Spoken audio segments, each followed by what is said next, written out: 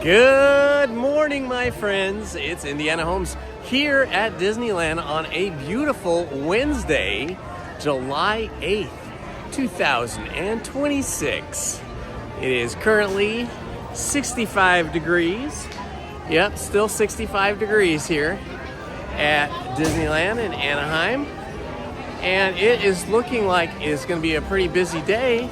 There's a lot of people here on Main Street. I hope you guys are having a great morning.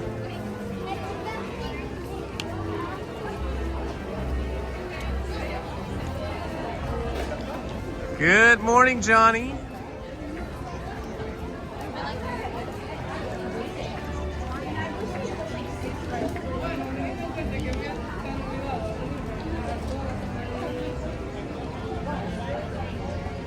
Good morning, Disney lover, Melinda. Good morning, Hills Bills. Good morning, Shannon Rodriguez. Daniel. Good morning, Manny Uncanny. How are you this morning? We are experiencing some warm weather once again. I don't know what it'll be like here today. I did see that it could be in the high 80s, but I don't think it will be that hot until sometime after 12 noon in the afternoon. That is my guess. Good morning, Charles Martinez. Hello, everyone. Welcome to a Wednesday at Disneyland. Hi, how are you guys? Hi, are you vlogging? Yeah, I am. It's nice to meet you. Who are you? I am Indiana Holmes. Okay. What is your name? My name is Cosette. Cosette, that's a beautiful name. Thank you. Love it. Thank you so Like much. your ears, you guys look so cute. Thank you. I hope you have a good day here. Thank you, you too. Hello, Sydney Willis. Yes, I definitely have a bottle of water with me, Manny.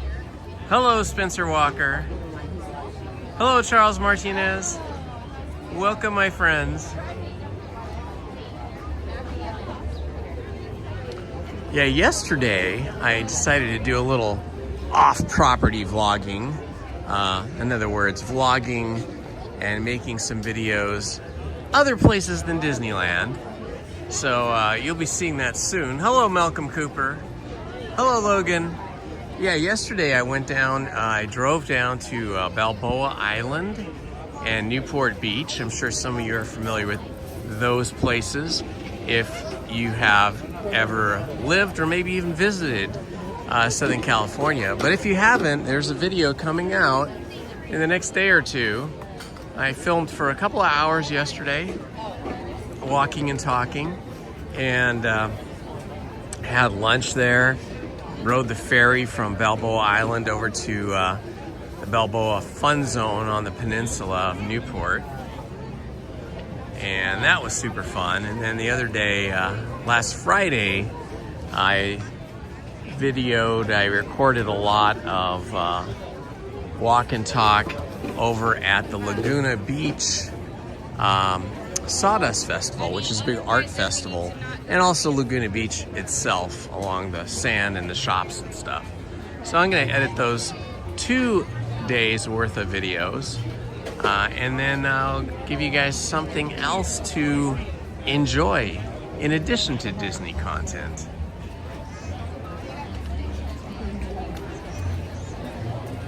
Hello, Kaylee Hendricks.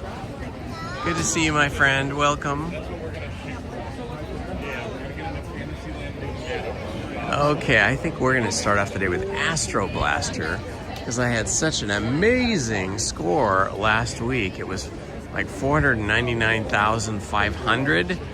I got a very, very accurate blaster. It just really proved my theory that some blasters are better than others. They're not all as accurate or calibrated as they could be. Previous to that, the highest score I'd ever gotten was somewhere around 300,000, or just shy of 300,000. So that was a huge, huge bump for me. There was a period of time where the ride did stop, though. The Omnimover car stopped, which gave me a little bit more advantage, because then I could keep hitting one target over and over again. But it wasn't that very long. I've stopped on Astro Blaster for much longer periods of time and fired away at the same targets and still didn't end up with a score as high as that. So I'm interested to see, by going again today and getting another random Omnimover car and another random blaster, if it will be as good or not as good. I'm guessing that every one of those blasters is just a little different. I don't think that they spend much time trying to calibrate them. But yeah, it'll be interesting to see if I can get anything close to that score, or if it's going to be a miserable score today.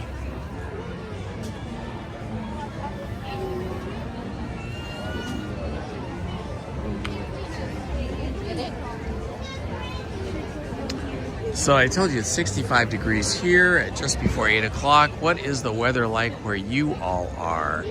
You can just like post your city and post your temperature in the chat. Of course, I don't think the temperature tells the whole story, because humidity is also a very big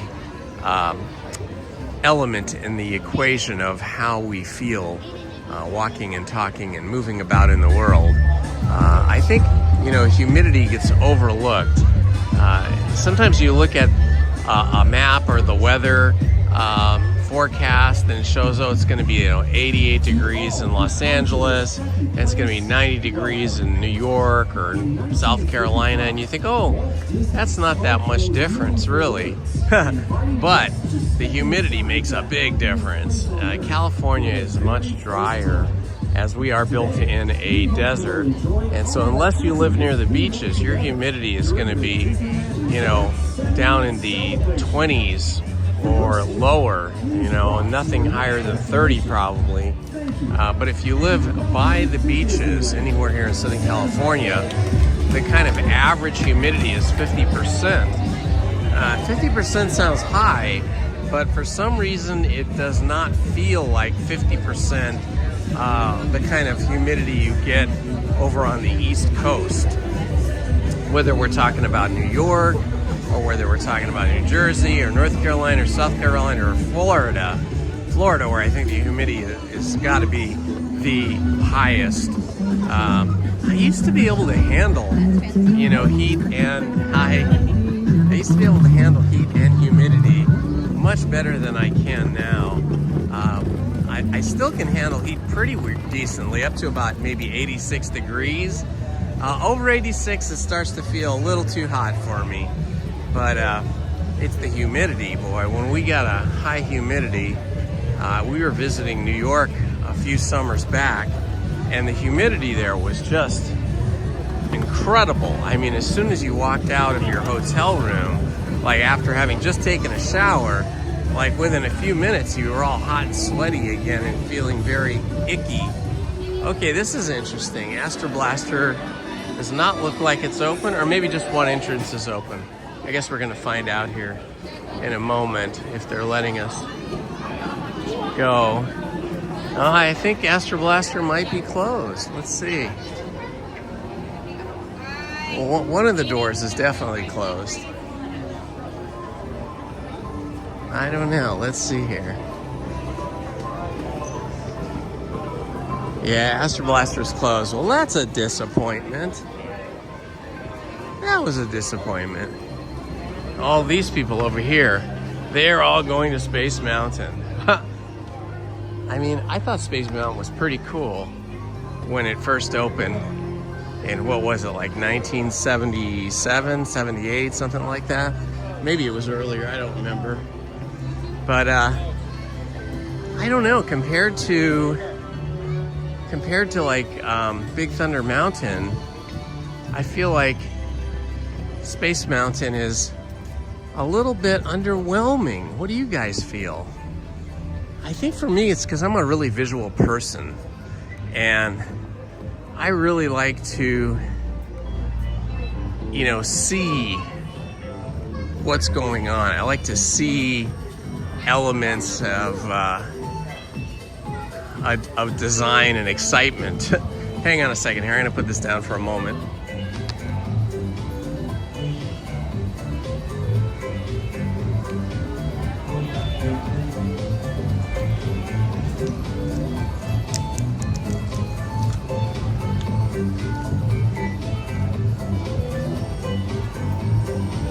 Okay, I just wanted to get some gum. Good morning, Nutsy McLewis. 77, all right, Manny, thank you. I was hoping you might chime in with the correct year. So when I came here to Disneyland for grad night with my friends, my girlfriend and everything, in, I think it was May or early June of 1977 for grad night, we were probably some of the first folks, some of the first people to ride on Space Mountain. Oh, I totally agree, Manny. Hyperspace Mountain is so much better because there's more stuff to look at. I mean, my memory could be failing me, which is, you know, a pretty easy thing to say. My memory probably is failing me, but I feel like I remember in the early days of Space Mountain, I feel like there was more projected things to look at, planets and such. And then it seems like they took most of that away, and then you were pretty much just in a dark ride, in a black room, with just a couple of things to look at.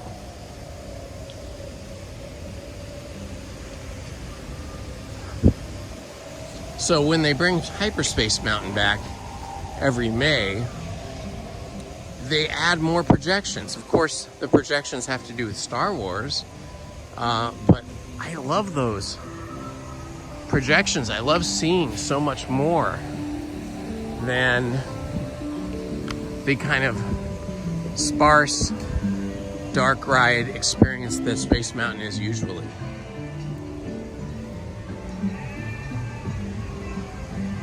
A big chocolate cookie in Space Mountain. I don't remember that. I don't remember a giant chocolate cookie. I wonder what that would have been for.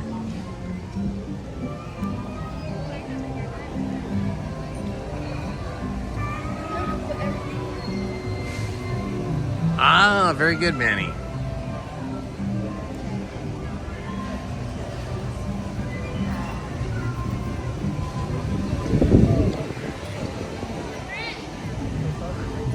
It's so early here. A lot of the attractions are not open. They're just they've got a queue going there for the Matterhorn, but they're not letting people on just yet. There's a pretty good sized queue, but it's not too bad for Alice in Wonderland, so might have to start our day off with Alice in Wonderland, just because we can. Because it would be super fun.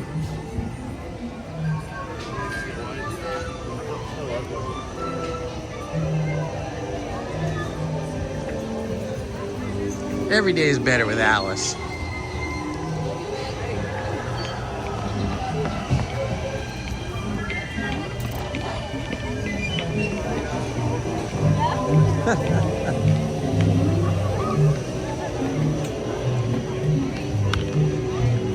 All right, just have to walk through a couple of rope lines here. Then we'll get into the main part of the queue, which is pretty short today.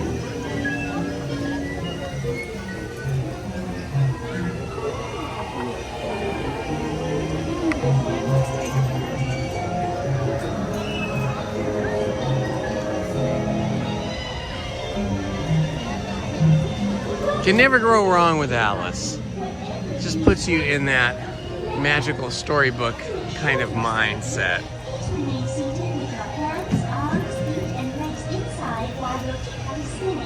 Oh, okay, Manny. So that's what they're talking about. So whatever planet that was supposed to be, it looked like a giant cookie. That's awesome. Hello, Bloom Cheese. Hello, Jim Rockford. Hello, J Superk 391. Ooh, now that would be kind of cool. I wouldn't mind riding Space Mountain with the lights on. I mean, I'm sure it's not super exciting, but hey, at least the lights are on. You get to see stuff. You get to see the steel structure that you're riding on. You get to see the interior walls.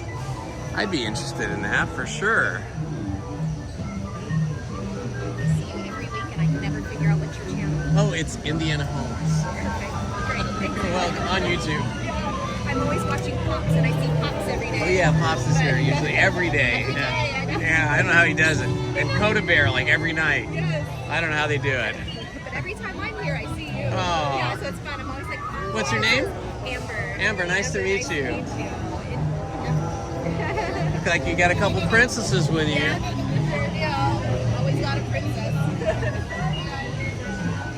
The days we aren't here, we watch videos. Oh. So we'll watch yours. That's awesome.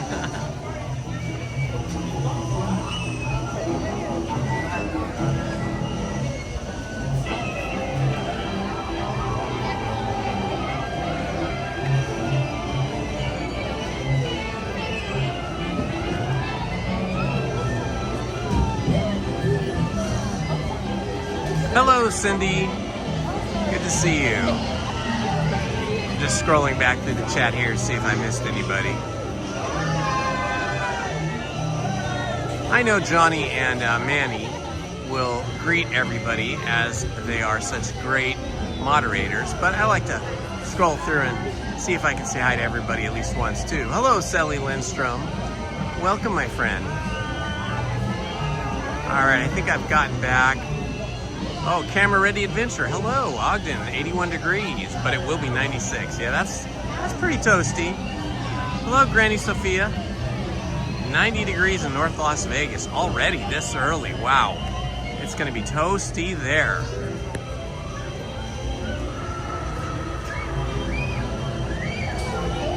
All right, I think I caught everybody now. Yeah, it's feeling warm here already. Even though it's like 65, 67 degrees now, the sun is pretty intense. So as the sun is catching up to us here goes the Matterhorn right there.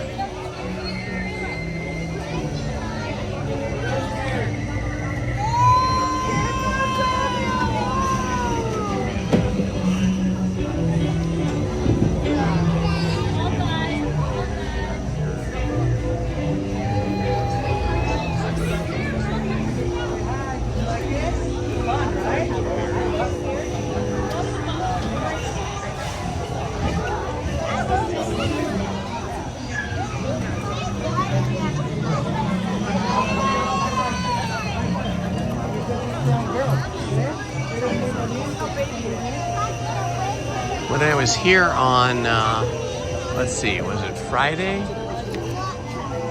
There was a whole section, a whole bunch of these original Fantasyland rides that were down. At one point, we had Mr. Toad go down, we had Snow White down, Peter Pan was down, and I believe Alice was down as well. I'm guessing some kind of electrical issue. Hello, Wizard Boy Tyler. Happy Wednesday. Good morning, Paul Wamsley. Happy Wednesday to you, my friend.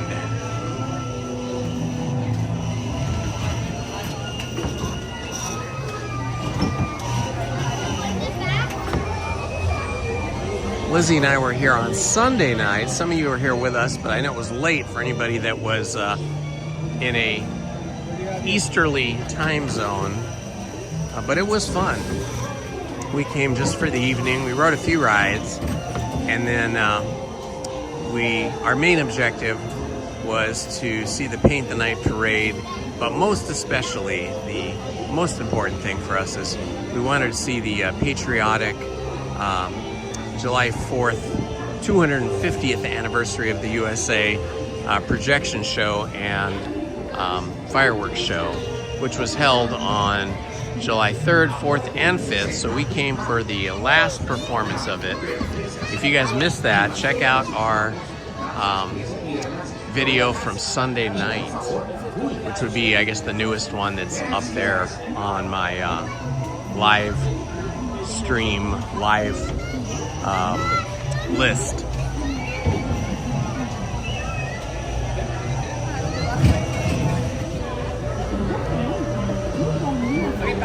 Good morning, Redlands Redhead.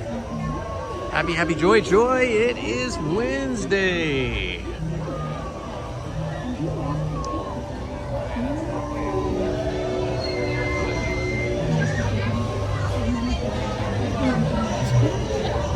Seems kind of quiet over here right now, but there was a crush of people on Main Street this morning for rope drop, as there often is. As there probably always is, I should probably say.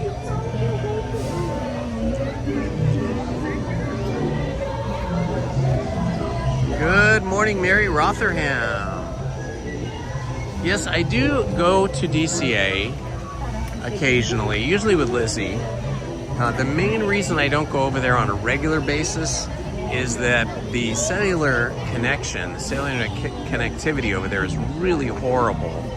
So we get a lot more lag over in California Adventure, a lot more of your video feed on your end freezing up and just going static and then lagging and stuttering. They just don't have enough cell towers over there. I think they only really have one, and I don't think it's even on property. I think it's like out on one of the public streets. So that's the main reason I don't go over there very often. When we do go over there, we usually go for either rope drop or for slightly after rope drop for an early morning ride on Radiator Racers. We love that. But, you know, we've discovered, just like here, there is a method to getting on the favorite rides, like the most popular rides, without standing in a big line. Here, what I've discovered and have proven over 3 times now, maybe 4 times, that it's not the best plan to rope drop Rise of the Resistance, because you end up in a gigantic line that goes all the way to the very entrance of Galaxy's Edge, which means even if you've rope dropped it, you're probably going to be waiting 45 minutes to an hour in a big line.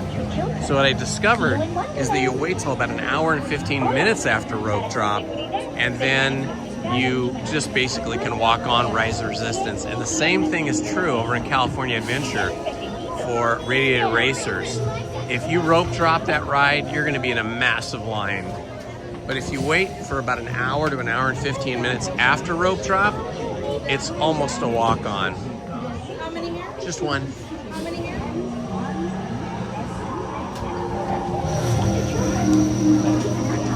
We often go to California Adventure just to get food. Come on in. Thank you.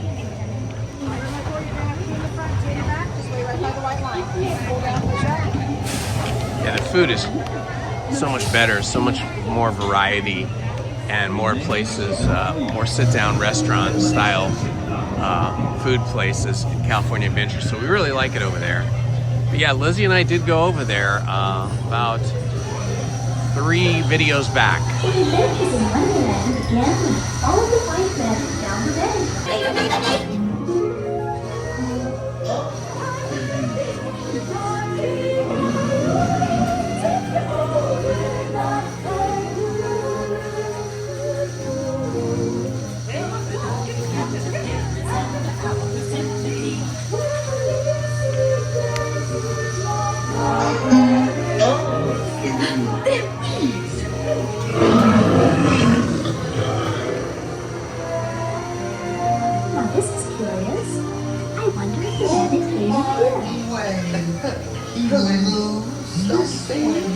I'm not sure where I am either. Wait! Don't go, please!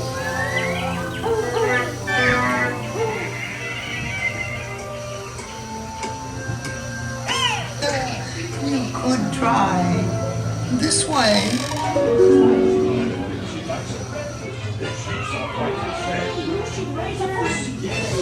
Each of us quickly knows his head. Now, since this is the first game, we're making the roses red. Don't tell the queen what you have said. Royal Majesty, the Queen of Hearts, and the King. Shall we play croquet? Rule 42, the Queen always wins.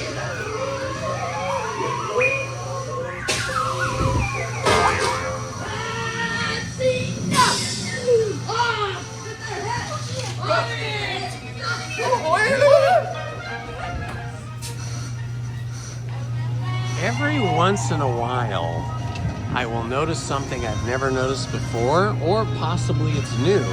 But I noticed it when we first came down the tunnel, and before we got to the soldiers that are made of playing cards, when we were still kind of in the flower garden. Up above the flower garden, we had kind of orangey yellow butterflies flying, big giant butterflies, and I've never seen that before. I don't know if that's new or I've just never noticed it. And then I also noticed a new projection that I'd never seen before that was very subtle, but it was there.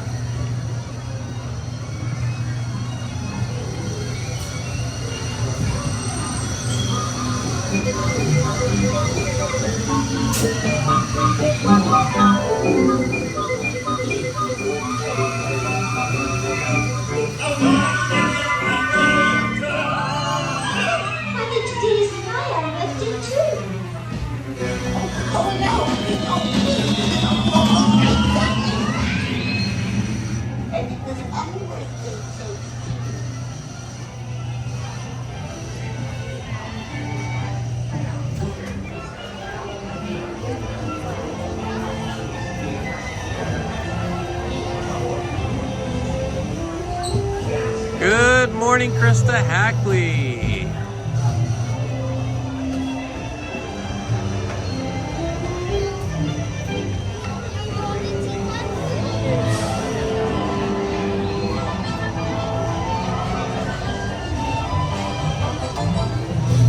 All right, we're almost exiting.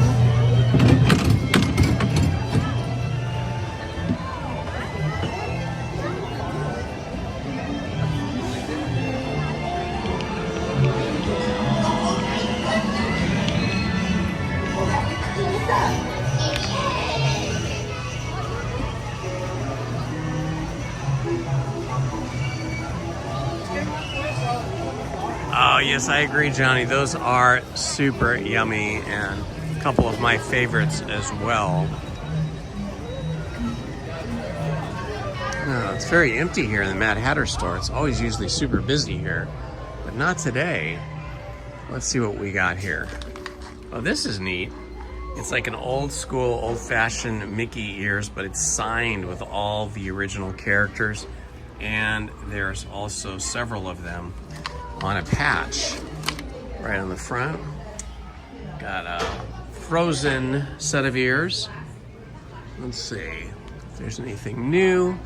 See a lot of the same hats. 2026 hat's pretty cool.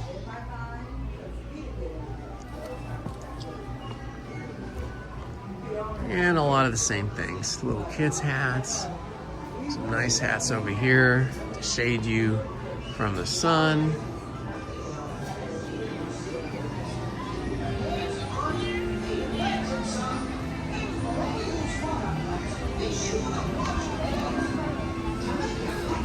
Ah, there's a nice little breeze coming through here that feels amazing. Uh-oh, uh-oh, uh-oh. Look at that, King Arthur's carousel is completely under wraps. They must be doing a renovation, painting the horses or something.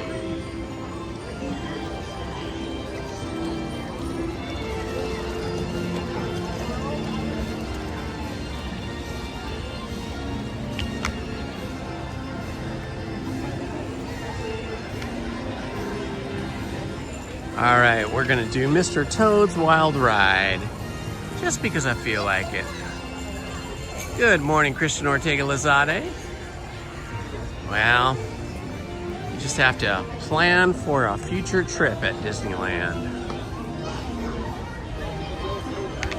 They've tried growing some creeping ferns or some kind of vines here, but it looks like it's going to take a while. I can see the vines, but they don't seem to quite get across.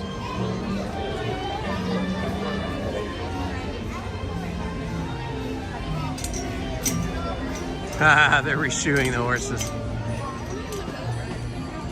Hey, we'll see if we can get on Snow White. We'll see how busy it is over there.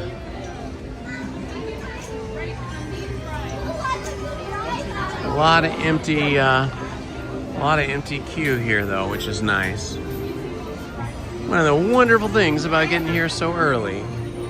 Nice.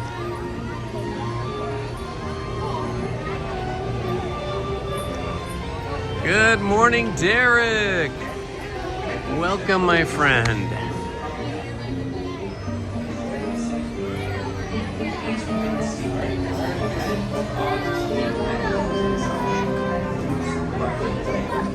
I wonder if they use real shale or if this is some kind of a manufactured imitation shale roof. I don't know. Is shale the right word to use? Maybe it's slate or shale, I forget. Anyway, it looks like it's made of real stone.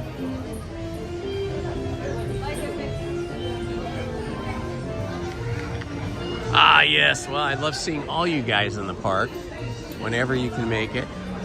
If I'm here, come find me and say hi.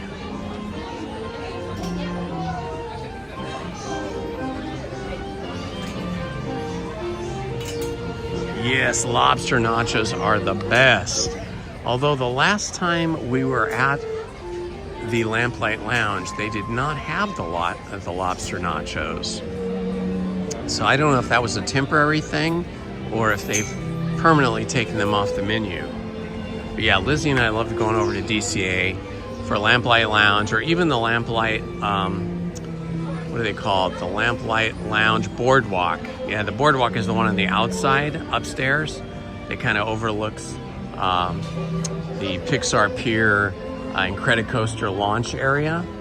And then Lamplight Lounge is the one that's downstairs, and it's more of like a fancier sit-down restaurant. But they're both good. They both have their advantages.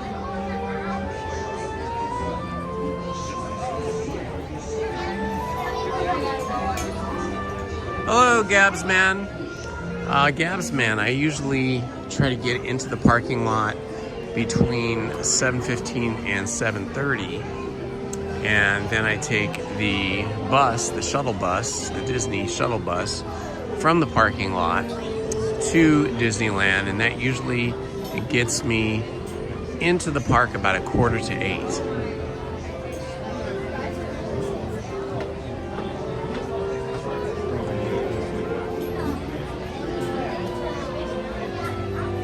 Thank you, Kaylee. Thank you, Kaylee Hendricks. So the lobster nachos are permanently off the menu, and now it's only on the Boardwalk menu. Very good. Thank you for clearing that up for me. I appreciate that.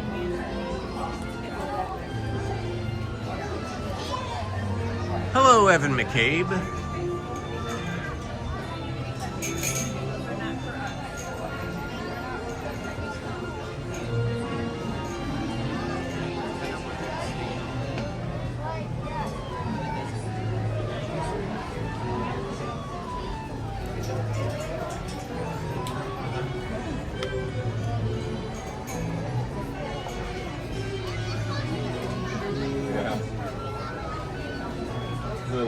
Well, Jay Superk, I am right with you. I am not an early riser. I would traditionally wake up at like 9 o'clock and, then drink my coffee and everything like that, and maybe get out of the house by noon. If I'm really pushing myself, maybe I wake up at 8 in the morning. But I force myself to get up early so I can rope drop to beat the heat now that we're in summer. So I get up at 4:30 a.m. when it is dark, and I get my coffee brewing. I start watching YouTube, catching up on all the news and tech and all the different YouTubers that I follow. And then I leave the house about 6:40, 6:45 to get here in time to do a leisurely rope drop and not have to run around. Ensure a safe and glorious drive. Remain firmly seated, your hands, arms, and legs. Watch your children, and do try to drive more carefully. Happy birthday, Chris! Welcome and happy birthday. Hope you have an awesome day today.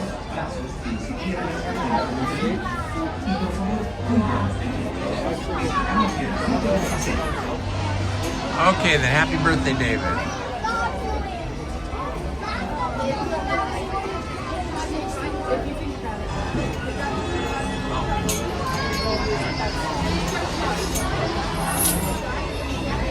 I love the detail in the wrought iron work here. This is really cool. I believe that Bode is fetching the wooden card now. To ensure your safety and travel, please remain seated with your hands, arms, and legs inside, and do so by your Have a jolly good You ever notice there's a little mouse that is playing the circus director there? And Dumbo is down here and the mouse is up there. The old theory is that elephants are afraid of mice.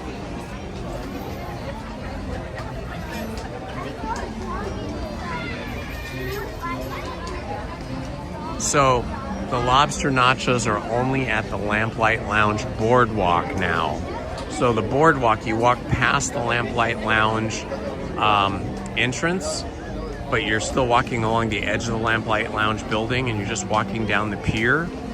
And then it's just at the end of the Lamplight Lounge building, but instead of being downstairs, you don't go downstairs, it's on the boardwalk level. So it's like upstairs.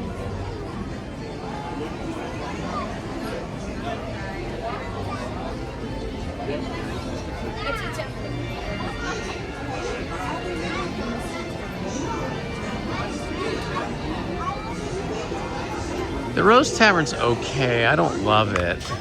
They used to have a really good breakfast there, but now they've shortened their menu and taken away some of the cool breakfast items. So the best thing about the Red Rose Tavern is they have so much seating, both indoors and outdoors. So if you're here on a hot day, you can go indoors and enjoy the air conditioning.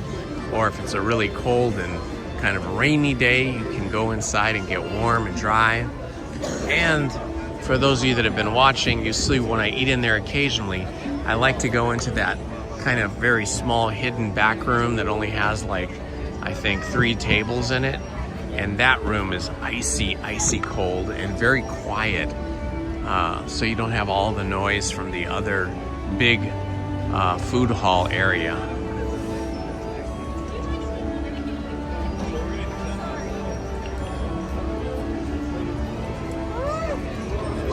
We like to get the lobster nachos with, I forget what kind of beef it is, but some kind of a beef.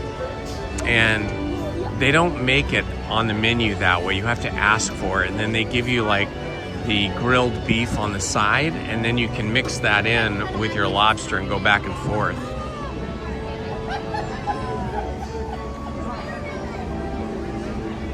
You end up paying extra for it, but it's worth it.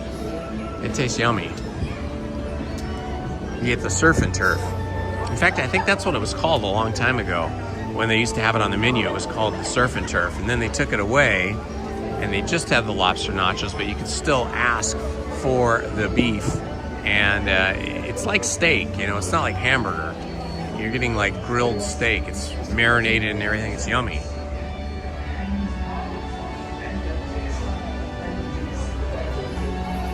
I would like to go to the Blue Bayou sometime too, but every time I try to make a reservation, I can't get a reservation. And maybe it's just because there's only 2 of us, and I think some of these sit-down restaurants, especially specialty ones like the Blue Bayou, I think they favor parties of 3 or 4 and up. So getting a reservation for a party of 2 is very difficult. I'm guessing they just don't have that many tables for 2 people, and they don't want to use up a table that would seat 3 or 4 for just 2 people. Welcome to Holmes. To ensure a safe and glorious drive in your car, remain firmly seated with hands, arms, feet, and legs inside. Watch your children and do try to drive your carefully controlled. Hello, Lisa C. Hello, LP Rodriguez. Good morning. Good morning, Johnny.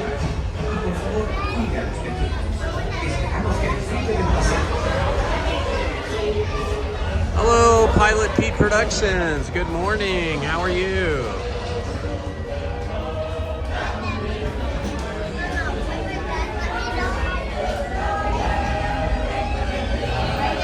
Good morning, H3022. H3022. Welcome. Hello, Matthew. Please remain seated with your hands, 60 days in advance at 6 a.m. for Blue Bayou. Well, that's probably why I can never get a reservation, because I'm always trying to make a reservation like 3 or 4 weeks in advance. That just doesn't work, I guess. Well,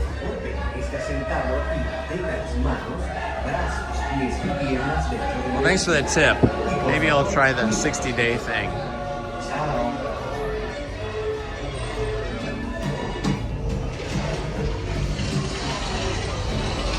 Mr. Toad.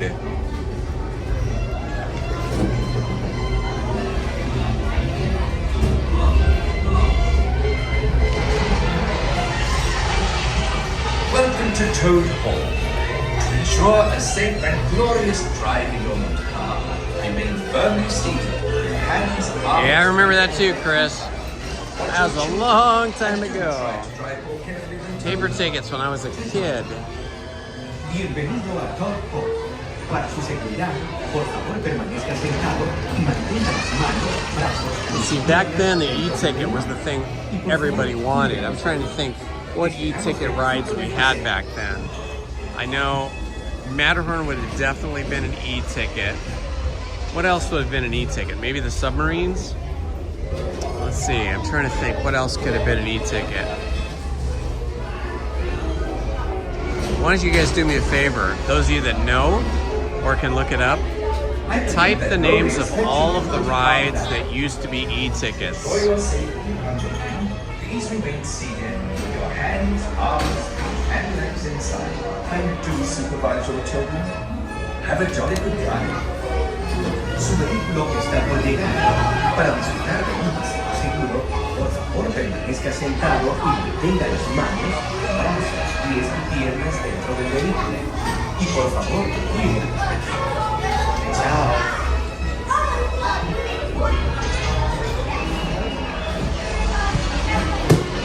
Oh, we're at the cool Cyril Auto, which is green and yellow.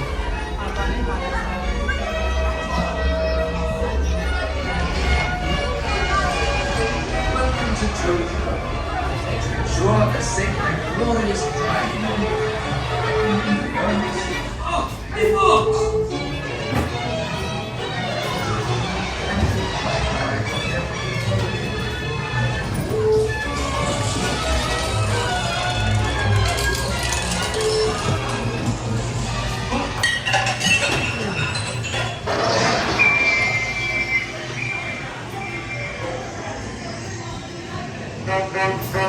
Oh, we're going fast in here today. Now we slowed down.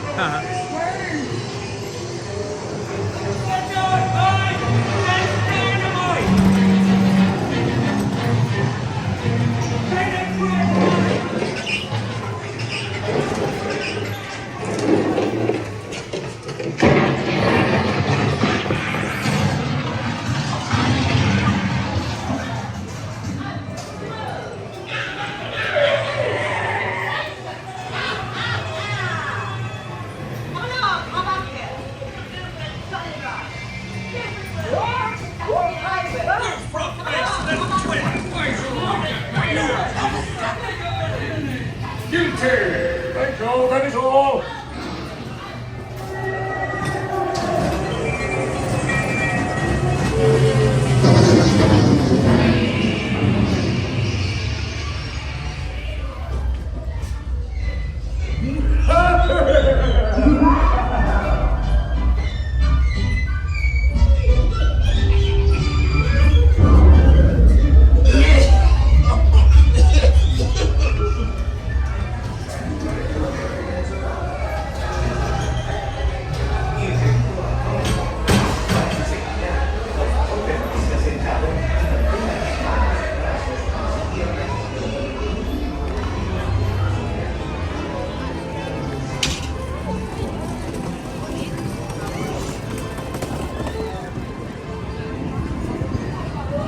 All right, let's see. Peter Pan is packed as usual. Snow White looks pretty busy too, actually. The line is all the way outside here. I'll see if we can get in line here and hang with it.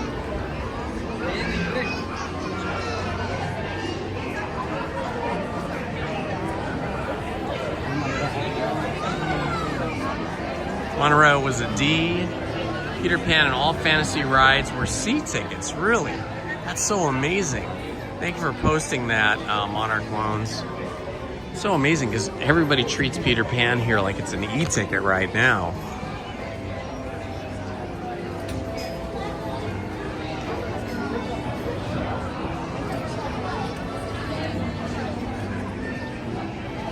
Ah, the Jungle Cruise was an e-ticket. I could see that. Oh, Peter Pan and Jungle Cruise were old e-ticket rides. Thank you for the leaf.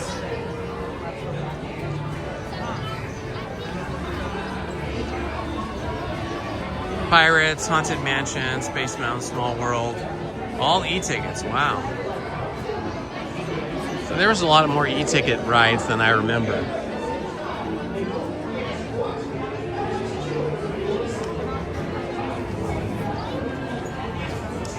There was that electric, well, I say electric because it was run by electricity. There was that mine train ride that predated Big Thunder Mountain. I don't remember what it was called, and I don't remember ever riding on it, but I do know it was here.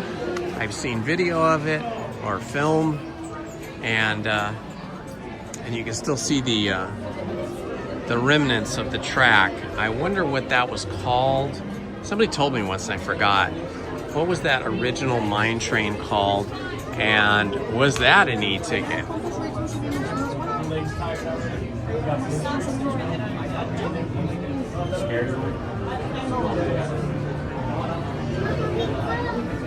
Ah, that's awesome. How old are your kids?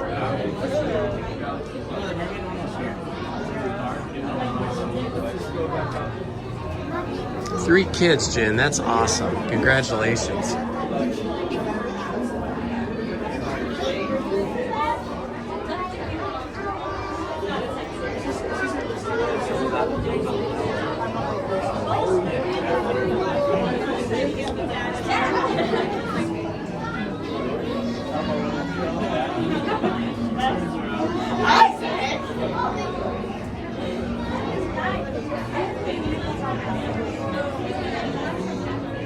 This is the dungeon-like cell that poor Snow White had to live in.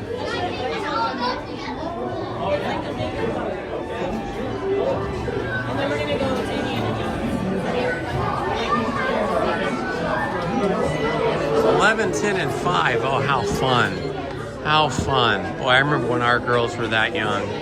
Those were such great ages. I think they were the, most adorable, most cute when they were probably like ages 3 to 6, 3 to 7. After children become more verbal and can interact with you more and carry on a conversation and ask questions and tell you about their day. Those years from age like 3 to 7 were just the best. But the whole journey is wonderful.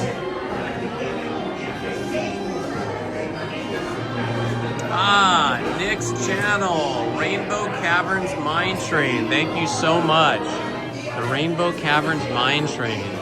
Yeah, from what I've seen, because I don't ever recall riding on it, but from what I've seen, it didn't seem like it was a thrill ride. It didn't seem like it was a roller coaster. It seemed like it was just more of an experience. Kind of like the Calico Mine Train over in Knott's Berry Farm. It's not a roller coaster. It's more of a take you out of the present and give you a different kind of experience ride.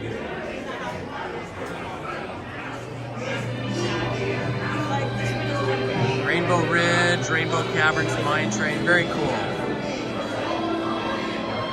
They actually use, or have reused, some of the original Western town building facades that they had in that original Rainbow Ridge Caverns train ride. They have those when you finish your roller coaster ride on Big Thunder Mountain. Right after you go past the dinosaurs and you go uphill, and then it slows down and comes to a stop momentarily before they restart the train and take you into the station. Those Western house, Western like businesses, whatever they are, the storefronts, those are all from the original Rainbow Ridge Caverns train ride. They just repurposed them for Big Thunder Mountain.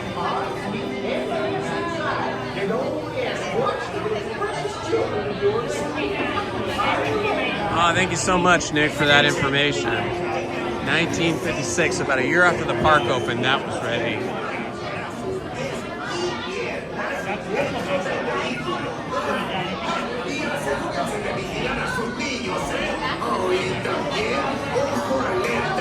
Yes, hopefully you will, Matthew. I'd love to see you.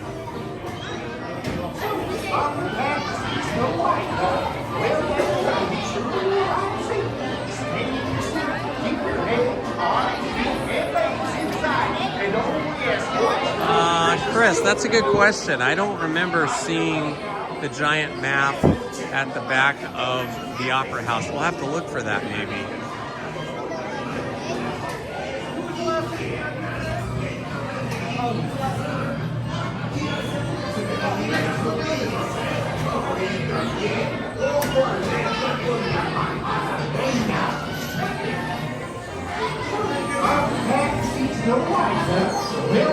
To be sure to arrive safely, stay in your seat, keep your head, arms, feet, and legs inside, and don't forget, watch those precious children of yours. Good morning, Lily Zuniga. Hello, my friend. Permanezcan sentados con las manos, brazos, pies y piernas dentro del vehículo.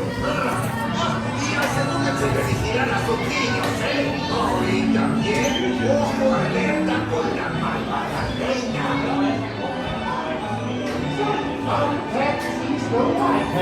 Well then, to be sure to arrive safely, stay in your seat, keep your head, arms, feet, and legs inside, and don't forget, watch those precious children of yours. Are you ready now?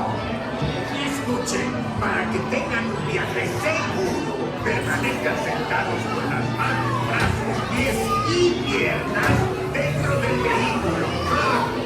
Y asegúrense de vigilar a sus niños, Oh, y también, ojo alerta con la malvada reina.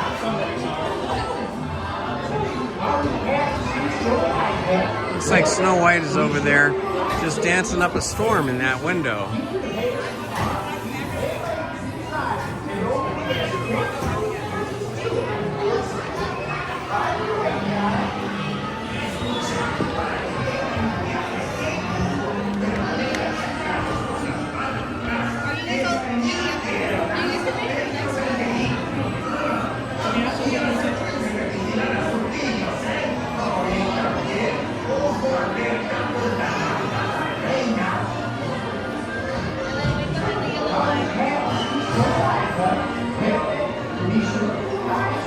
Here we go.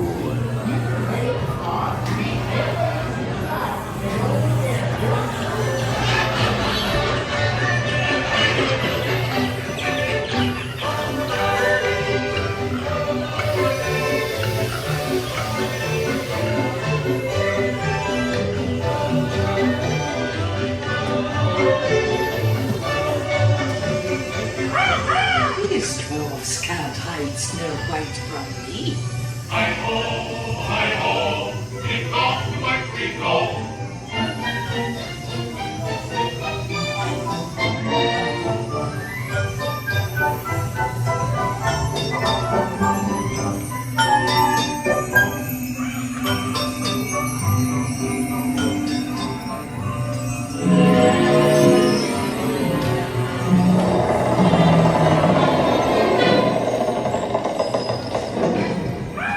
Magic mirror on the wall. With this disguise, I'll fool them all.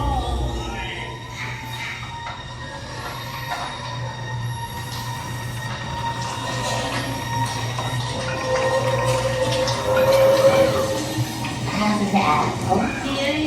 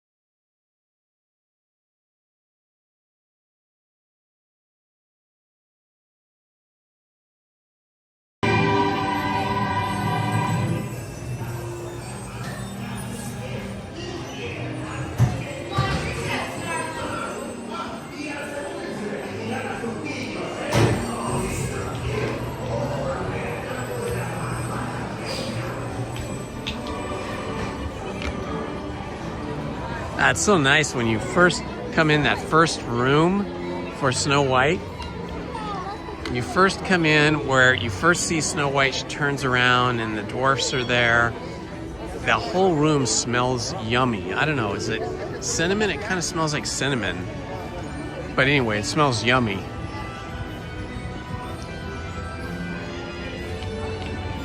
Let's see, is Pinocchio open today? I don't see any people in there. Maybe it's open, maybe it's not. I'm gonna find out here. Oh yeah, it's open. There's just not a lot of people here. Almost nobody. This is rare. Rare to get into any one of these attractions with no line.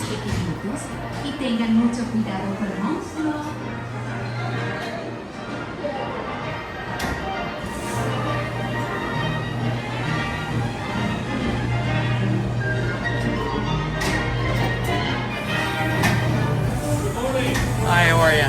Doing good. How are you doing? Good. Good. Awesome. Come on in. Thank you. Just yourself? Yeah, just me. All right. Go ahead and double check your lap form for me. Yep. Make sure it is locked. Thank you. And enjoy your ride. Thank you. You're welcome.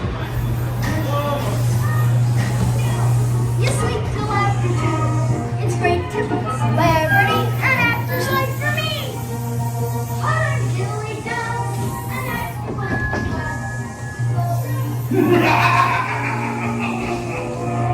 For me, you are making lots of money.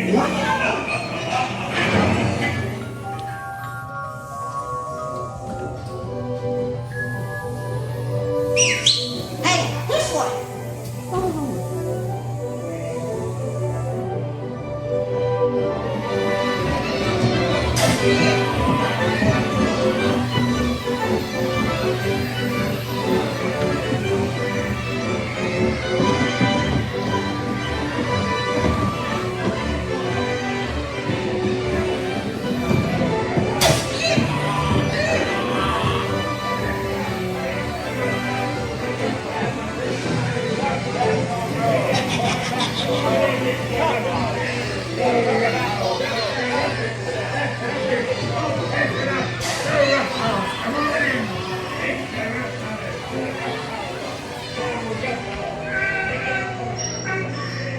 What's happening? You had your fun. Now what?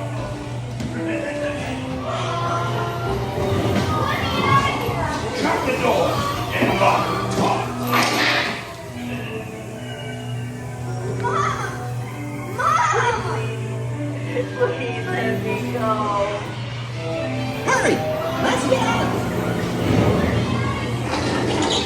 Down. Yeah.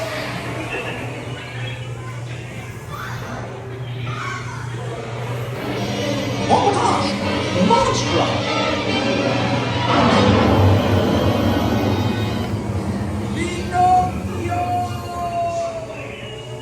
Well, we made it.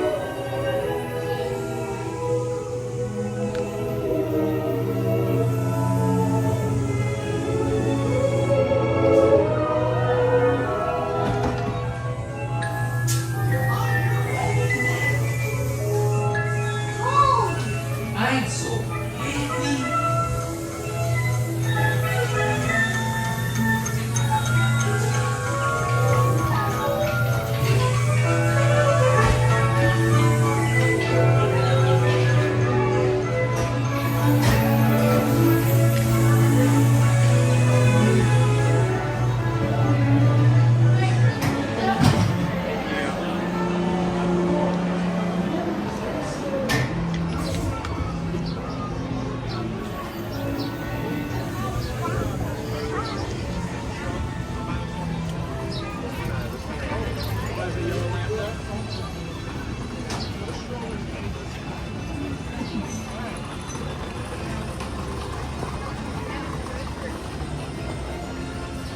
All right, that was awesome.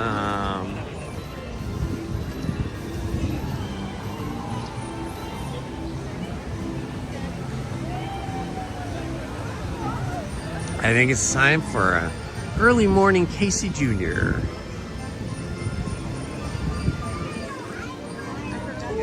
Enjoy some of the sun and some of the breeze on this attraction.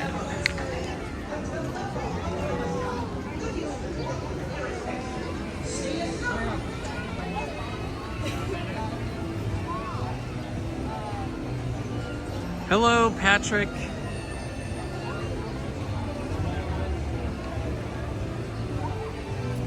My experience the last 2 summers is that summer was less busy, less crowded than the fall and winter months. It seems that once we have Halloween decorations up and once we convert the Haunted Mansion to the Nightmare Before Christmas version of the Haunted Mansion, and once we start to get Halloween merch and Halloween decorations, it gets slammed here. Both parks, both California Adventure and Disneyland, but especially at night. I found that the last 2 summers the attendance was pretty light. Not as light as this. I mean, this is early in the morning. It'll get busier by noon, 1 o'clock. But it seems to me that summer months have a busier nighttime crowd. It seems like more people come for the nighttime than the daytime, which makes sense because A, it's very hot in the day and a lot of people don't want to be in the heat, and B, a lot of people still work, especially locals, right? And so it's easier for them to come after work.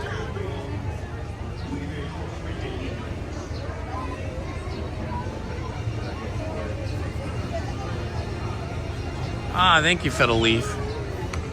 So yeah, I wonder if they ever had like an e-ticket ride that they demoted because they brought in another ride that was better and it became the new e-ticket kind of standard.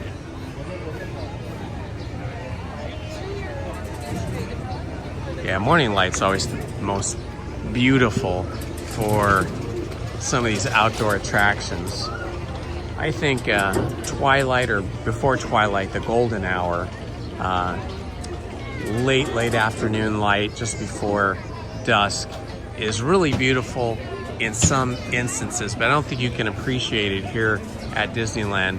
It's more of a, beach sunset experience, or maybe you're out in nature in the desert or the forest. It seems like that golden hour is just designed for nature. It's just more pretty for nature, but we don't really see the beautiful effects of the golden hour here at Disneyland. This Disneyland definitely more of a morning light kind of advantage.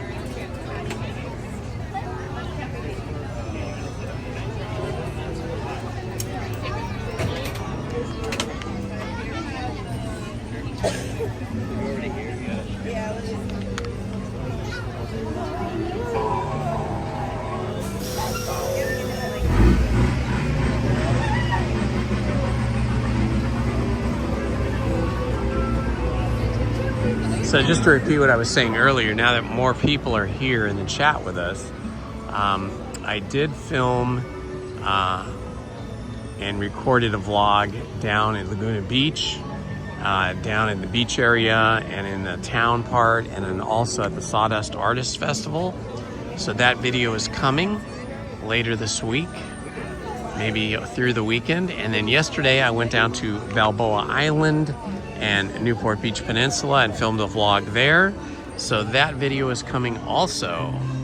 So for those of you that want to see and experience something a little different in Southern California that is not on Disney property, those videos are coming up. They are not going to be live streams, but they will be, you know, edited videos that I post.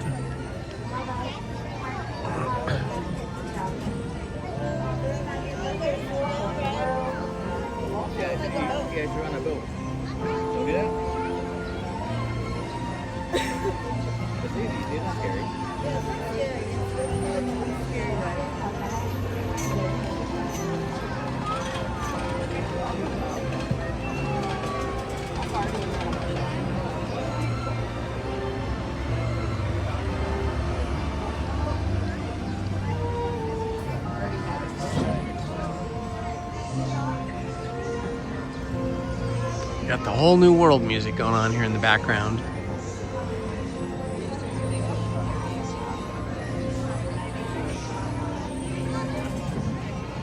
Boy, as soon as that sun comes up now, you feel that heat. You know, let's see, right now it's still only 66 degrees, but boy, you feel the sun really gives you that radiant heat that makes it really feel like it's getting hot, even though it's not hot yet.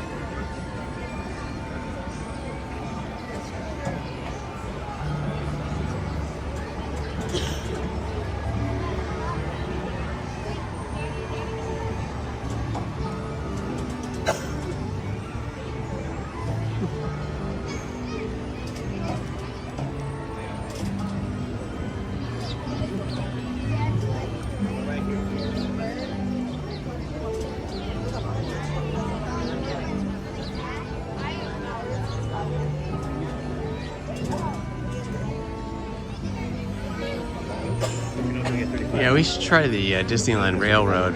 I wish they would reopen the tunnels, though, with the Grand Canyon and the dinosaurs. Because from my perspective, that's like 1/4 of the fun of the ride is those two tunnels. And they've been dark now for, gosh, it must be a couple months. So you don't really see much of anything except some painted figures of animals.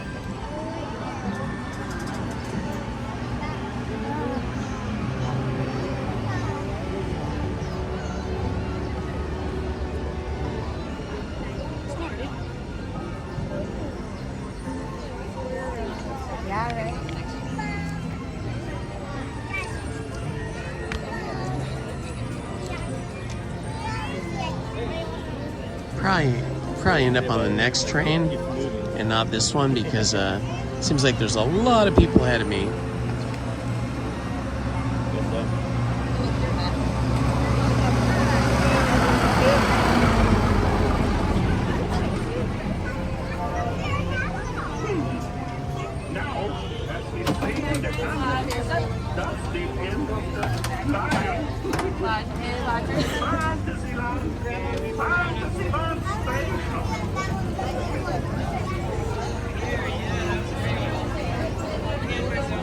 I wonder how much water Disney uses to keep all of these beautiful plants and flowers blooming and full of color and green. Gotta go that way. Oh, yeah, we're gonna be on the next one for sure.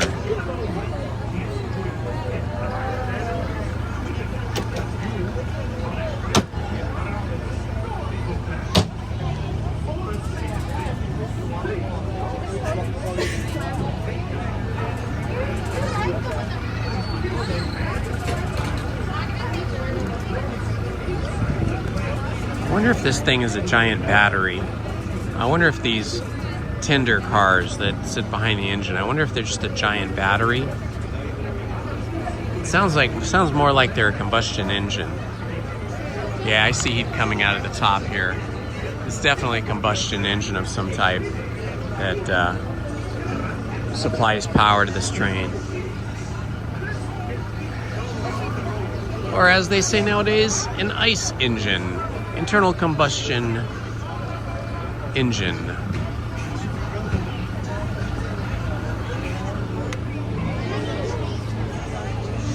Quality of the light is so crisp here today.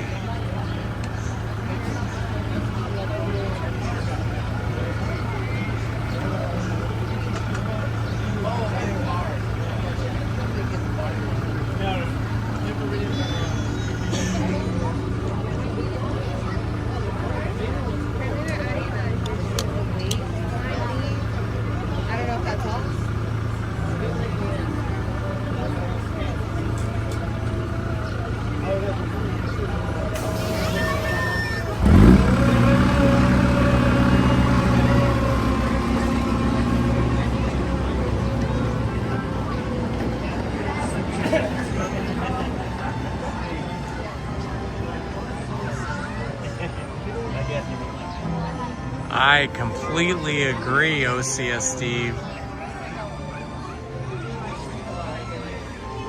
The gardening staff here is next level.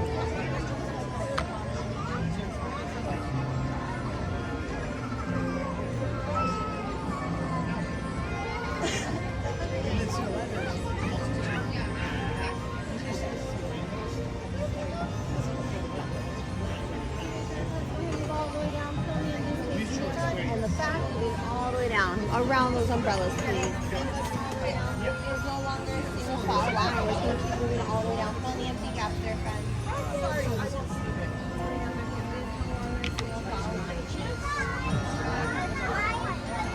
What is your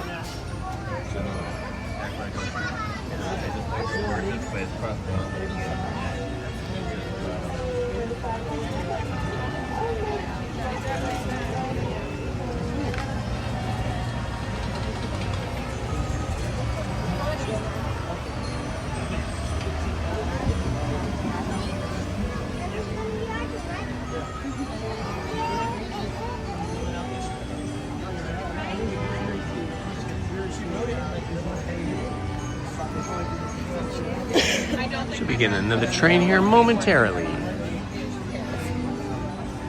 don't think they minded. I didn't either.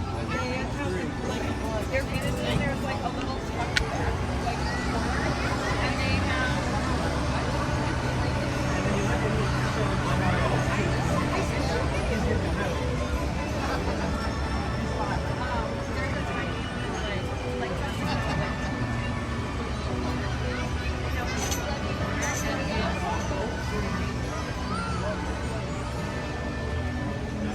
No, you're kidding me, Patrick. You're kidding me. You've never been on Casey Jr.'s circus train.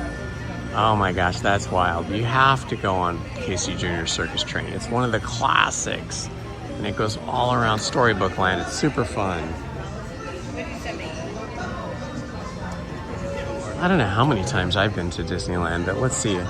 I figure if I go a minimum of 2 times per week, 50 weeks a year, that's 100 times.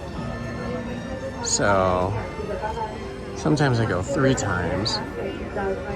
Let's just say probably in the neighborhood of around 300 times, maybe more.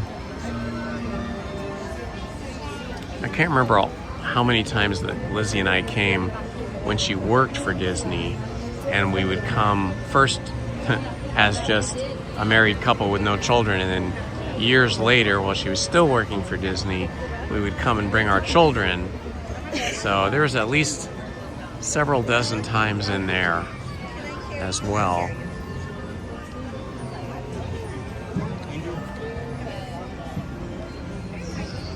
I would say I've probably been here maybe around 350 times. That's probably pretty close to accurate.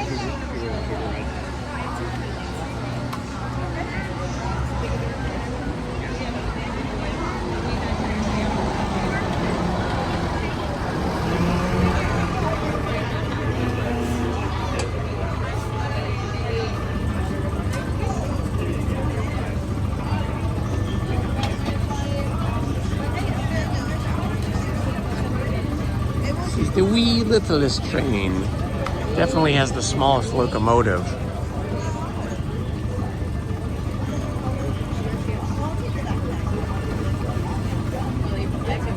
Alright, friends, take a big step back from you. Watch your arms 6 feet from the gate, please.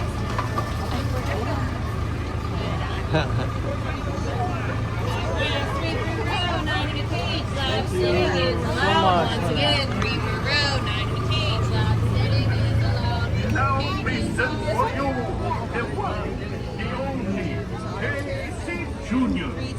You know, he's going to take the wild animals, that's you, on a trip around Storybook Land.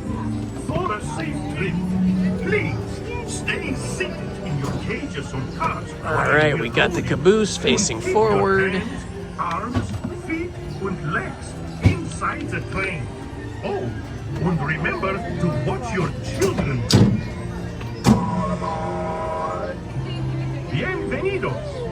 Para su seguridad, permanezca sentados y mantenga las manos. Good morning, Wesley. Yeah, that Halloween season is always something to look forward to. I love it. Now, Casey. I love how both parks are lit so much darker at night during Halloween season. But then, you know, holiday Christmas season's really fun too.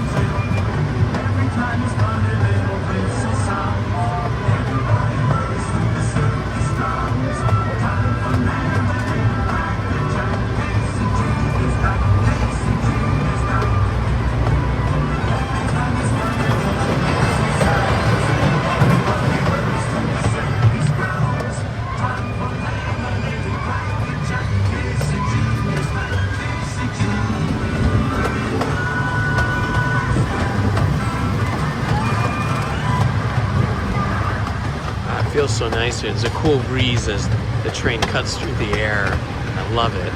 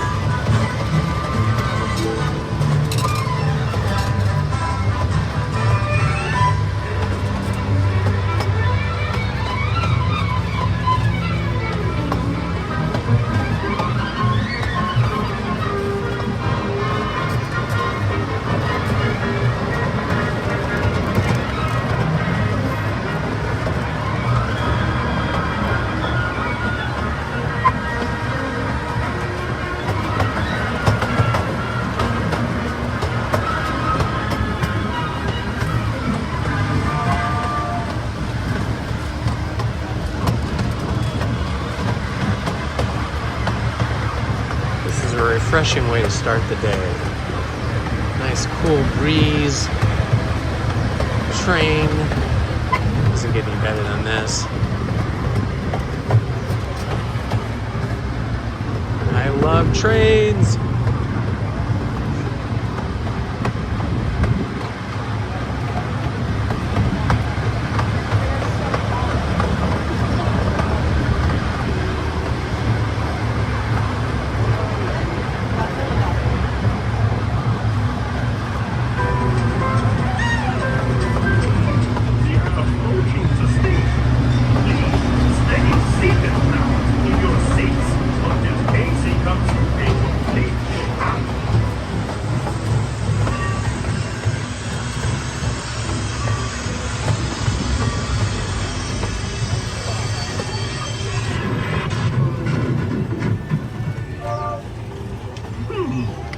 Now, as we say to the animals, that's the end of the lion.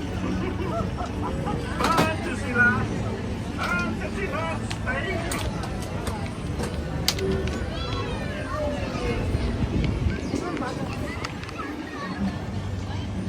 Well, that was a good morning workout, or not so much a workout, more like a wake up. A good morning wake up. I still feel a little sleepy.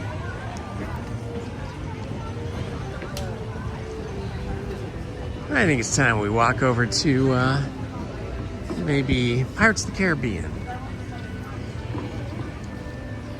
I could have got one. Their pickles were so good. Lonnie's. They're like the old school barrel pickles you get.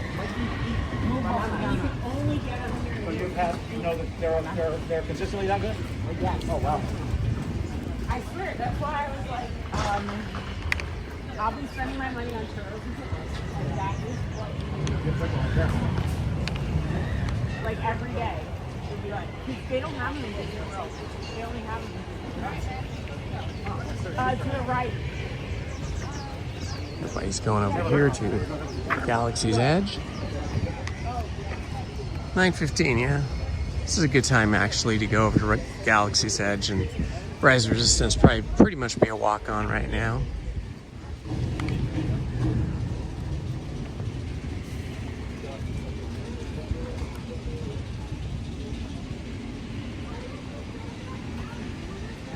I love walking through this part. This also reminds me of Radiator Springs over in California Adventure with these red rock formations here.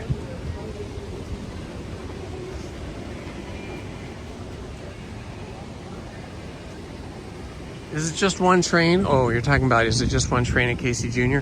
I think they actually have 3. On the busiest days, they'll run 3. But they usually are running 2.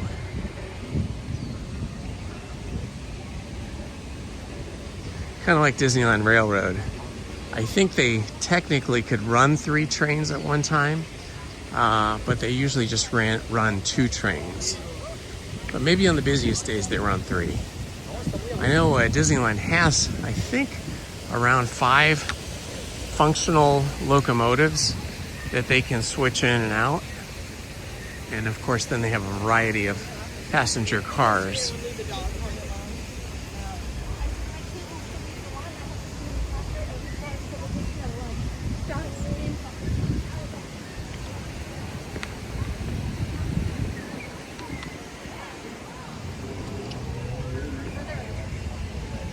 Kind of neat hearing all the birds in the trees.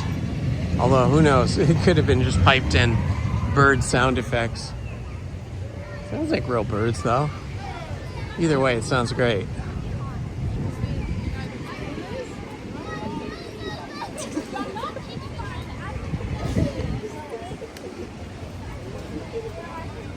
Look how beautiful it is out right now. Look at the quality of light.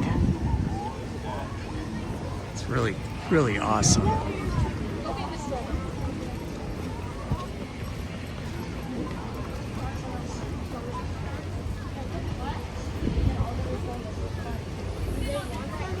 Let's see, I think we'll skip Big Thunder Mountain. We've been doing that a lot. We've been doing Big Thunder Mountain, Rise of Resistance a lot. So, Maybe we'll just head straight over to Pirates of the Caribbean and then on to the Haunted Mansion.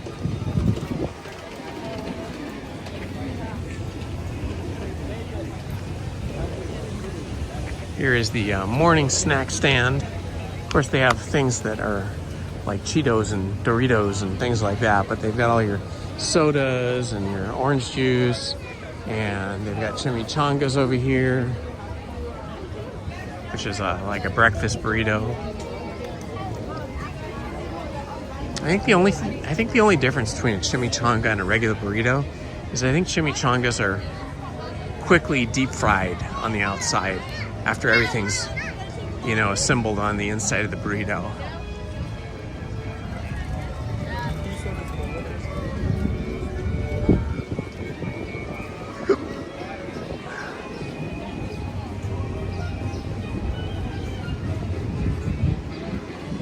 Trying to seek the shade. Not that it's super hot yet, but every time you walk out into the sun, it definitely feels crispier. Feels a little toastier, is maybe a better way to say it, than when you're in the shade.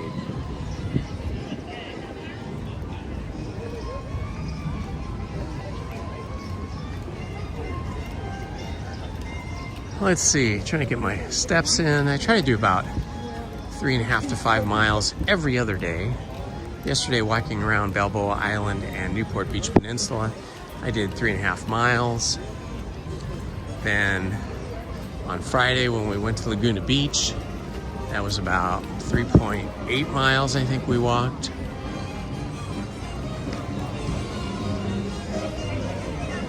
So it's always good to get out to the parks here, because when you're walking around between attractions, it doesn't feel like you're walking so purposefully, like trying to get steps in. It just feels like you're just walking from attraction to attraction and having a good time.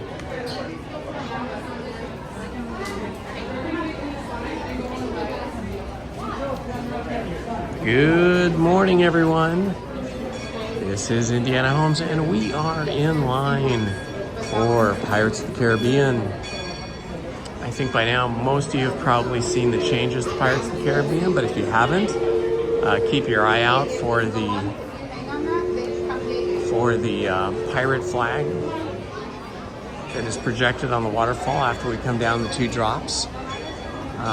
Look out for some new skeletons that are on the beach, although they're not really lit very well, so you can't really tell all that well what they are unless you're here in person.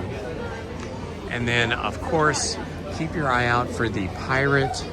This is probably the biggest change. The pirate that is sitting on a top of a big pile of treasure. His face changes from like human face to skeleton face. It's pretty cool. And then it seems like they've added some more animatronics and characters in some of the city scenes as well.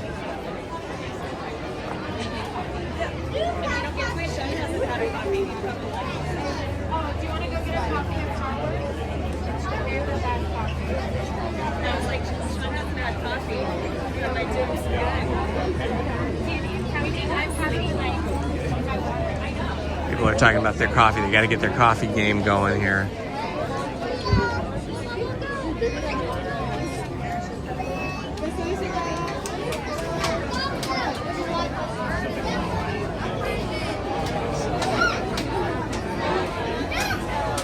Pineapple spears are your new obsession. That sounds pretty yummy.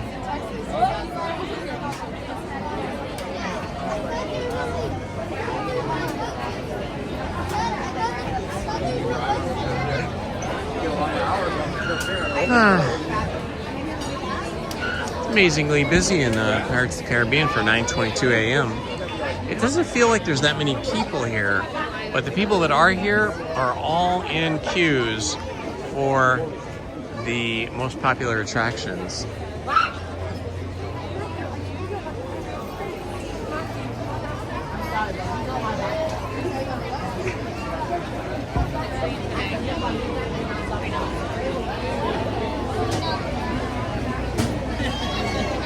Hello, Benny Collector. Good to see you, my friend.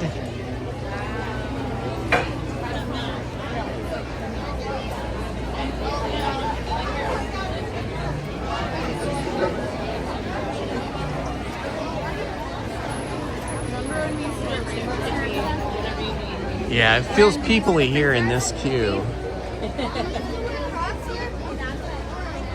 Like people aren't dilly-dallying around and just sightseeing here today. They are focused. They are here for attractions. They want to get on rides and go somewhere.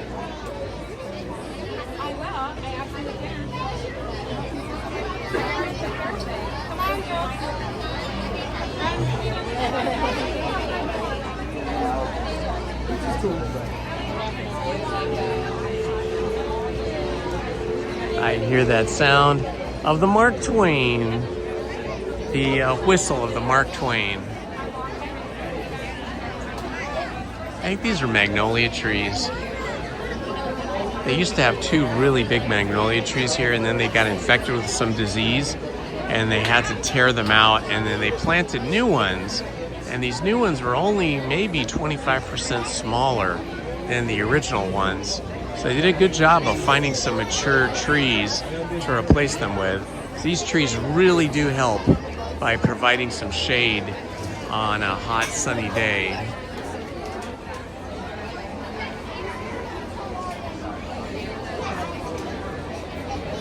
Hello from Flagstaff. Good to have you here with us.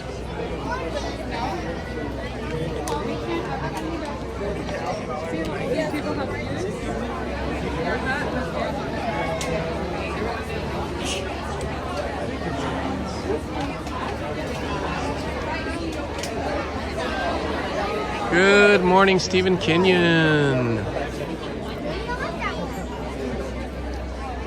Gonna have to roll up my sleeves after this attraction because it's getting a little bit on the warm side. It's only 70 degrees, but the sun feels very intense. You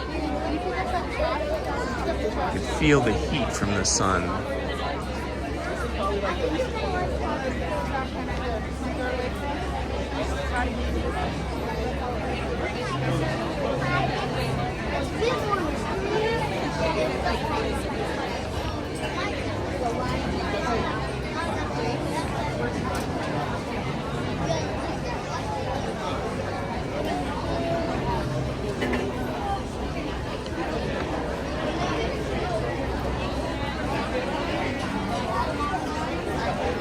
Lizzie and I are trying to decide between going to a local municipal band concert or going to stay home and watch the Indiana Fever play the Los Angeles Sparks tonight.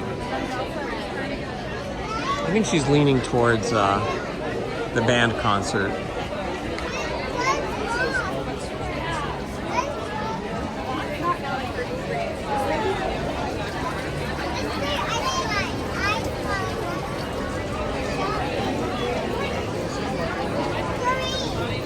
Does anybody here in the chat enjoy bluegrass music?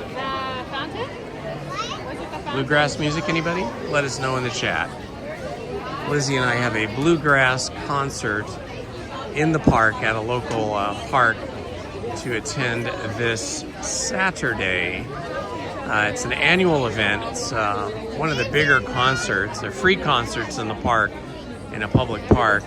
And these amazing singers, guitarists, fiddle players, all these different kinds of instruments, bass players, and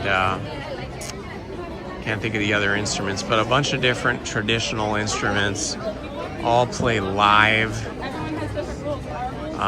once a year at our concerts at the Shell, local park. One of those big band shells, you know.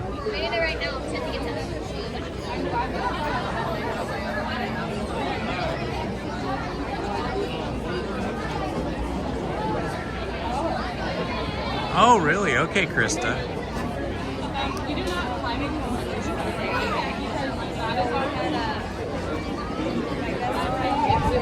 The subtles, the changes are subtle.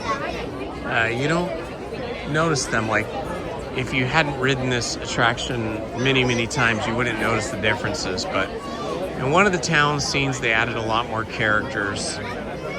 Not that they're doing anything in particular, they're just kind of more people-y. And I think there was one scene where there's a whole bunch of cages of chickens. There might be some goats, I can't remember. A couple new dead pirate skeletons on the beach. But it's subtle stuff. Some of the stuff probably won't translate to a big change just looking at it through YouTube here on the live stream. But the one thing that you can definitely see is the pirate sitting on top of the treasure and how he changed from a human face to a skeleton face. That's pretty cool.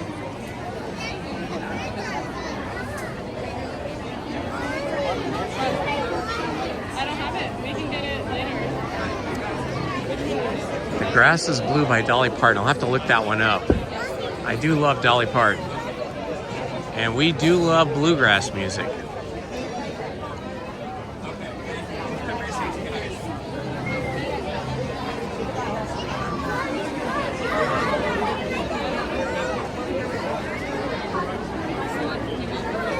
Strangely, we have stopped. Usually these queues keep moving pretty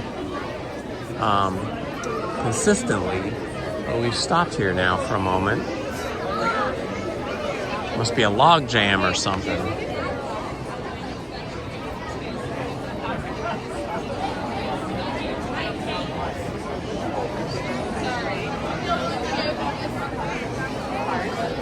Well, that is important. It is very important to help our friends and family out. So yeah, dialysis comes first, I would say, for sure.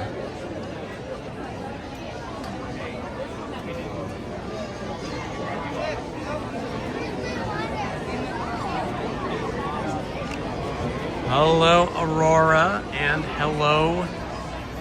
Let's see, who else did I miss here? Hello, Wizard Boy. Hello, Ariel. Hello, Jessie J.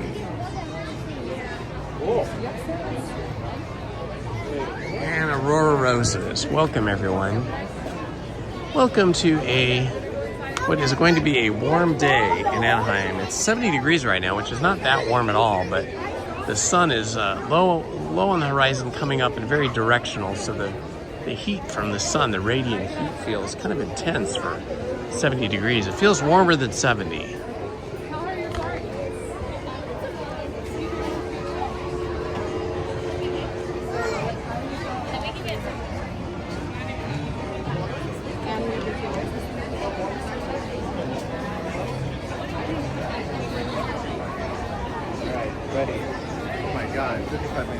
WD and RD for Walt Disney and Roy Disney.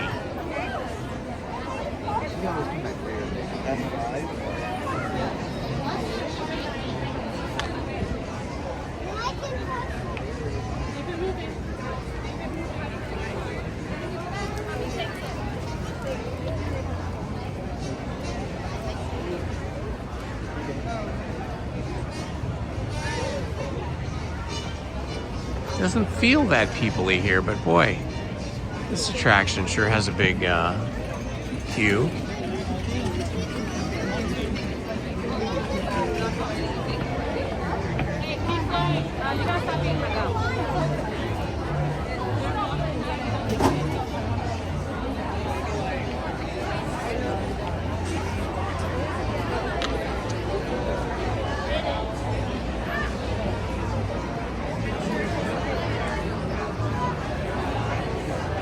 One of the other changes that I noticed last week coming in here multiple times was how that really strong scent, that smell of bromide in the water, is much, much less now. I don't know if they're using a different formulation or a different chemical, but it's much more subtle than it was before.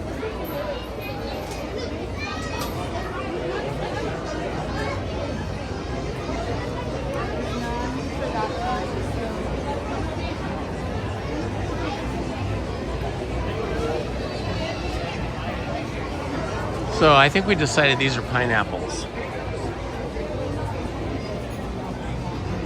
Or there could be artichokes. We're not sure. Are they artichokes or pineapples? Kind of look more like artichokes, actually. It's just the size of them. They're so big. There's no artichokes that big, but there are pineapples that big.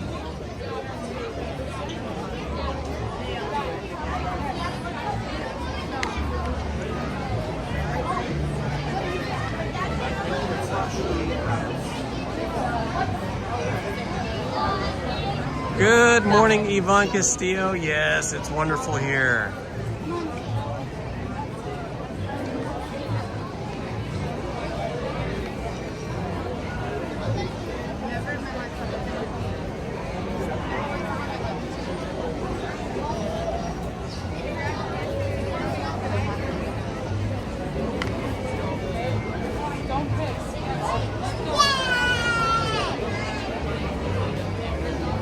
It's all play.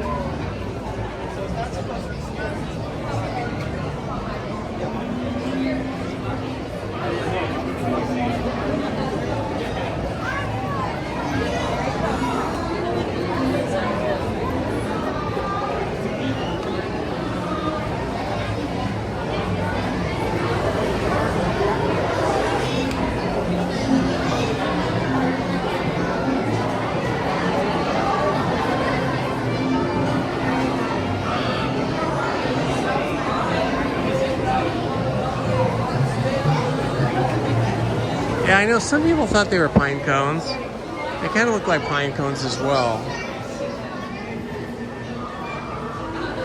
There are pine cones about that big too in some of the really big forests.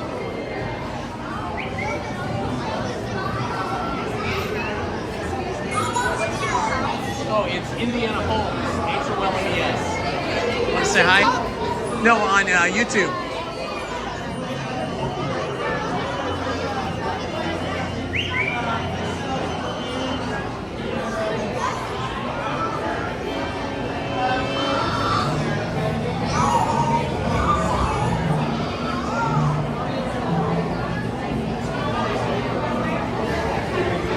You have to spell it H-O-L-M-E. It's like Sherlock Holmes. There you go. Did you really? That's wild.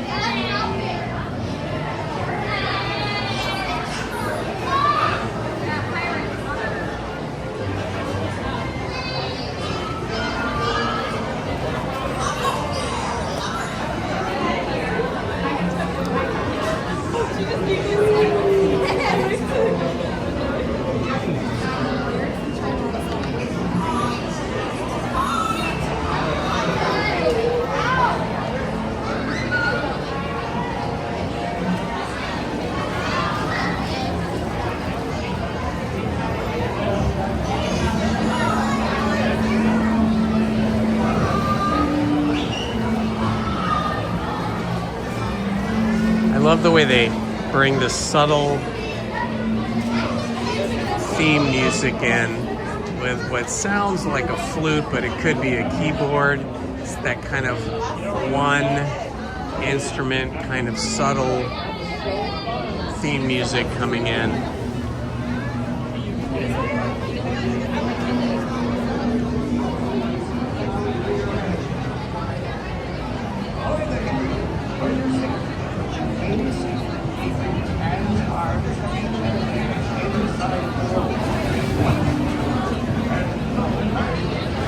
Oh, wow, you're so lucky you have big pine trees like that. Can I be in row 6? Thank you.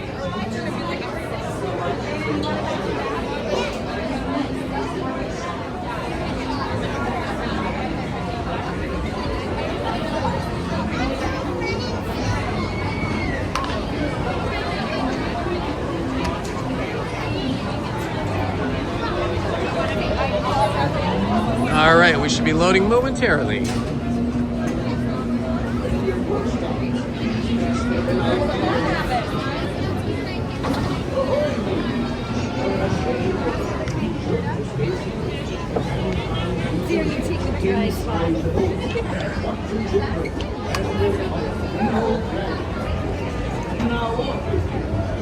Okay, as usual, I will not be speaking, reading, or replying to the chat while we're on the attraction, out of respect for the other guests to preserve their experiences.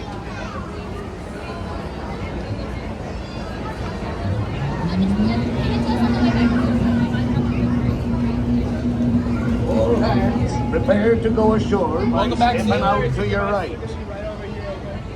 Ahoy there, crew! For your safety, remain seated keeping your hands, arms, feet, and legs inside the boat. And watch the children, and no flash pictures. Prepare to make sail.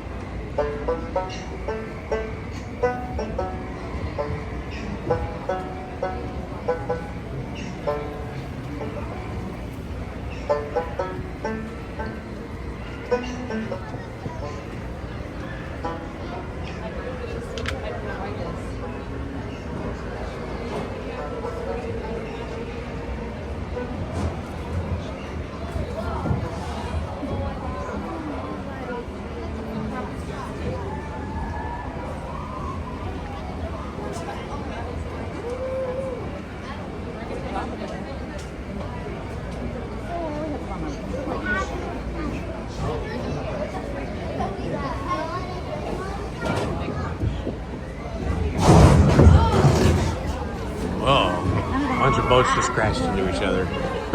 Everyone got freaked out, especially because we're in the dark.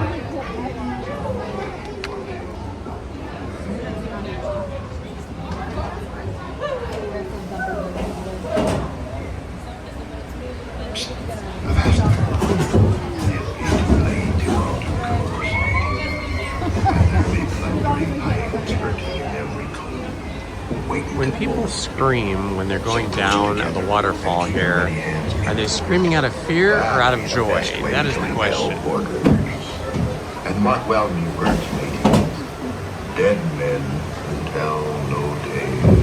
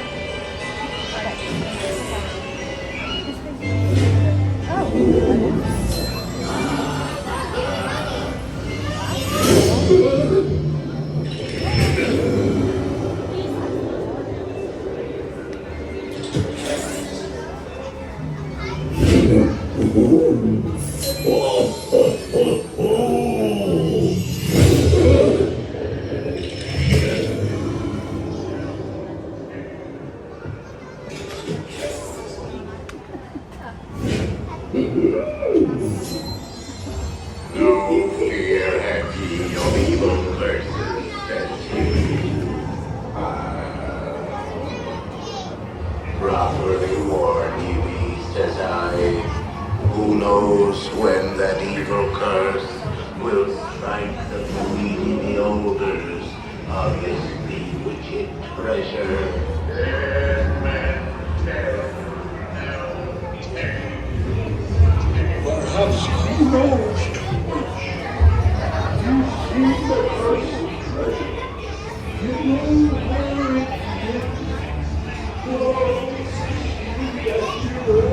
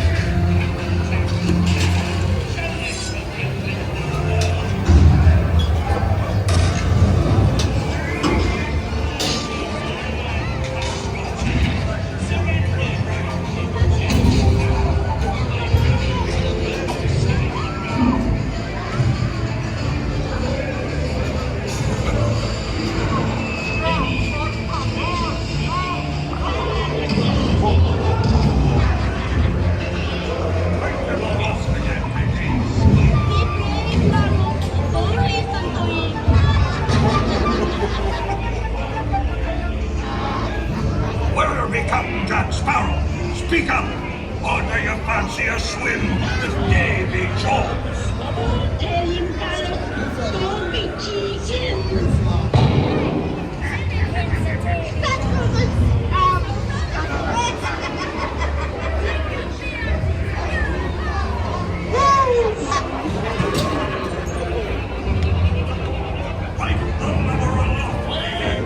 Yeah, they added some goats over here. I don't know if they had one before, but now there's two, and they have a light on them.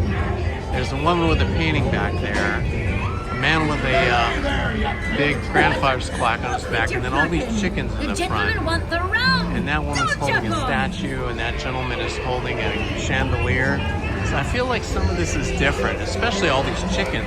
So many chickens.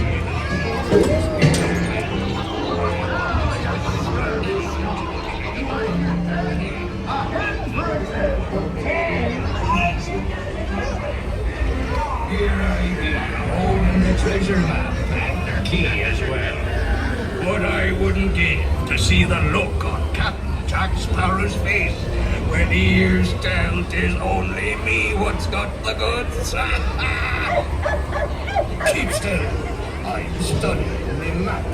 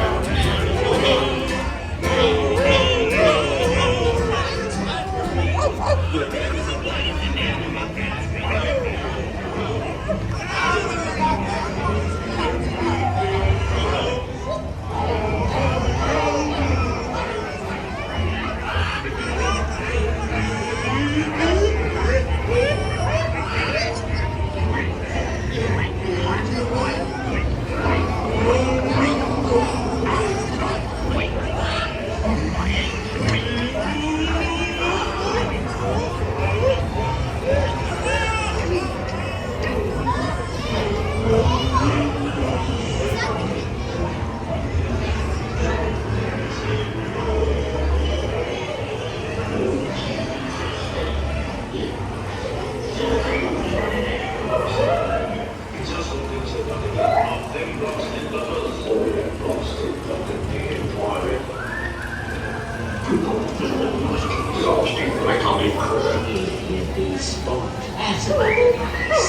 see that. Out from here. Easy boy. Here, give the keys for a little bit. I say grab his ears.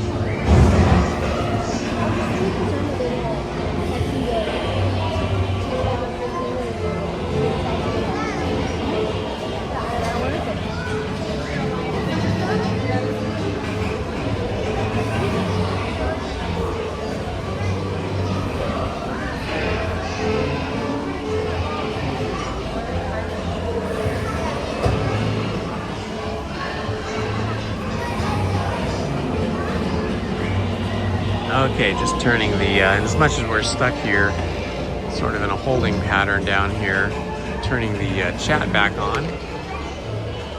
Oh my. Thank you, Celeste Pewter. Thank you, Celeste Pewter Channel 7106 for the super thanks. Very kind of you. Thank you so much.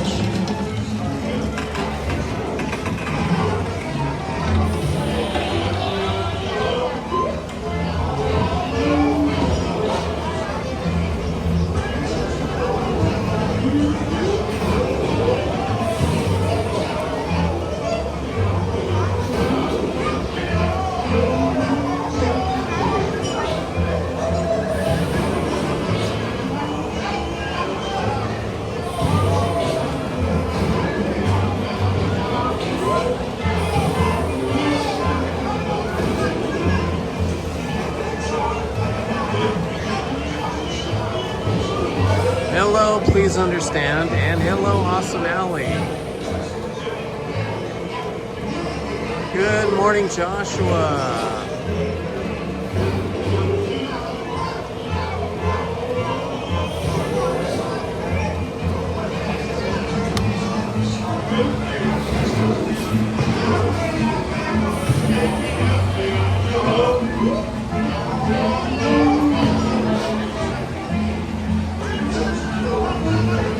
Vitavis, good morning.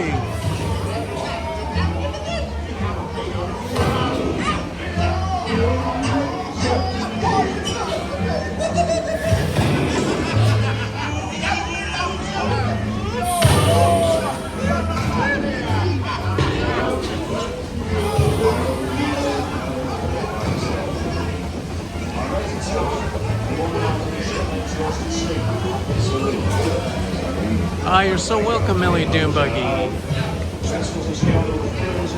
Drink up me, Hardy Joe-ho.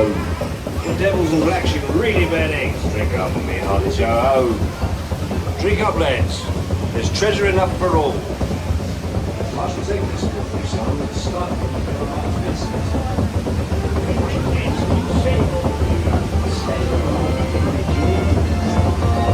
None shall escape. On your way now, and tell the world you set sail with Blackbeard.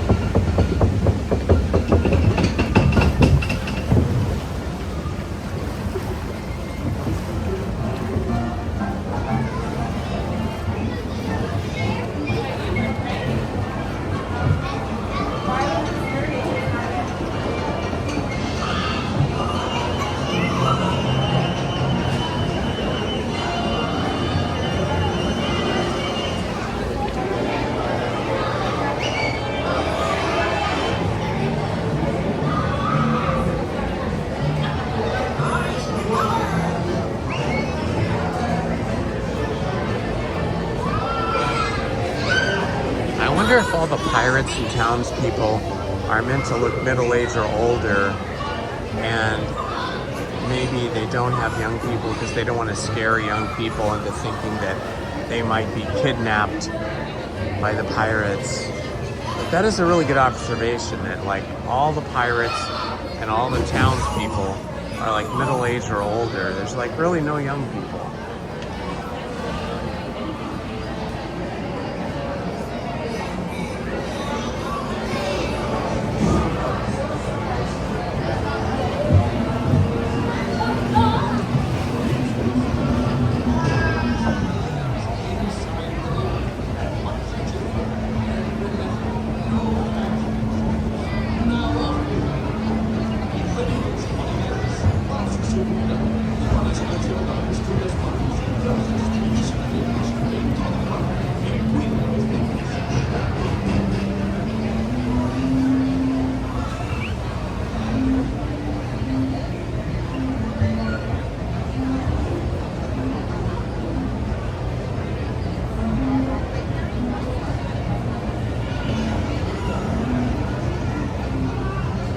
The new pirate was working, functioning perfectly the same way that I saw him last week.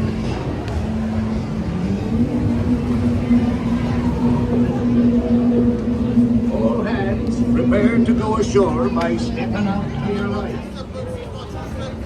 Ahoy there, crew. For your safety, remain seated, keeping your hands, arms, feet, and legs inside the boat.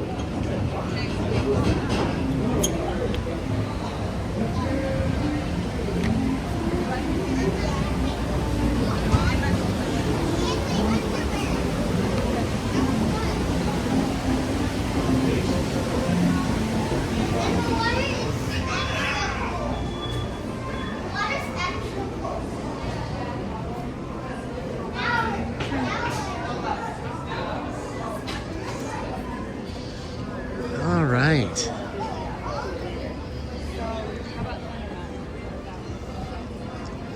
Let's see what the queue looks like for Haunted Mansion.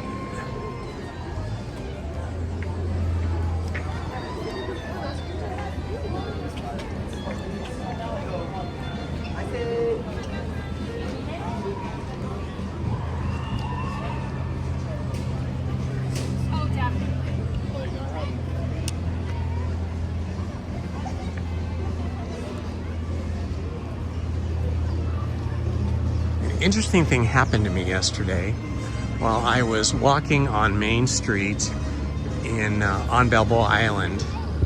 I was walking and I had a selfie stick and I was vlogging with an action camera, making a video for you guys. And a young woman, probably in her mid-20s, was standing in a shop door and said, "Oh, hello, hello, hi, how are you?" So I stopped, being the polite guy that I am. I stopped and said, "Oh, I'm good. What's your name?" We exchanged names and all that. She said, come on in, come on in. I thought it was a jewelry shop.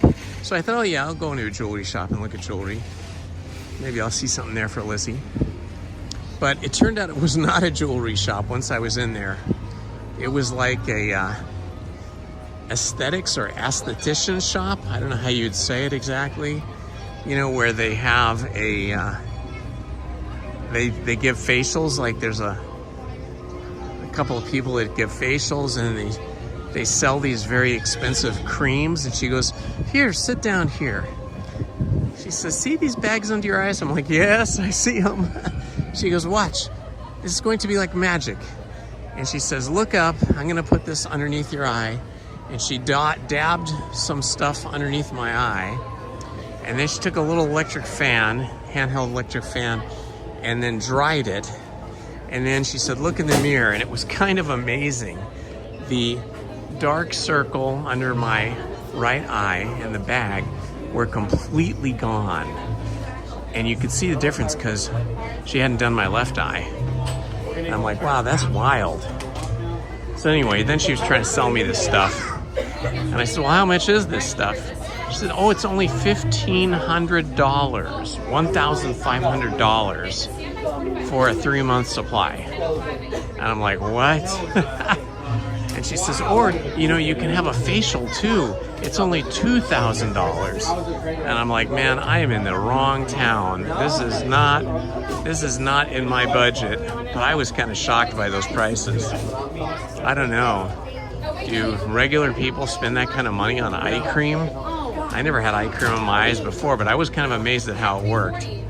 But I'm betting that there's probably some $20 or $25 cream out there on Amazon that does the same thing. Anyway, as usual, I will not be speaking, replying, or responding to the chat once we are inside the show building. So I'm going to put the chat away right now. But you guys can chat amongst each other.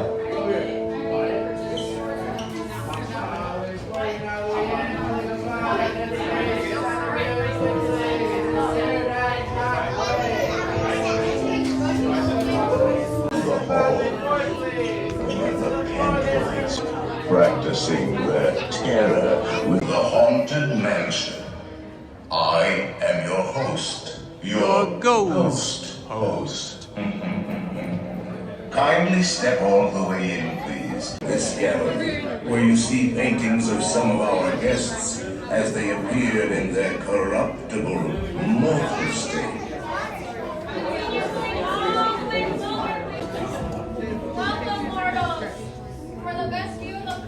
Almost as though you sense a disquieting metamorphosis. Is this dismaying observation? This chilling? Yes.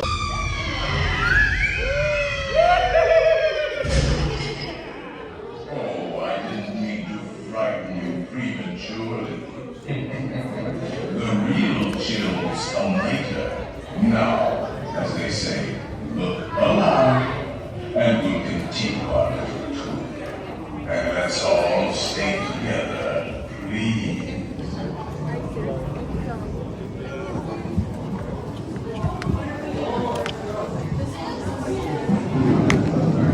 There are several prominent ghosts who have retired here from creepy old crypts all over the world.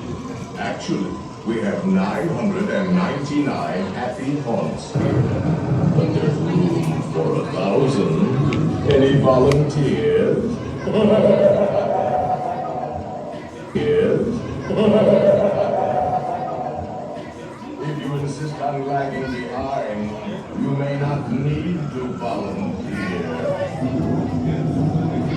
And now,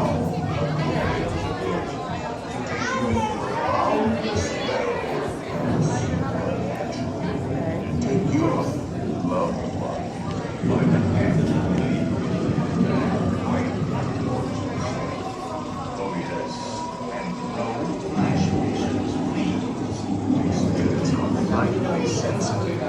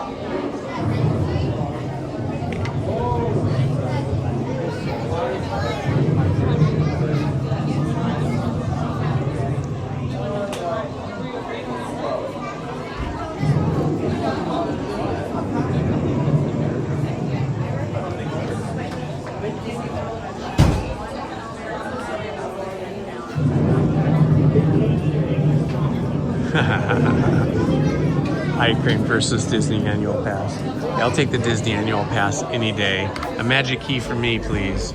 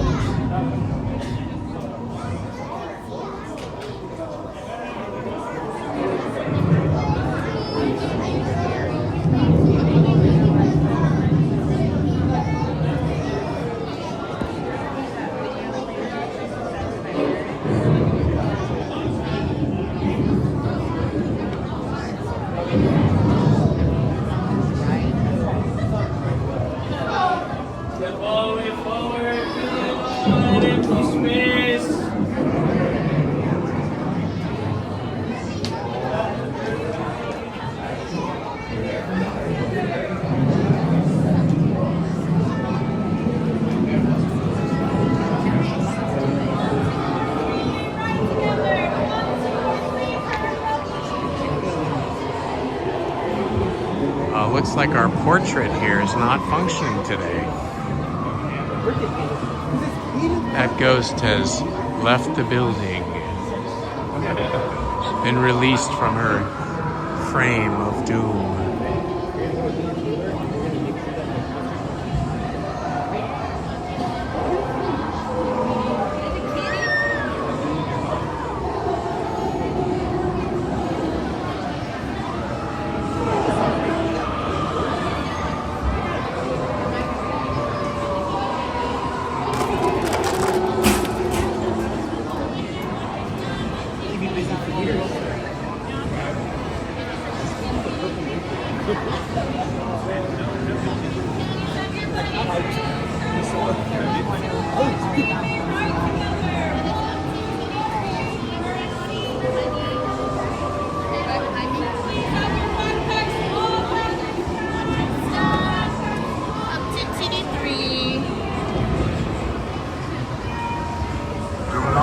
Down on the safety bar, please. I will no report.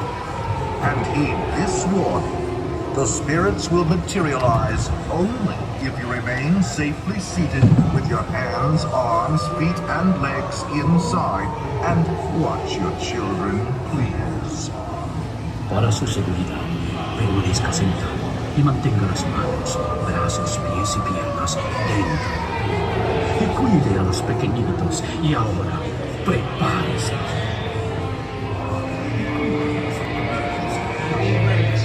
We find it delightfully unlivable here in this ghostly retreat.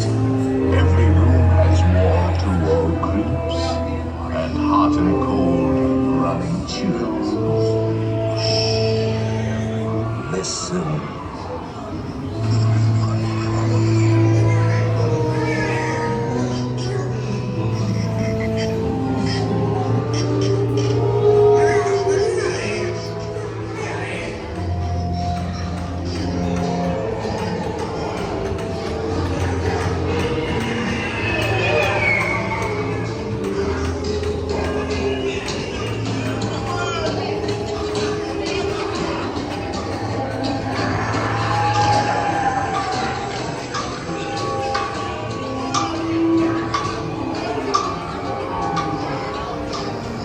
Music from regions beyond.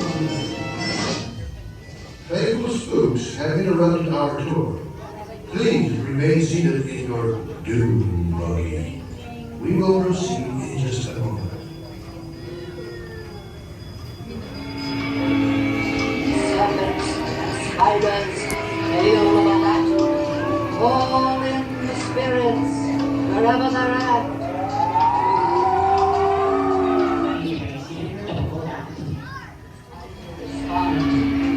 Send us a message from somewhere beyond. Goblins and ghoulies from last Halloween, awaken the spirits with your tambourine. Creepies and crawlies, toads in a pond. Let there be music from regions beyond. We have been unavoidably detained by pranky spirits. Kindly remain seated in your doom buggy, please. We will continue our tour momentarily. Serpents and spiders, tail of a rat, call in the spirits wherever they're at. Rap on a table. It's time to respond. Send us a message from somewhere beyond. Faithful spooks have interrupted our tour. Please remain seated in your doom buggy. We will proceed in just a moment. Perceive your sympathetic vibrations that are beginning to materialize. They're assembling for you. Swinging, waiting. You'll be expecting me. I'll see you all a little later.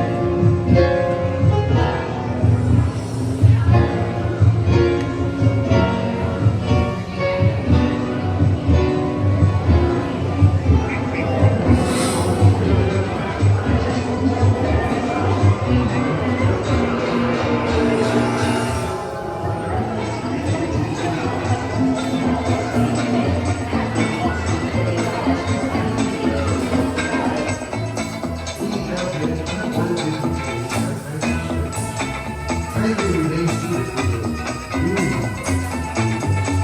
we will continue.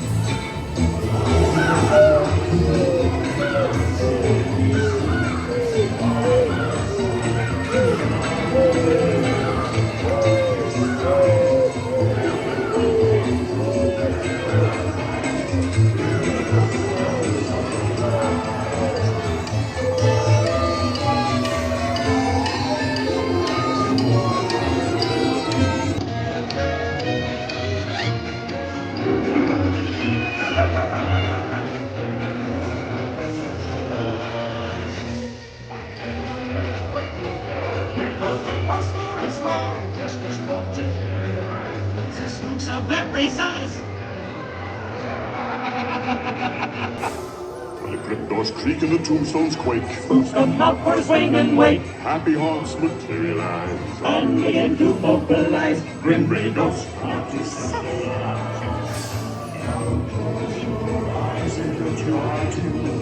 For city spook makes it by your side. Shrouded in a draft disguise. They pretend to terrorize. Grim Ray ghosts come to socialize. As a moon comes by the day of peace.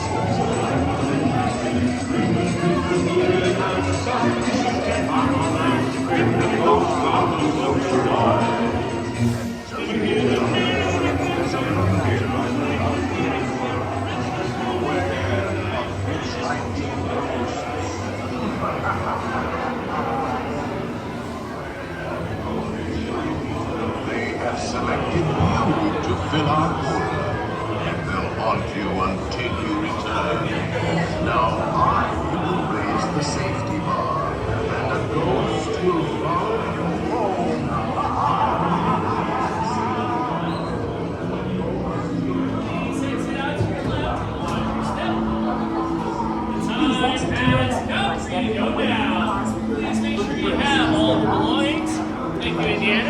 Thank you.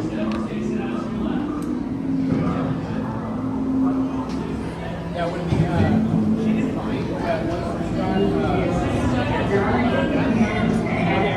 Once we were stuck backwards, she like lost it.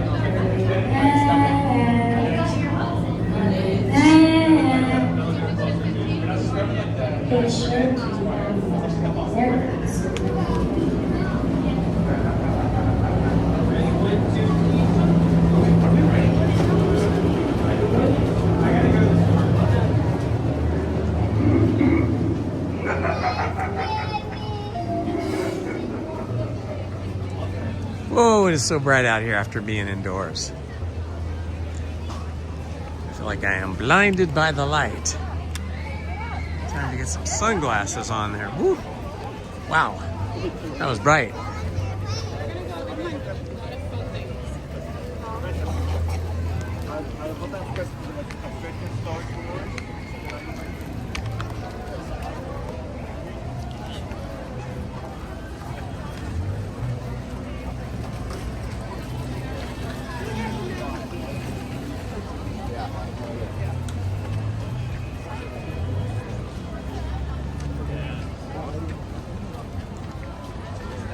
You like that bass line, huh, Song Daddy?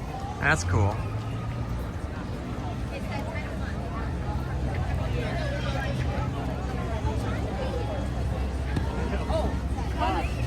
Yeah, that's what I figured. I mean, you know what?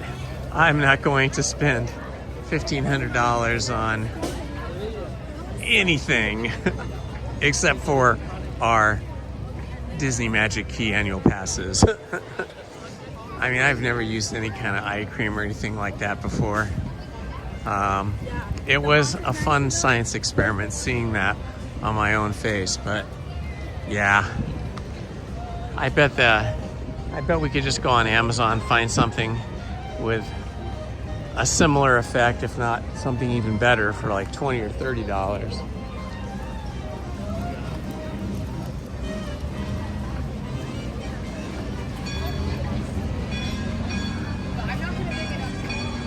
Let's see here.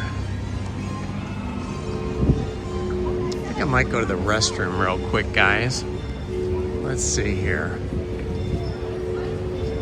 There's a restroom back here behind the French Quarter, behind New Orleans Square. We call it New Orleans Square here. In Nolans, down in New Orleans, or New Orleans, they call it the French Quarter. I think it's where the French first settled and built the town.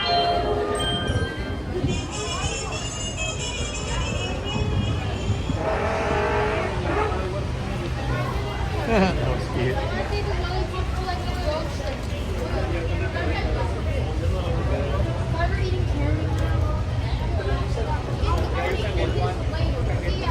Okay, I am going to silence the microphone, cover the lens, and put you guys in my backpack. Should just be a quick trip, but while you are waiting, I will put you guys on a screen.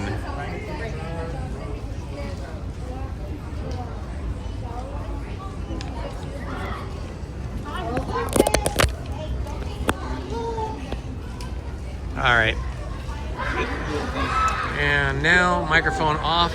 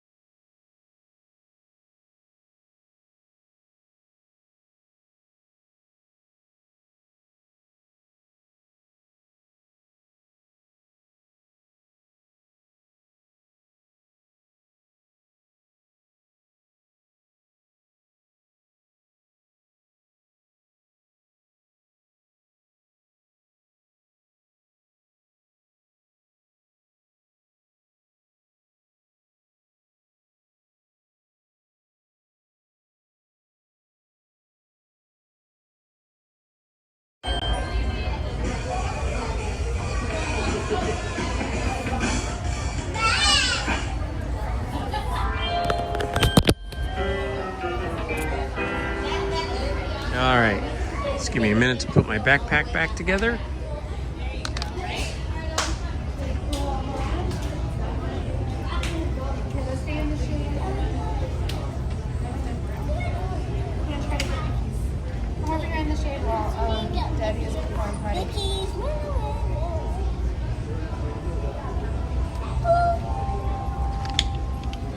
Still going. You hear it? I'm closer to the dinner.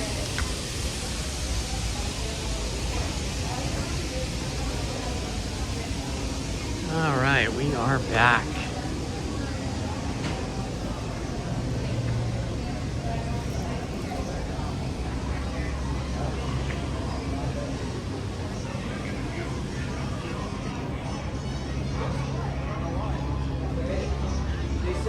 Let's see, it's about time I should probably plug my battery into the cell phone to recharge it. Maybe I'll grab a table over here at Tiana's Palace and let's see what they have here. Nothing too exciting.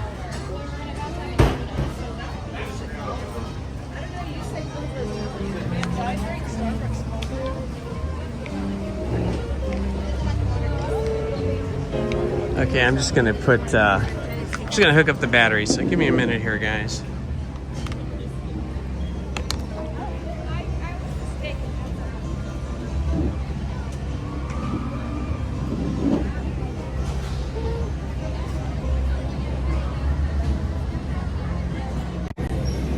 I think I should roll up my sleeves too. It's getting a little bit warmer now.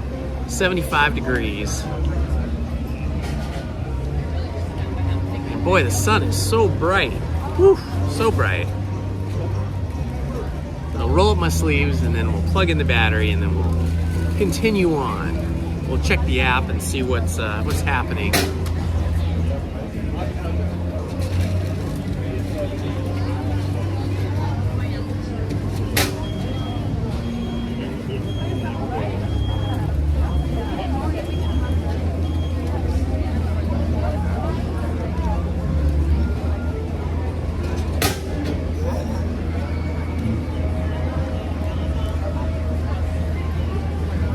I feel like more people are heading in now. Feels like it's getting a lot busier.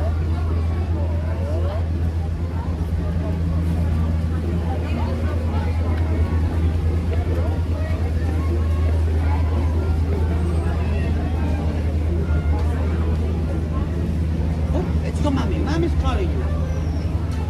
Come on. Go. No quiere dar la mano.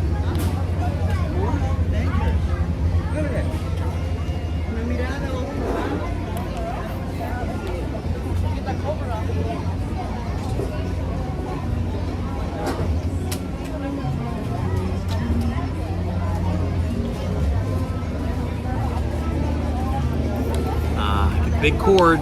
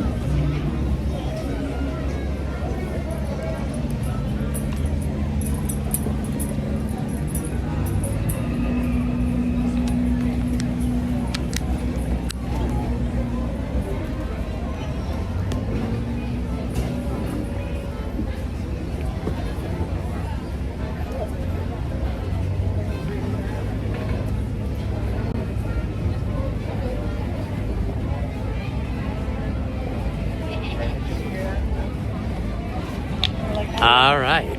Oh, forgot one thing. We were gonna check the apps. Better check the app here and see what's happening at various attractions.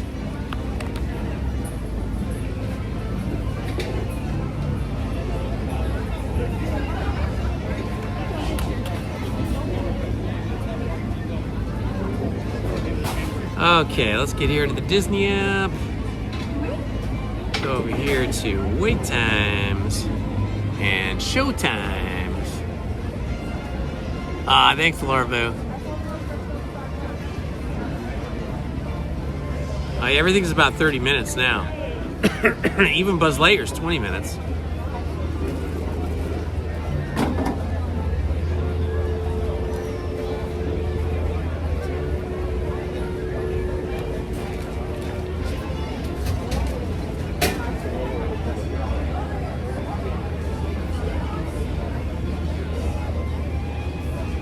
Space Mountain's temporarily closed.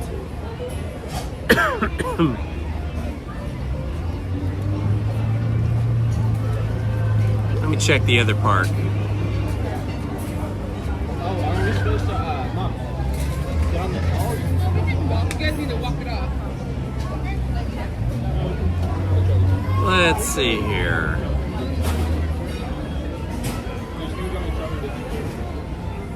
Let's check out Soarin'.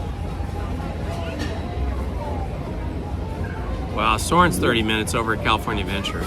Ooh. Wow, Radiator Springs Racers is 80 minutes right now. Toy Story Mania is 35 minutes. That's pretty short for Toy Story Mania.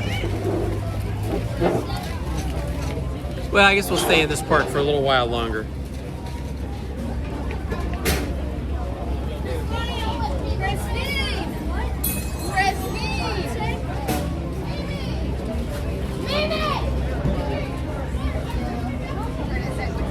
All right, here we go, guys. Let's head over to Winnie the Pooh.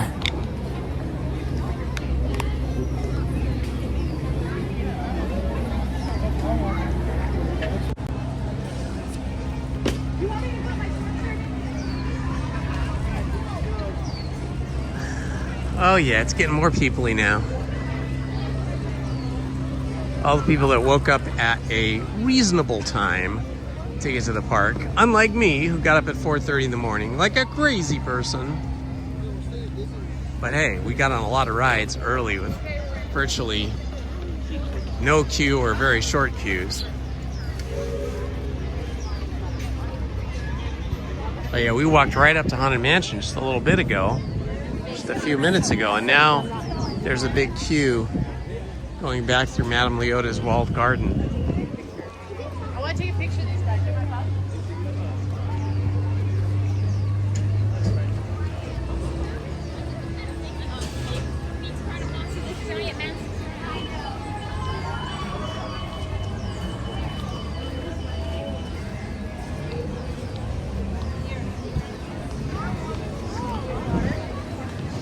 I wonder how many steps I've gotten into today. Probably, I'm gonna guess maybe 2 miles, maybe 2.2 miles.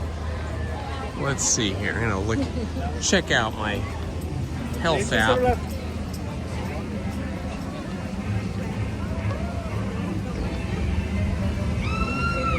$4,222 steps for a total of 1.6 miles so far. So not very many steps yet today. Definitely low mileage.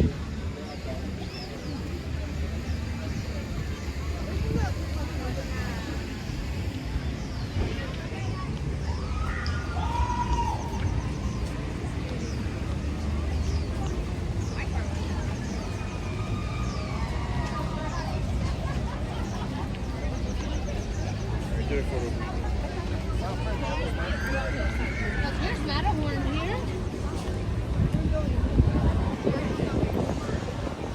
Harry Potter. Everybody loves Harry Potter. I can't wait to go over to the Harry Potter land over at Universal Studios. I've been wanting to go for some time, but I don't want to go on a hot sunny day. I want to go on like an overcast, even like drizzly day, so it'll feel like it's supposed to feel over in England. Although it's getting pretty hot over there lately. But England has generally been known as a cold, rainy kind of country. Hi, how are you?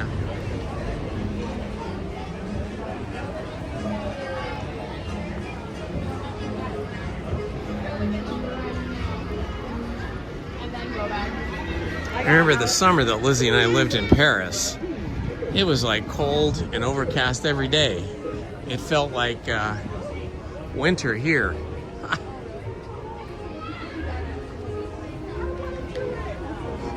So all that Northern Europe area, England, France, Germany, Denmark, and everything north of there is all usually pretty cold and kind of almost dark. Dark's not the right word to use, but it's just not sunny. And it's a lot colder and there's more rain. But recently they've been getting some very hot spells, especially in the summers. Yes, I agree, Manny. Universal Studios, because it's on the other side of the Griffith Park mountains, it does not get any sea breeze or ocean air like you would get over on the Hollywood side of the Griffith Park mountains. Universal Studios is on the valley side, so it is much hotter. I have to go like when we have a cold snap, but I'll probably just have to wait until like late fall, early winter now to get the weather that I want over there. Good morning, Ashika. Okay, Laura Boo, thanks for hanging out with us for a little while. See you Sunday. Bye-bye. Have a great day.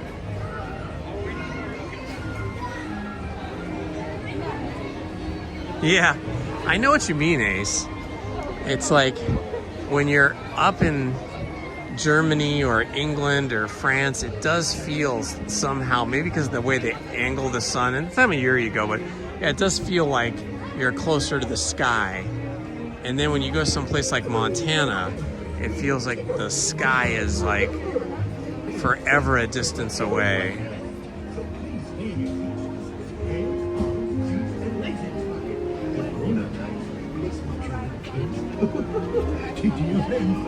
No, we are in line for Winnie the Pooh. Tiana's is over there. They got a pretty sizable line, but we can check out and see if they have single rider or not.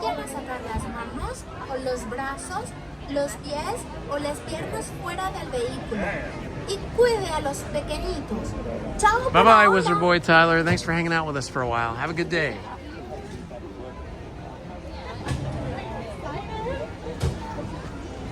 All right, Ariel. You have a good day too. Bye-bye.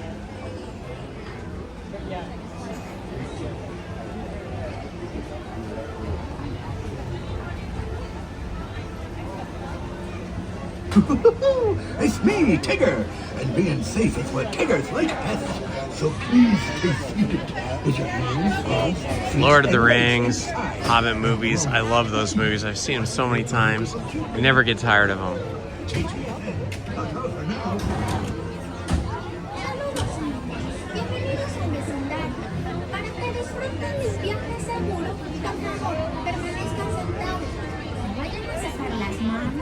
Los brazos, los pies o las piernas fuera del vehículo. Y les ruego a los mayores que vigilen a sus preciosos niños. Chao. Can I have you take row 3, please? Sure. All right. Got called up to the front because we're a party of one. We got row 3.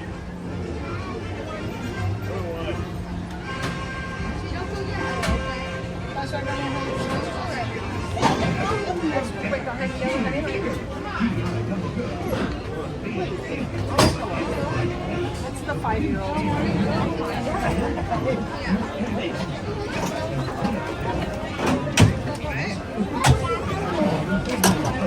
Yeah, Torrance is a west-facing beach. So all the west-facing beaches like Torrance, Hermosa, Redondo, Santa Monica, even Malibu are much cooler than the south-facing beaches. South-facing beaches are like Long Beach, Huntington Beach, Newport Beach, much hotter.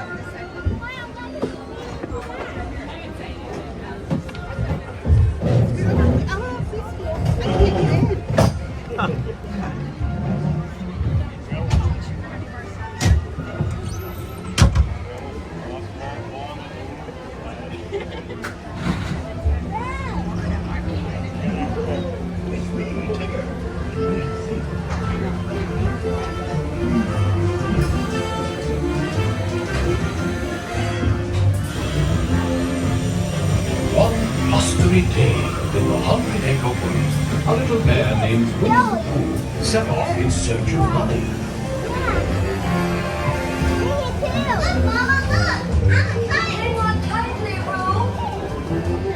Happy Wednesday.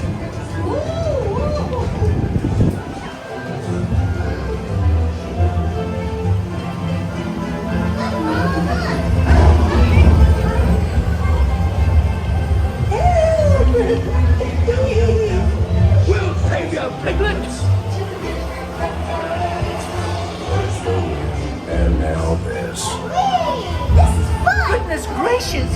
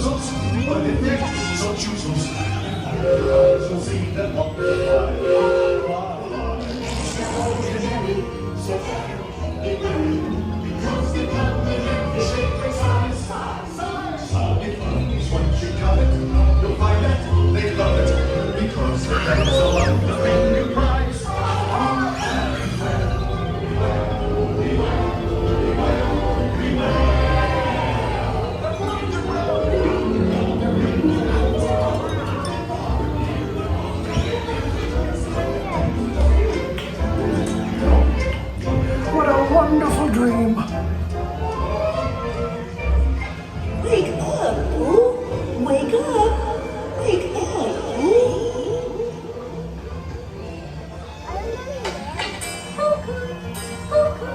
Oh boy, it's your birthday! It's time for your party, Pooh.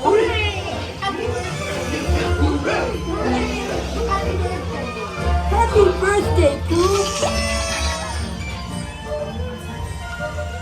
I do hope you like my gift, Bear. I've never seen so many presents. Hope you like my present. Present for who? I love pie. I love pie. I want to pirate now. Dad, can I do a pirate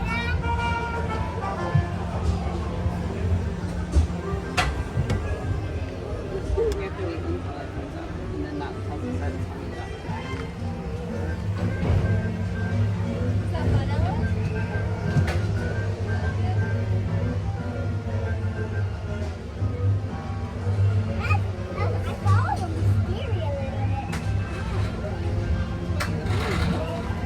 What's that?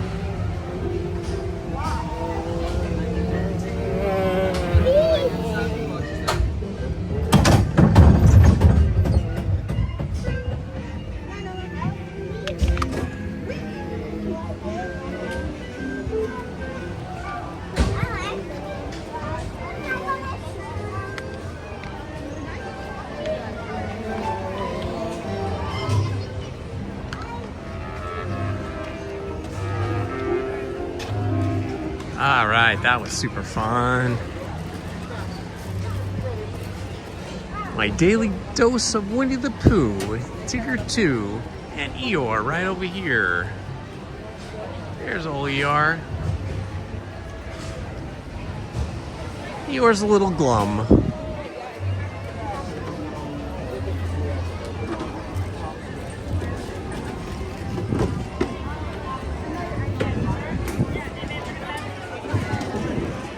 Ah, single rider's not open. What a bummer. See, they have a rope across it, so we can't do single rider. Well, that's unfortunate. I was very motivated to go on Tiana's Bayou Adventure.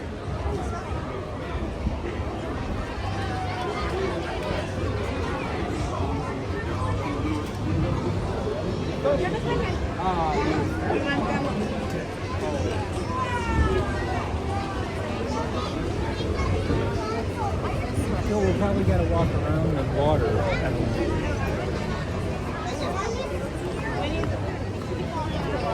It's feeling peoply now.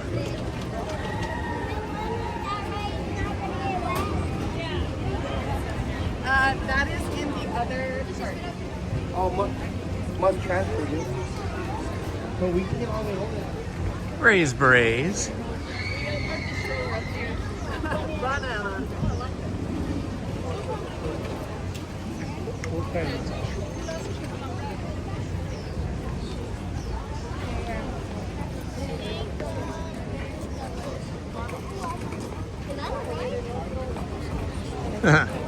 I just noticed something that was sort of, it was like a, it was funny. It was like I just saw a mama duck and all her ducklings follow her, which is what we've been seeing all spring and summer here at Disneyland. But it was a mom who decided to zigzag left and all her kids followed her like little ducklings. It was great. Yeah, sure.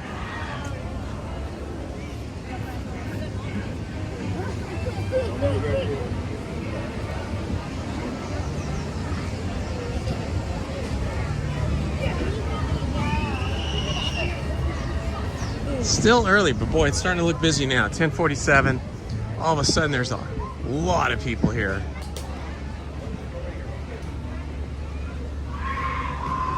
Let's see. Clam chowder, crab shrimp roll, chocolate chip cookie. I don't know. None of that sounds good to me on a hot day like today. Not that it's super hot yet. It's only 75 degrees, but the sun feels intense. I don't know. It's like, maybe it's different in different states too. I'm sure everybody has a different feeling about it, but the one time I went to Hawaii and the one time we went to Jamaica, Lizzie and I went to Jamaica for our honeymoon. And so we get there and it was daytime, you know, when we arrived. We flew there like basically overnight. And when we got there, oh my gosh, it was so hot and so humid. We were staying at one of those Sandals resorts, which is like an all-inclusive resort where, you know, once you pay one price, you don't pay anything else. And my gosh, the sun was so intense. It was the same thing in Hawaii, even though they're, you know, in different seas. It just felt like the sun was maybe 4 times hotter and more intense than California. Maybe even more than that, maybe like 6 times hotter. I don't know what it was. Maybe because of being surrounded by the ocean in Hawaii, it's like being in a mirror. And then in Jamaica, it's similar. You're on an island that's sitting in the middle of the Caribbean. Yeah, it felt so intense there. But it feels like a fraction of that today. It doesn't feel so intense here today. But definitely you feel the difference between walking in the shade and walking in the sun. It feels like a dramatic switch, like somebody flicks a switch and you're like in pleasant, semi-cool air in the shade, and as soon as you get into the sun, it feels like somebody flicked a switch and boom, you're under a heat lamp.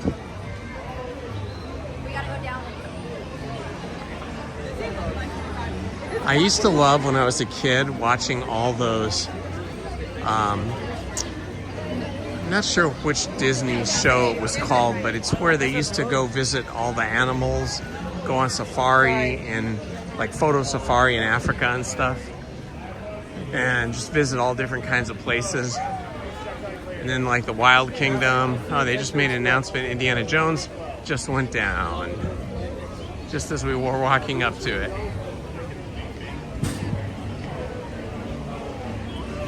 Okay, let's see how Jungle Cruise looks. So Jungle Cruise looks very busy, guys.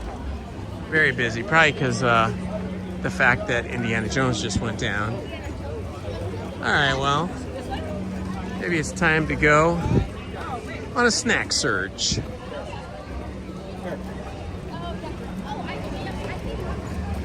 Snack searching.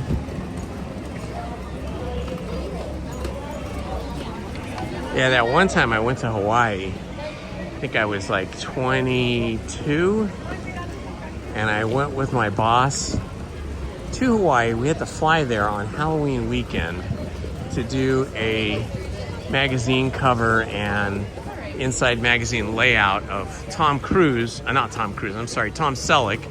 Tom Selleck, who at that time was very famous for his role in the TV series Magnum P.I.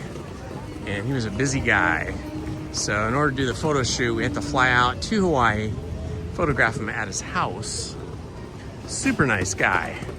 But I remember when I got off the plane in Oahu,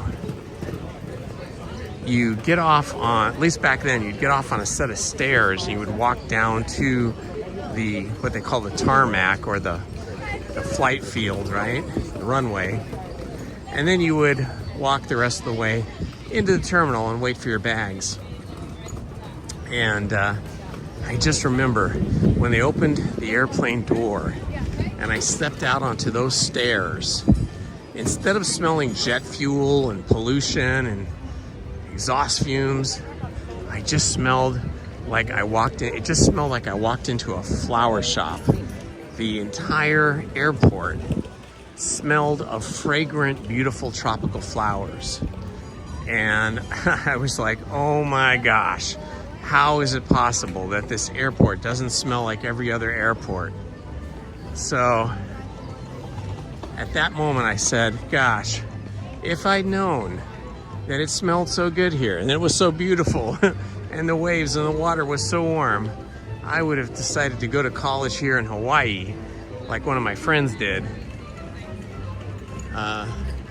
because it was just so spectacular there. But I have not yet been back. So last time I was there, I was about 22 years of age, maybe 23. I think 22 though. Someday we'll get back there. The only problem is now Lizzie and I both don't handle the heat and humidity very well. I'm trying to figure out where we should eat. I'm thinking maybe over at California Adventure. They might have better selections of food for me. Because I eat here so often that I feel like I need some different food. Sorry if I'm not responding to the chat right now. I'm just walking, looking around. I got sunglasses on, so can't really see the chat very well.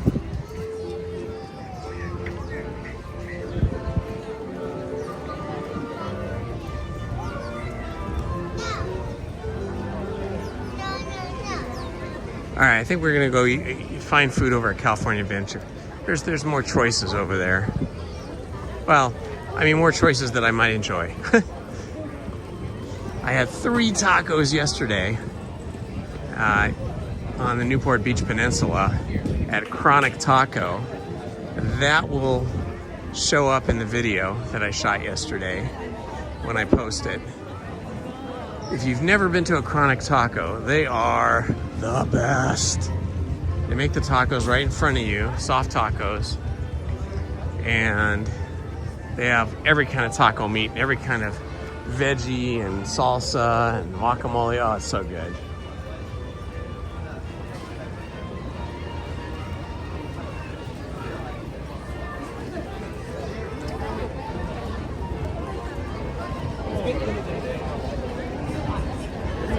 It's a little cooler down here on Main Street. I think we're getting a little bit of airflow coming up the street. Looks like we're getting a lot of vacationers in here now.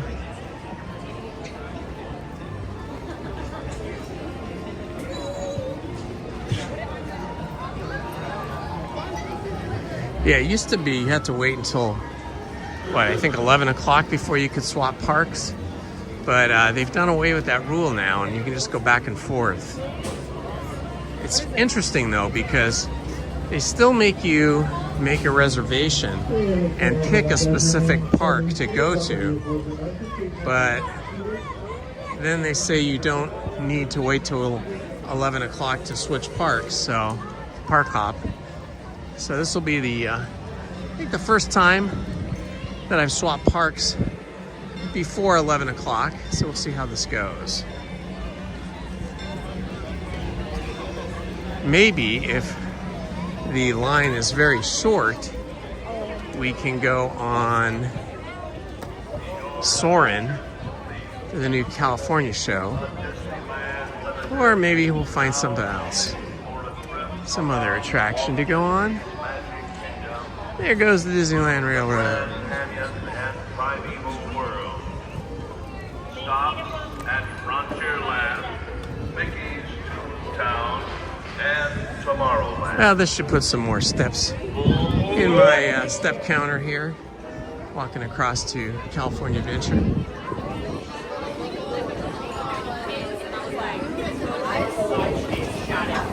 Not me and Mom.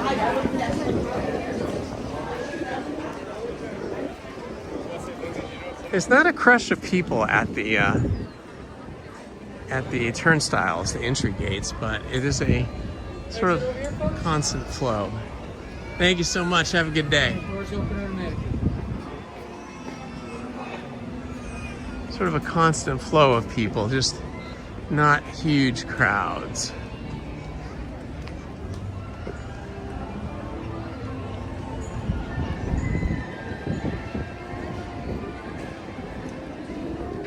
Okay, I'll catch up with the chat when we get into California Adventure.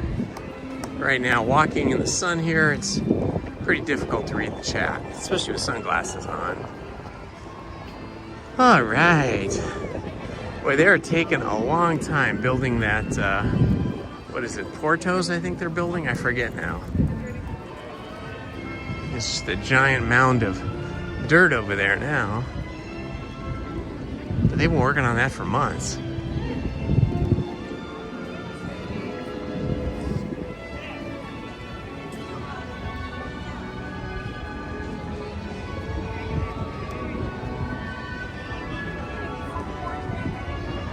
I wonder how long they'll keep this Celebrate Happy sculpture up.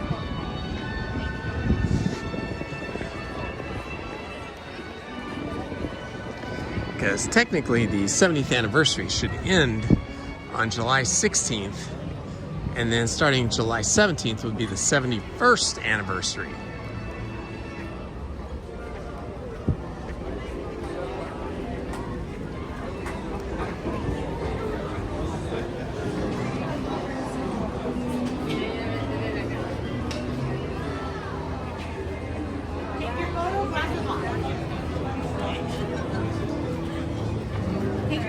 Thank you.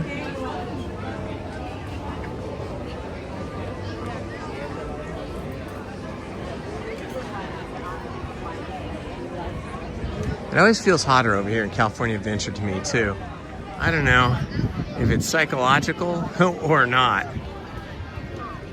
but it always feels a little hotter. I think because there's less vegetation, less big mature trees, and I don't know. There's a nice little breeze coming up Buena Vista Street here though, which is nice.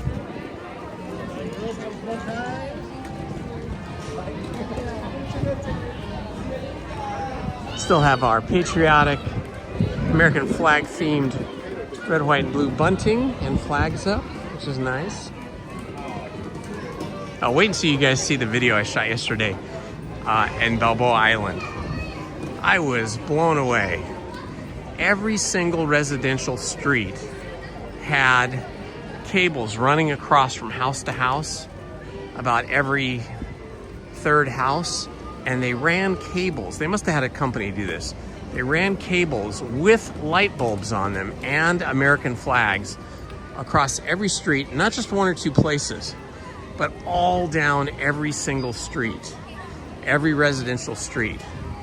So that means they have to get people to agree to let some company screw eyelets into their houses, roofs, balconies, sidewalls, etc., so that they could string all these. It was very impressive. It looked like the most patriotic town in America. It was amazing. Just trying to get everybody to agree to do that is pretty incredible. let's see here. 11 o'clock, so that means restaurants have opened. So do I go to a restaurant? Do I go to a restaurant or do I go to Soarin'? Smoke Jumpers is right here. They usually have some pretty good food. Lots of shade, lots of tables, indoors and out. I might have to go to Smoke Jumpers. It's kind of early for lunch, but I did get up at 4:30. So I might have to get some food here. Uh-oh, what is this? Somebody just donated money for lunch. Who is that? Can't see who did that. Towards lunch. That is so sweet. I can't quite make that out though. Let's see if I go back and forth really quick. Maybe when I get inside. Thank you for the lunch money. $19.99. I can't quite make out who has donated this money. Let me get my glasses on here and walk in here. We'll figure it out.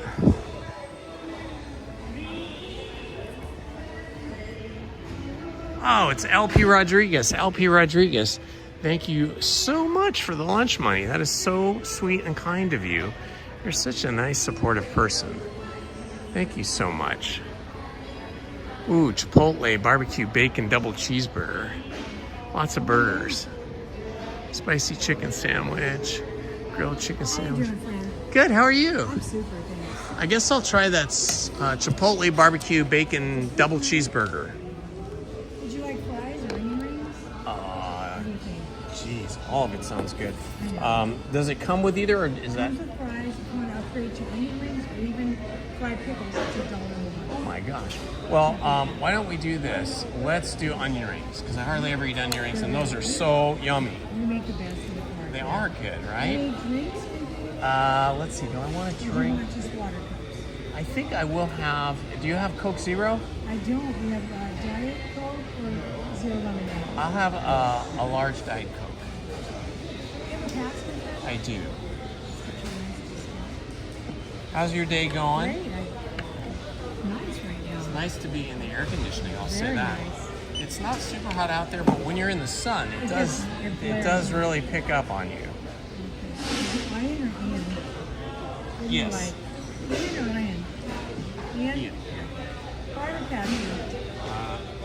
Never get it in my pocket. Yeah. You're good. Card.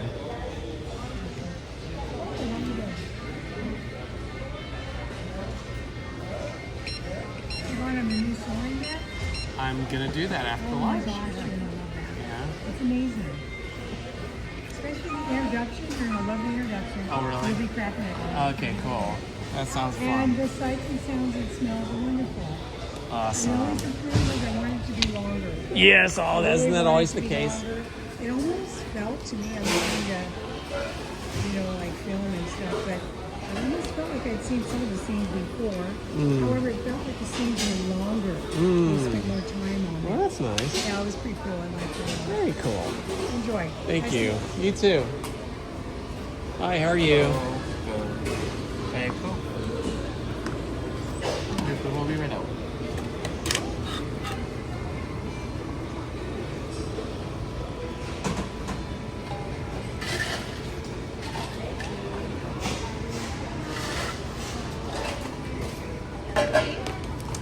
Super duper, thank you. Thank you. Look at this, guys. Okay, I'm gonna have to put you guys down for a minute so I get to a table. So I gotta turn the gimbal off so that I can put this on the... Here.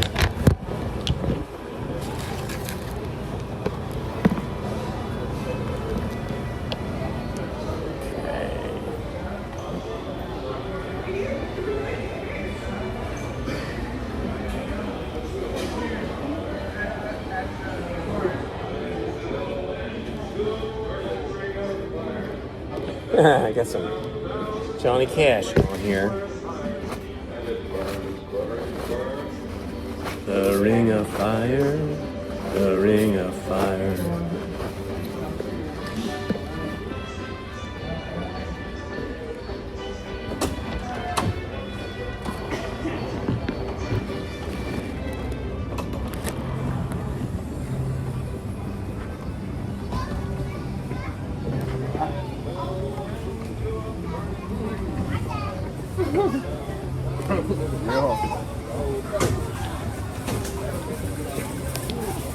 All right, we got a great table here.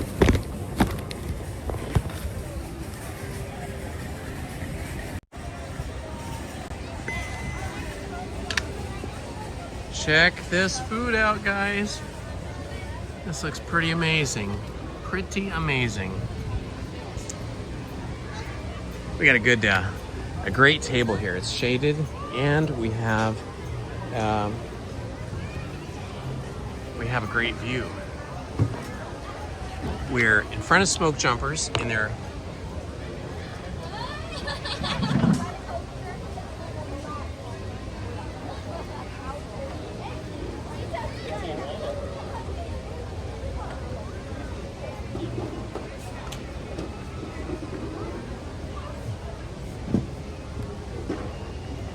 we're in front of Smoke Jumpers, sort of in their little patio.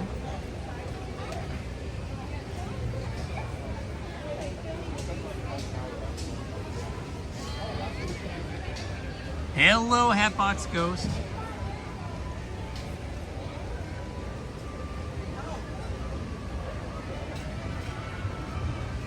Big shout out and thank you to LP Rodriguez, who bought me lunch today. That's so nice of you.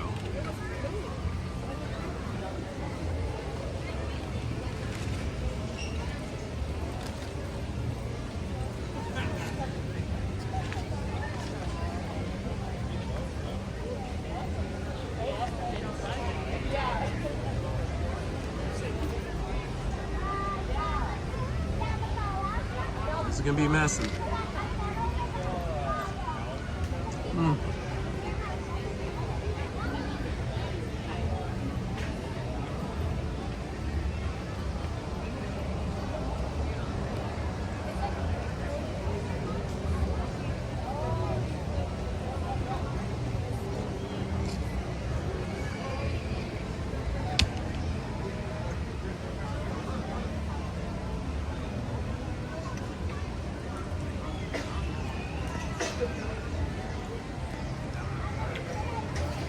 Red Wings, Red Wings Suck 2011. Thank you for the $10 donation. That is so kind of you. Thank you. I'm not sure who the Red Wings are, but I take it you don't like them.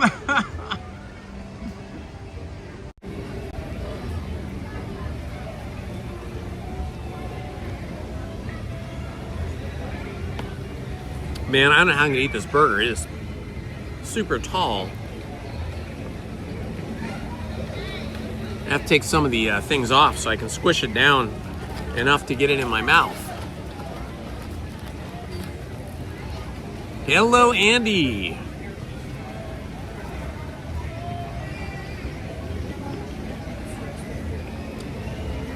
Tasty.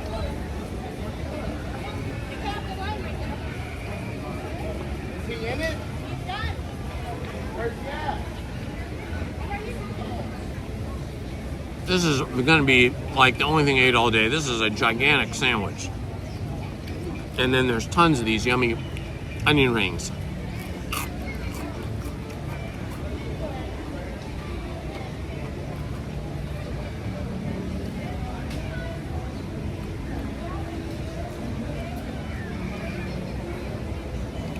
Thank you for the battery reminder, Andy. I am plugged in.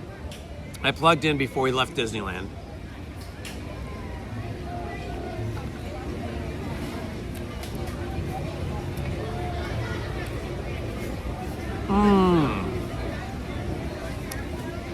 Okay, thank you, Gil. Gil is filling us in.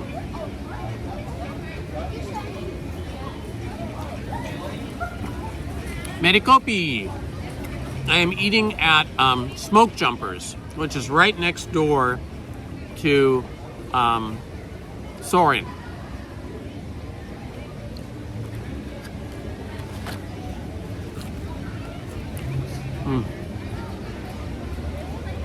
I don't know if you guys like onion rings or not, but if you do, Smoke Jumpers has the best onion rings anywhere around. These are better than like a fancy restaurant.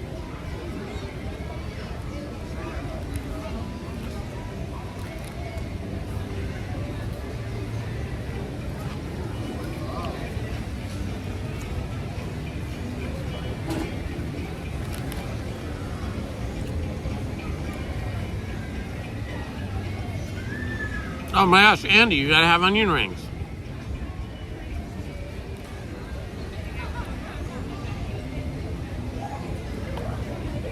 A lot of places make onion rings, but a lot of times they're like overly fried. They're not very good. These are wonderful.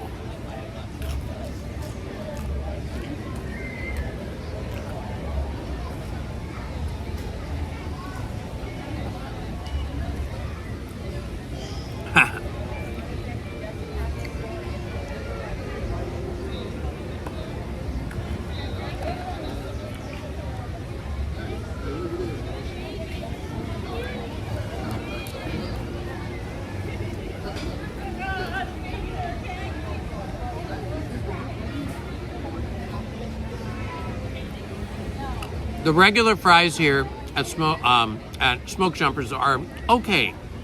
They're not special. They're just okay. But the onion rings are on another level. They're very good. They have some kind of a breading on them that's just a tiny bit sweet, maybe.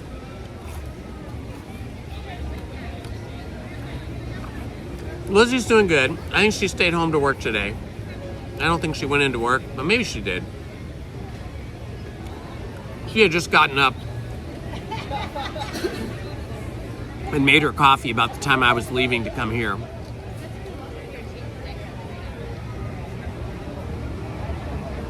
She's still getting over her cold, but she's better.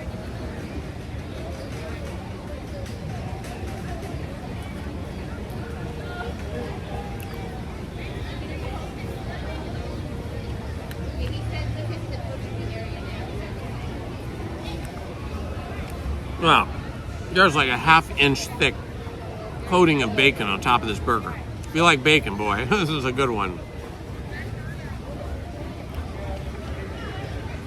Right, Johnny? These are the best. Johnny knows.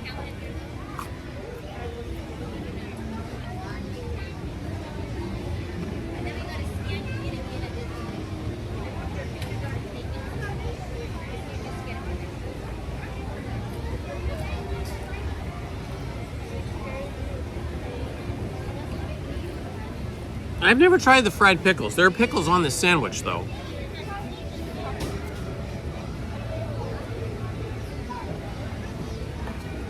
I really like pickles, but I usually like pickles like on a sandwich.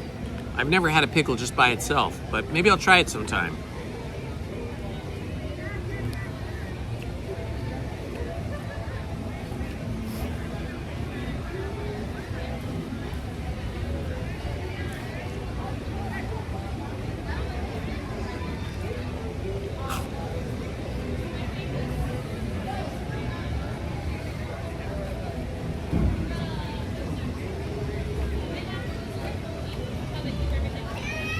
Lizzie and I plan to ride Grizzly River Run multiple times this summer, but we won't be able to live stream it because, well, I guess we could.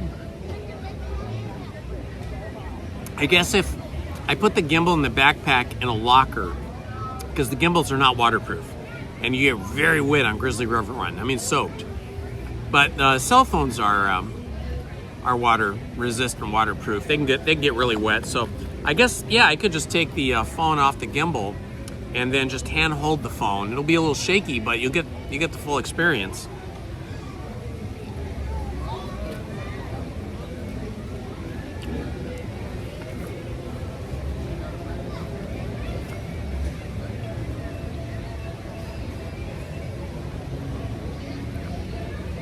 Hello, Paul, and Paul's Epic Adventure.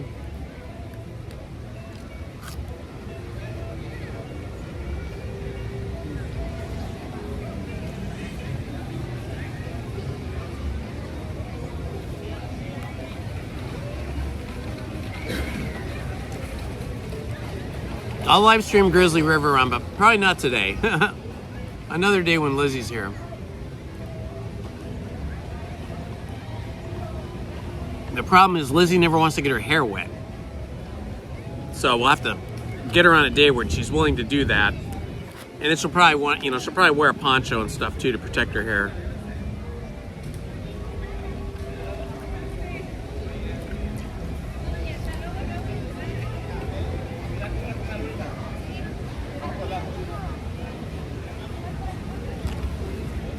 Yeah, Paul, we're having an early lunchtime together. Hello, Luis Reyes.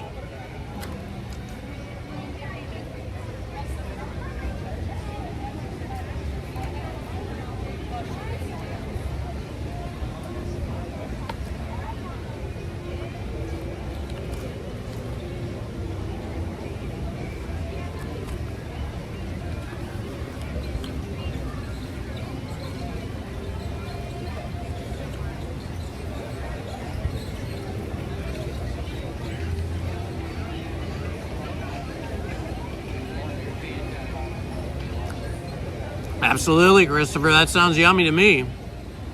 No, not today.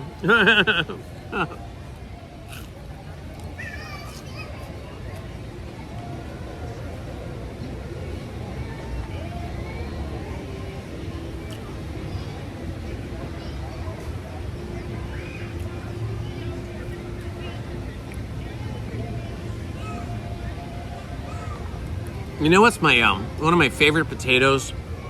I mean, aside from baked potatoes, my favorite fried kind of potatoes Lizzie and I make. You get the what are they called? Yukon Gold potatoes, not the big russet potatoes or the Idaho potatoes, but the Yukon Gold potatoes. We chop them up into cubes, pretty good sized cubes, and then we just fry them up in a big pan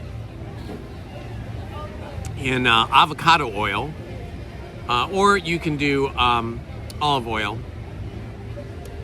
and you get them kind of charred on the outside. So you cook them so they cook, and then kind of char them. Turn the heat up and get them a little burnt on like one side, and those are so yummy. Those are our favorite potatoes.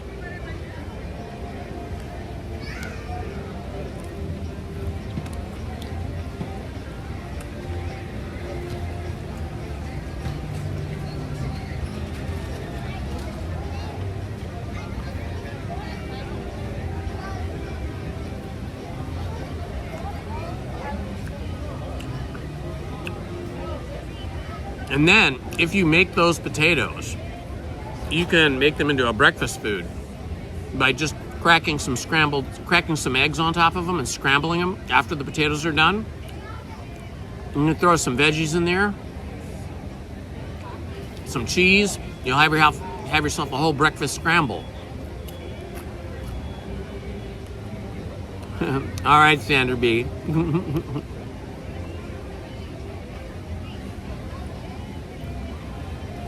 Ooh, that sounds good, Awesome Alley.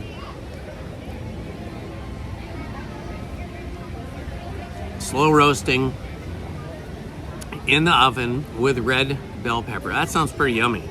Might have to try that too.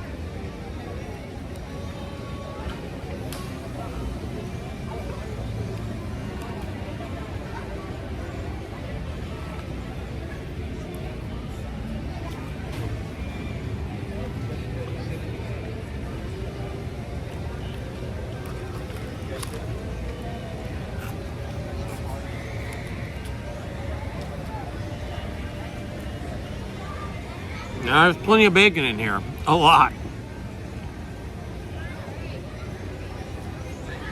Anybody watching us in the chat from another country?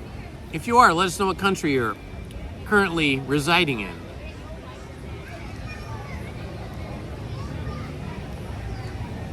Wake up 300. Okay. That's definitely worth a try. I could definitely try that.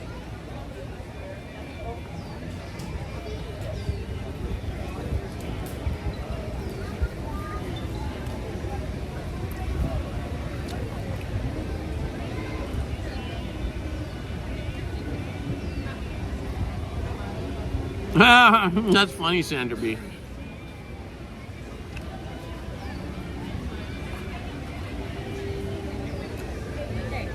Anybody that walks in your house while you're making the dehydrated meats are going to be instantly hungry.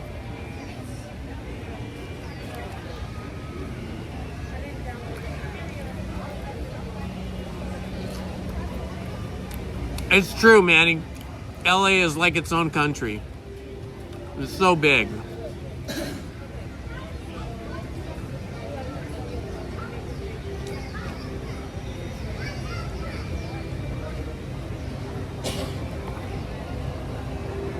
Manny, do you live in Los Angeles proper, or do you live in one of the suburbs?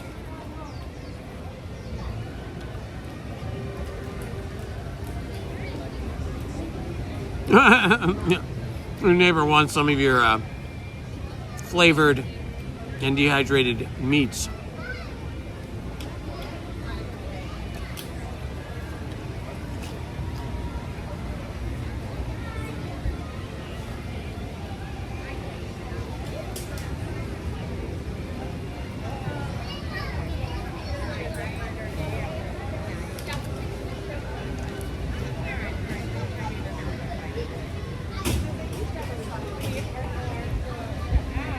The problem with this meal is it's a little too much for one person. I wish Lizzie was here. She would love eating my food.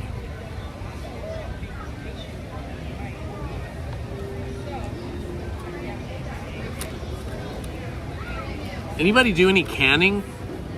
I mean, you're talking about dehydrating beef and making your own sort of beef jerky. Anybody out there do any canning? Where you take fruits or vegetables or different things and you preserve them in jars. Ah, San Gabriel Valley. Okay.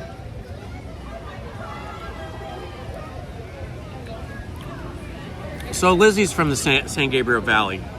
She grew up in first Temple City, and then later most of her like teenage and adult life in Arcadia.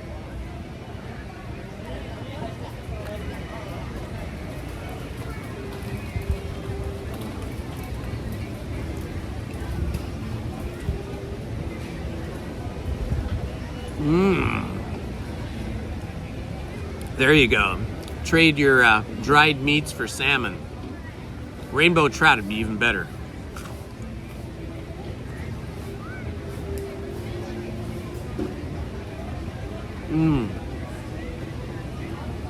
Oh, very cool, Krista. Sandra B, you do jellies, huh? Are jellies different from jams?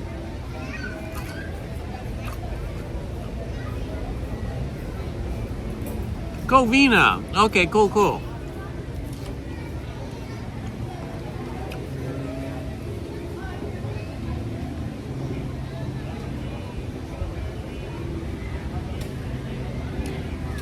Lizzie and her sister go to Covina every single weekend. Usually on Saturdays, but this week they're going to go on Sunday because that's where her mom is, in one of those board and care facilities for people of a certain age that have different medical issues. I didn't know that, Manny. Peach jam. Ooh, I love peaches. Everybody likes cake and cupcakes in my family, but I'm a pie guy. I could pass on cake every single day. I could pass on cupcakes. I mean, I do. I never go seek out cake or cupcakes, but I'm a pie guy. A good peach pie is heaven for me. Apricot pie, also good.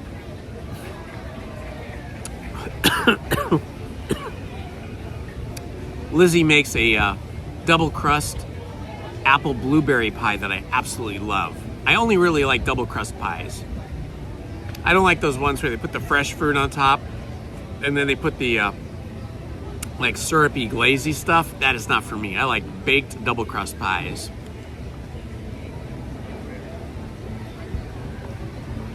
Oh, wow. Your mom was talented, Andy. That's pretty cool. Homemade pies, homemade dinner rolls. Oh boy, that sounds amazing.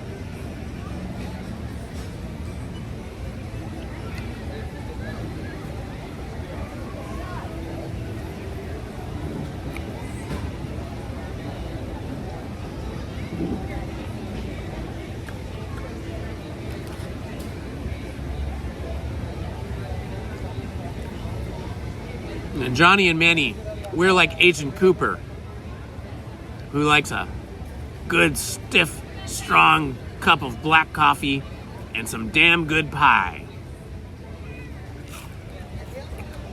Agent Cooper from David Lynch's TV series, Twin Peaks. He loved pie and coffee, just like me.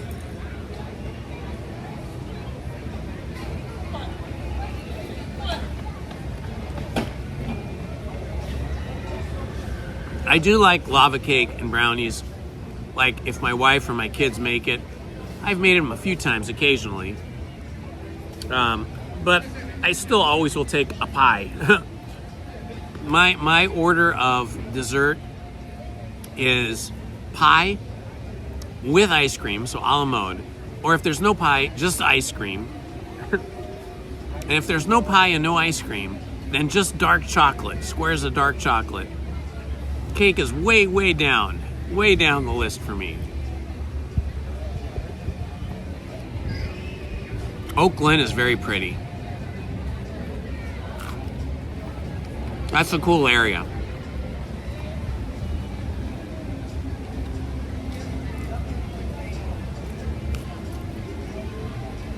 The little mining town of Julian has amazing pies, especially apple pie.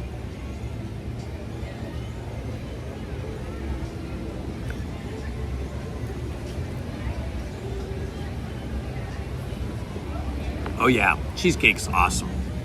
The best cheesecake I've ever had has been at an Italian restaurant. I can't even remember the name of it. It's still there though, an Italian restaurant in San Pedro, California, or San Pedro. Italian restaurant, a very dry, very dense cheesecake. Oh my gosh, it's so good. I've run into that kind of cheesecake a few different places, but not everybody can do it that way.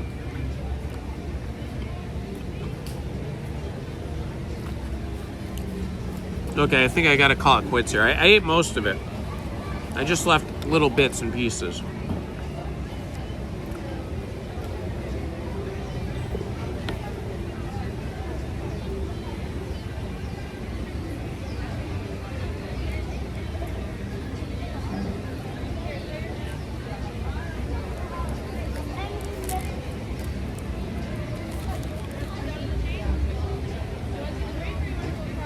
Yeah, see, I've never been a chocolate mousse guy.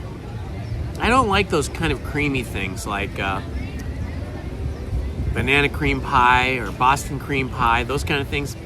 I don't really love those. Maybe because there's such a strong, it's so strong in terms of the amount of sugar in there. Chris is like, I love all desserts. Everyone here talking about. I remember growing up, my dad always had to have dessert. And I think that's what instilled that in us kids. It's like, we always wanted dessert after dinner too. For me, the thing that always kicks in, and this is not something that I grew up with, it just sort of happened. I don't know how it happened. But if I eat pizza, right after I eat pizza, I gotta have ice cream. It's like, I feel like my meal is not complete or finished off correctly unless I have ice cream afterwards.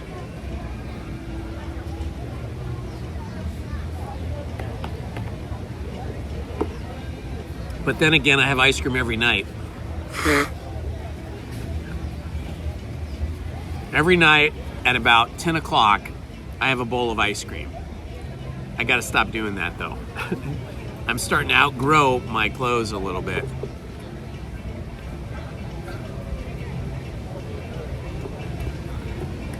I think it's the ice cream.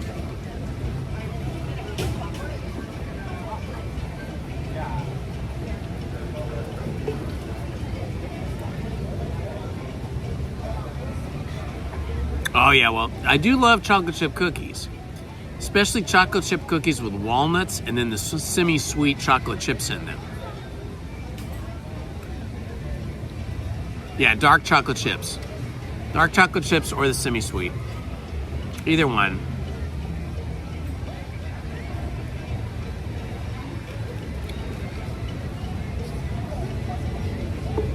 Yeah, a lot of people like fudge, but I don't like fudge. To me, it's just too much sugar. I'll take a brownie over a piece of fudge, though. Ah, you just had some ice cream, too. It's so funny. Lizzie doesn't like ice cream.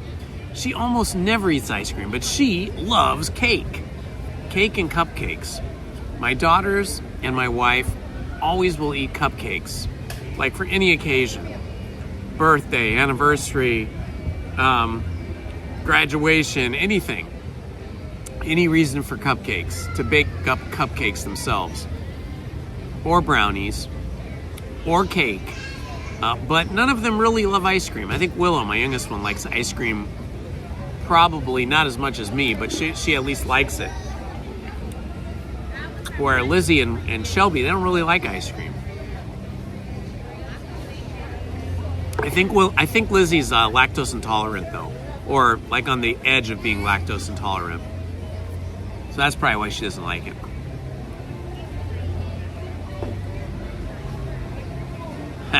That's a good problem to have, Andy. Andy has the most amazing collection of vinyl, mostly 45s.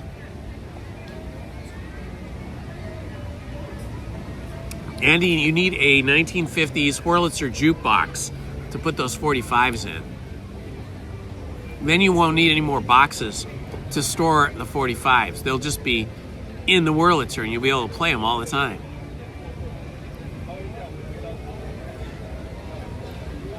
I do not know what High Hill is. I see you guys talking about it. Where's High Hill at?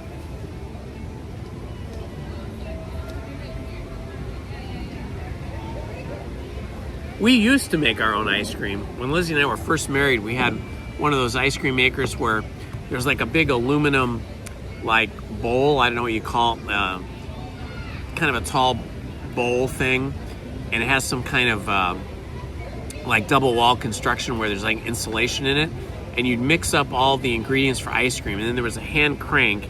You would crank it, and then you would stick it in the freezer, and then you would get some really awesome ice cream. Somewhere along the line, I think we forgot about that, and then we've lost it or given it away.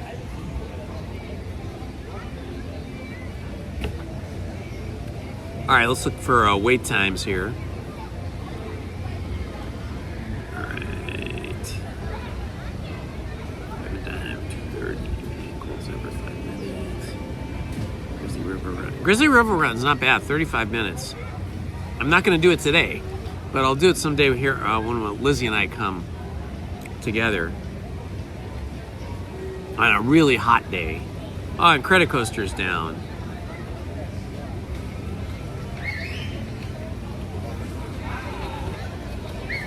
Monsters is 55 minutes. Oh my gosh. Radiator Springs is 80 minutes. Soarin' is 45, but we'll try to do the single rider. That's what we'll do. The secret single rider that hardly anybody knows about.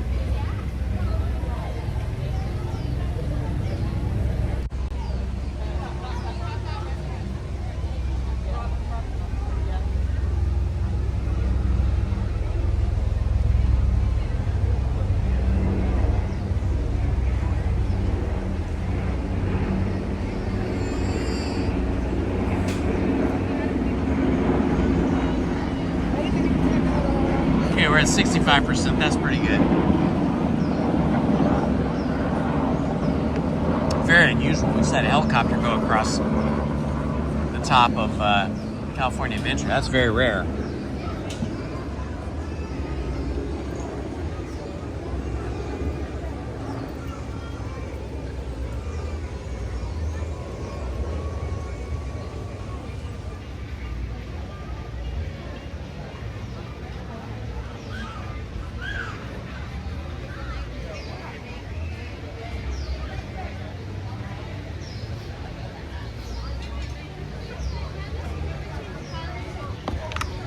let's see if we can do single rider at Soarin' and have a short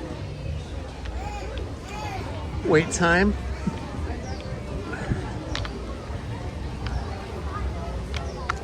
Usually whenever you go on single rider on most attractions, it will cut the standby wait time in half. So if standby says 45 minutes, it'd be like 22 and a half minutes. But then again, sometimes those wait times are exaggerated, or they're not quite correct. So maybe sometimes a ride will say 45 minutes and it'll really be like 30 minutes. So then single rider would really be like 15 minutes. Okay, it looks like a lot of people going down Lightning Lane.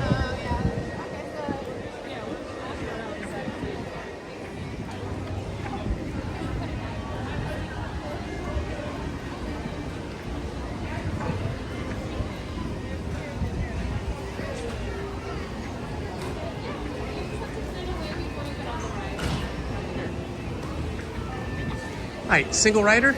Yes. Here you go. Just make sure that there's no estimated wait time and there's no. Let's go down that way. Yeah, I'll take you. Thank you. So we have the single rider pass right here. And then this is what usually happens is, thank you. So usually a cast member comes along. I'm in single rider here and there's nobody in front of me. The line next to me is Lightning Lane. And then the big line next to me on the far left is the standby. So single rider line definitely speeds things up. Hi. And all the way down, wait at the line, okay? Thank you. Look at this. This is the line here. So we're going by all these standby people. And I think they filter like standby and Lightning Lane people in together when they get to this point. But you can see I'm just walking all the way to the front. Now they won't take me instantly. They'll take me when they need another person to fill up a queue. There's nobody here.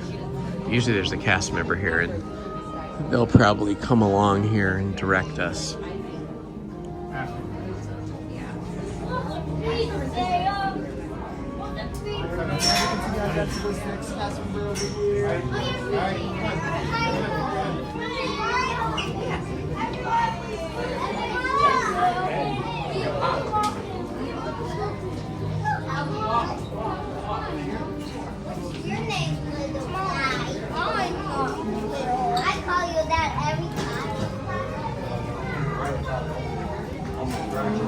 Oh yeah, okay, I see, Johnny. Yeah, so it's what Manny said. It sounds similar to Oak Glen, but probably being in Northern California is probably more lush and more beautiful with more trees, I'm guessing.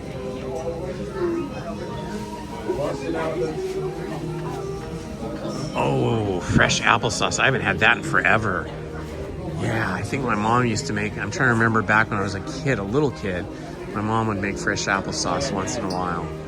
I think Lizzie may have even made it too. Once or twice.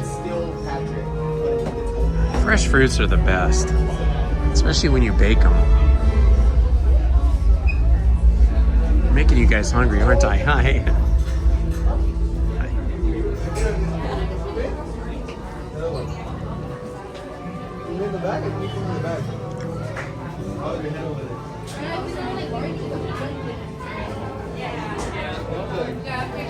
So there is no sign at Soarin' for single rider. It's just like Monsters Inc., where you have to walk up to a cast member and ask them for this. The same thing over at Indiana Jones and the Temple of the Forbidden Eye. You have to ask, you have to physically walk up to a cast member, ask them for a single rider.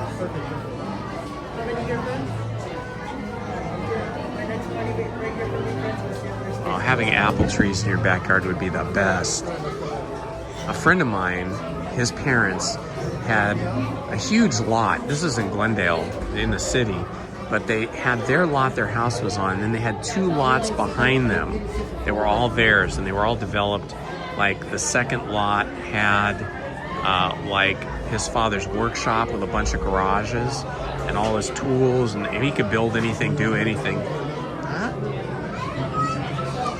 And then the lot behind that was their avocado orchard. And it was just a regular sized house lot.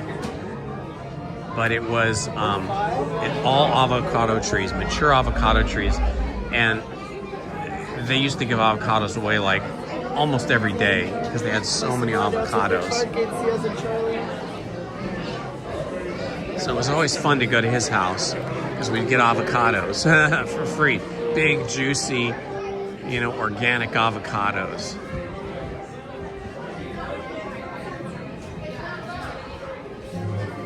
Hi. Row 3? Yes, please. Thank you.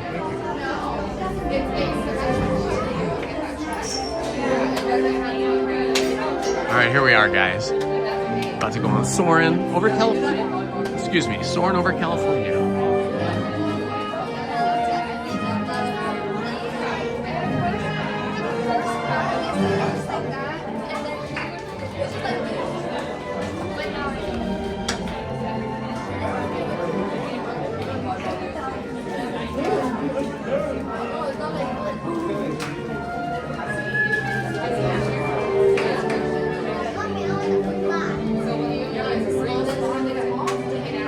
For those of you folks that had fruit trees in your backyard or on your property, did you find that it brought like raccoons or squirrels or other kinds of critters to your yard, and would they steal the fruit and eat it?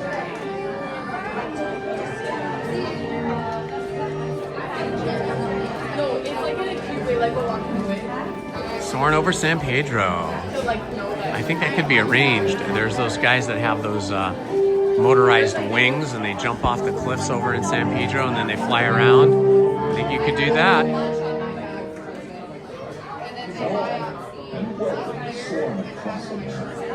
My name is Patrick, Captain Patrick. I'd like to welcome you to this special semi-quincentennial flight. I'll begin boarding in a few minutes, but first, there's a handsome young devil who'd like to acquaint you with some important safety information. When the doors to your flight open, please take a seat and store all carry-on items in the under-seat compartment. This includes cell phones, bottles, hats, and of course, these little beauties. Next, fasten your seatbelts, inserting them into the buckle on your right. If smaller aviators don't measure up to the height indicator on the seat, just put the belt through the loop in the center strap before buckling.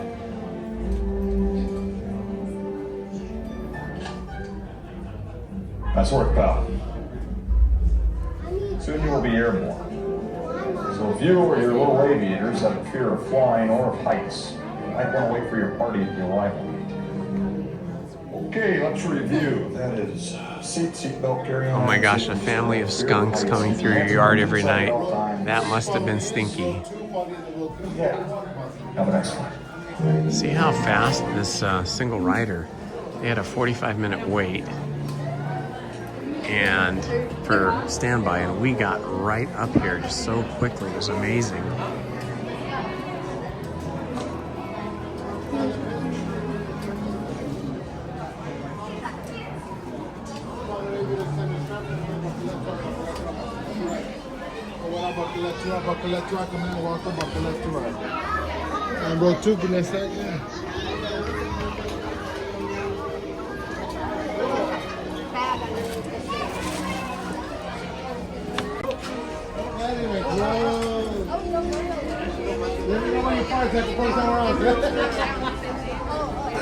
Row 2, come on in. Come on in, guys. Okay.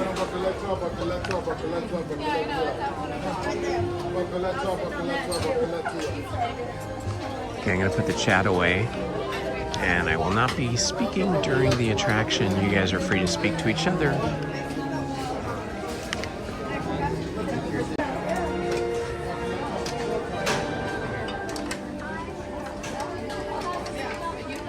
We are now conducting our final systems check.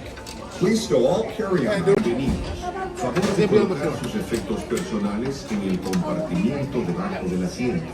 Para su seguridad, permanezcan sentados con el cinturón de seguridad abrochado durante el vuelo y vigilen a los niños.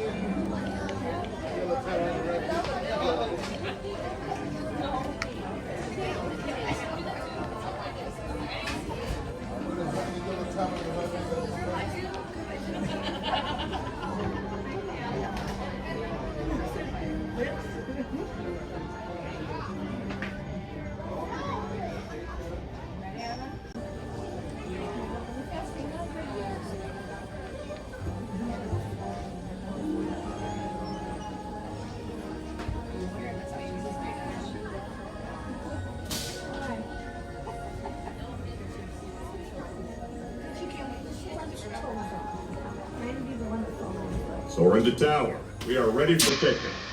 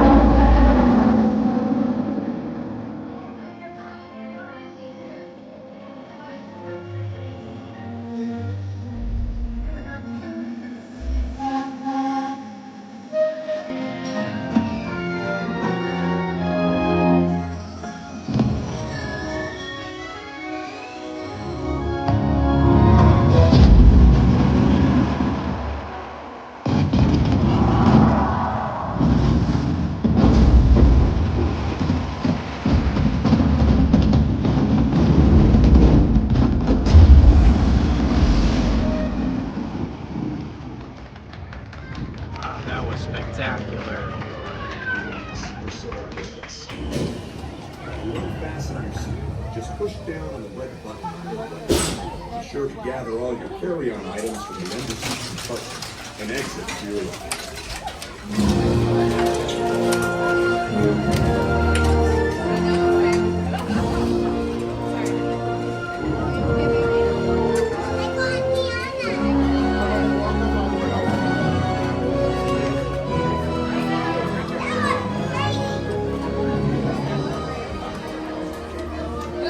That was super awesome. Get over here.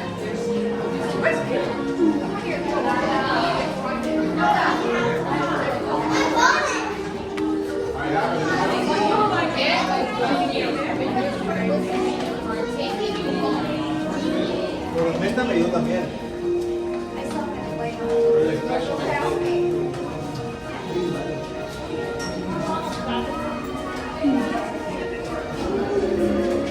Mommy, what happened?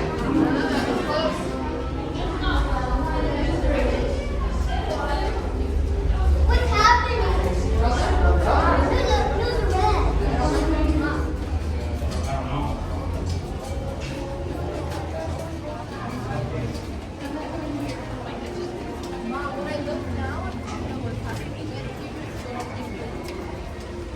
Mommy, let me go to Tiana.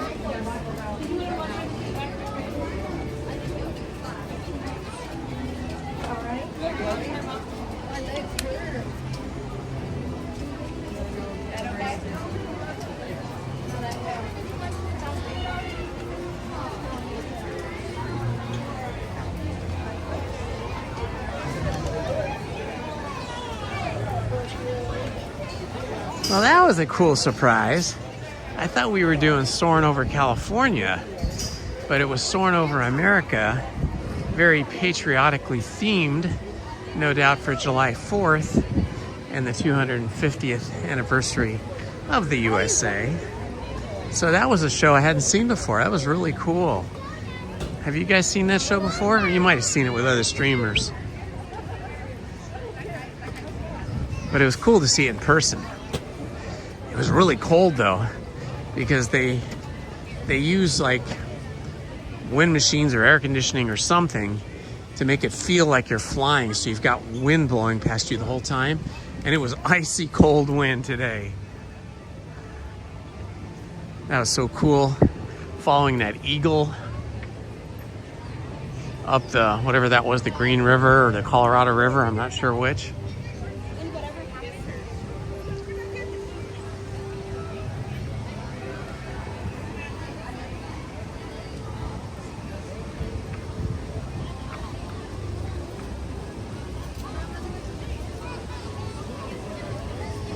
Carthay Circle, straight ahead. I've done a couple of different tours of the Carthay Circle. When I say tour, I mean I went in there before it was open, and they let me just walk around and record. So if you guys have never seen those and you want to see a really good tour of the Carthay Circle that we're looking at right here, you can search for that on my channel. Just type in Carthay Circle, and I've got at least a couple of videos, and I go through every room. It's very, very cool. It's very fun.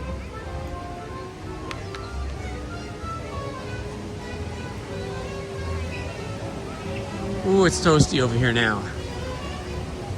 It is 78 degrees, and the sun is reflecting off of this hardscape here.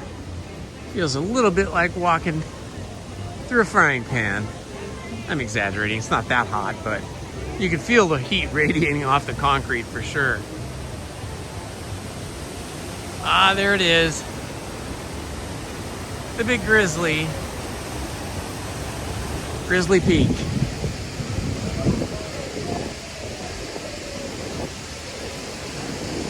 I think we'll walk down to Radiator Racers and see what the single rider line is looking like. We're a little bit late for single rider now. It's best to go to the single rider line for Grizzly Peak between about 9:15 and 10 a.m. So by now it's probably gotten pretty busy. But we'll check it out anyway.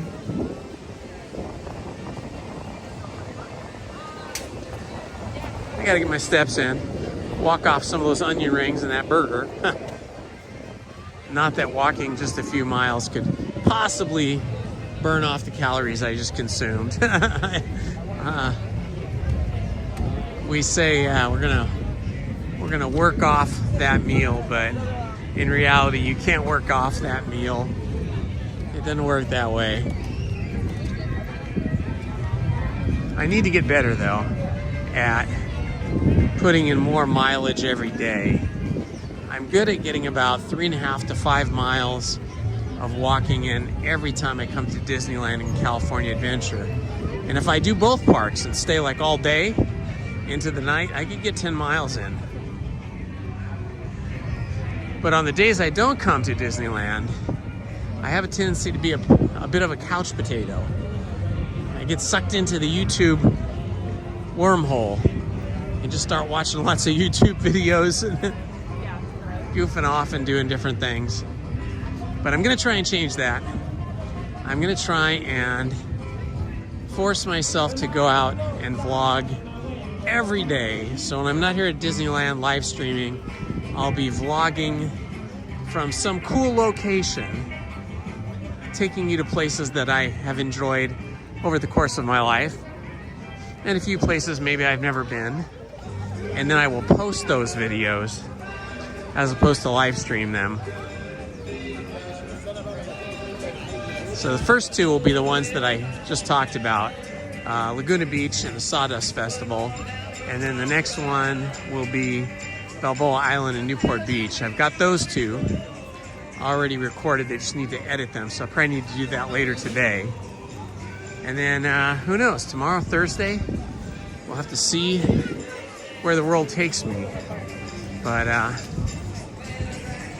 figure if I force myself to go out on non-Disney days and continue to vlog, then I will be able to continue to get maybe 2.5 to 4 miles, 5 miles worth of steps in. Yesterday, I walked all the way around the entire circumference of Balboa Island and a little bit of Newport. And I think I did like 3.2 miles, something like that. All right, let's check this out and see what the, uh-oh, I don't see, are people even in line? For a minute, I thought it was broken down. All right, we'll go single rider. Single rider? Yeah. Give yourself about 5 to 10 minutes. Super, thanks so much, Annette. Awesome, just about 5 or 10 minutes. That's fantastic. I hope that works out. Radiator Racers up next.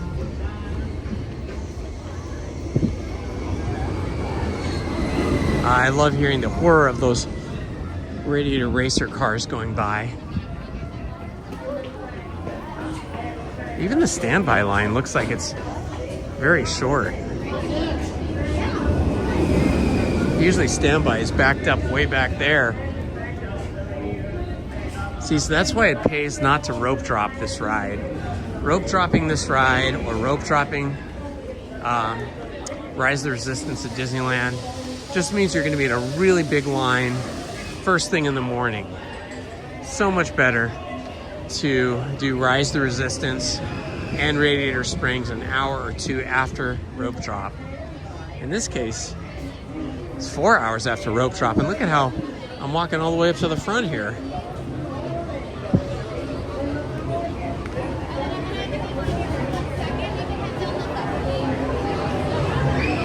Look at this, I'm already up to the front. Crazy. Okay, I think I'll take this battery off.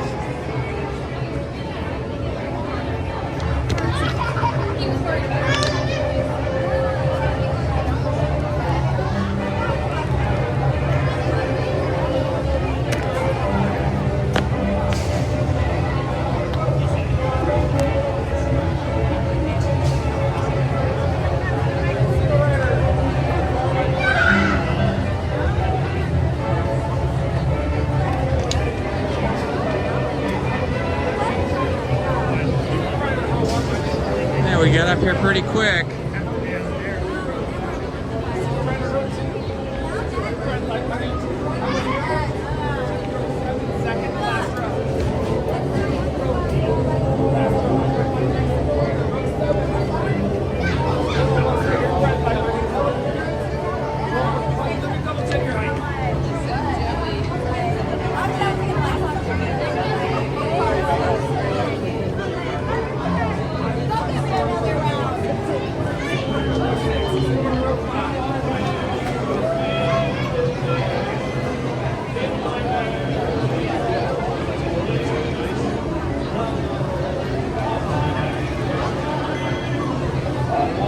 There we go.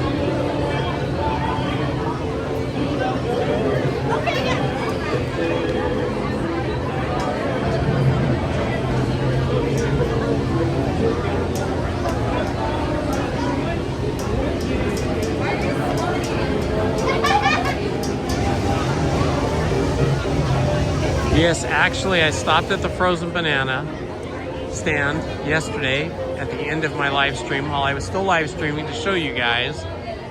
Lizzie always gets the frozen banana, but I love the Balboa bar, which is a big vanilla ice cream bar on a stick, and then they dip it in whatever you want. So I had mine dipped in dark chocolate and peanuts and almonds.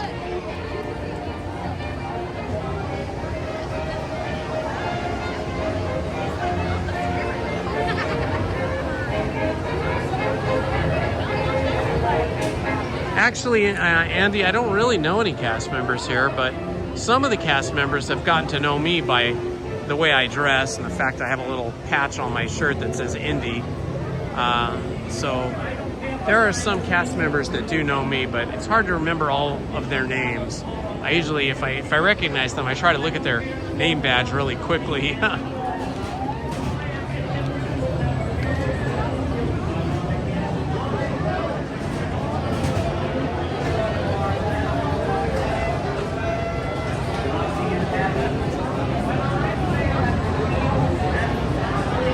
Laguna Beach was pretty fun. It was my daughter Willow's birthday, so she wanted to go down there and see the Sawdust Festival, which is an art festival, which we did. But then we also walked around the little town area and walked around the beach. And it was a classic summer day. Lots of tourists, lots of people out, lots of people in the water, lots of people in the sand. I think you guys will like it.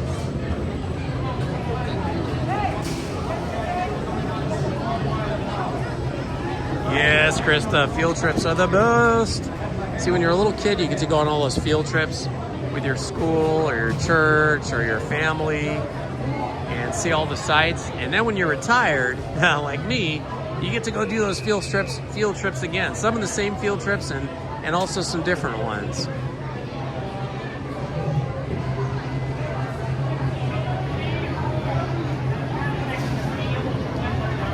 Hey, I really like Laguna Beach too, but I think if money was no object and I could just buy like a fantastic house for millions of dollars in any Southern California city, I would pick Corona Del Mar. So Corona Del Mar is just north of Laguna Beach. I think it might even be technically part of Newport Beach. I'm not sure if it's a separate city or if it's just a neighborhood, but Corona Del Mar is pretty awesome. They have really beautifully designed housing areas with just gorgeous houses that overlook the ocean. And you can walk all the way down to the sand too, if you wish. I feel like Corona Del Mar is a less touristy town compared to Laguna, which attracts just massive quantities of tourists, which is fine. There's nothing wrong with tourists. I too am a tourist when I'm not in my own element, when I'm traveling. But I mean, it's just more of a livable town, Corona Del Mar, that doesn't really depend on tourism like Laguna Beach does.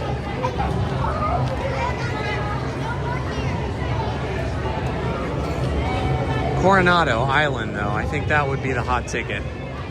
Coronado Island is awesome, down in San Diego and Mission Bay.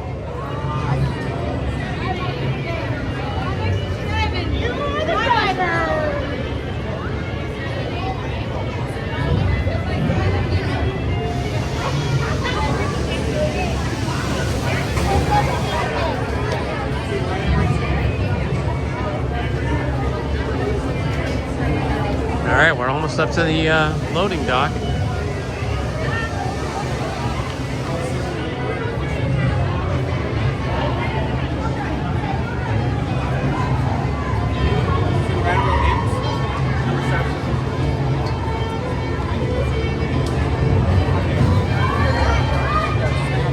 Okay, I'm gonna put the chat away again. You guys can chat amongst each other as usual, but I will not be reading, replying, responding to the chat as we're getting on the attraction.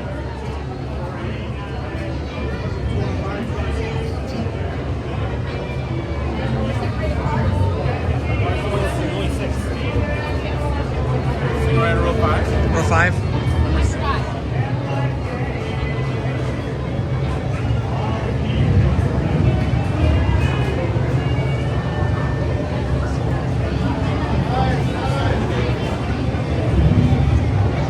All right, perfect. I'm going to be on the outside on the right-hand side, which is perfect for filming and live streaming.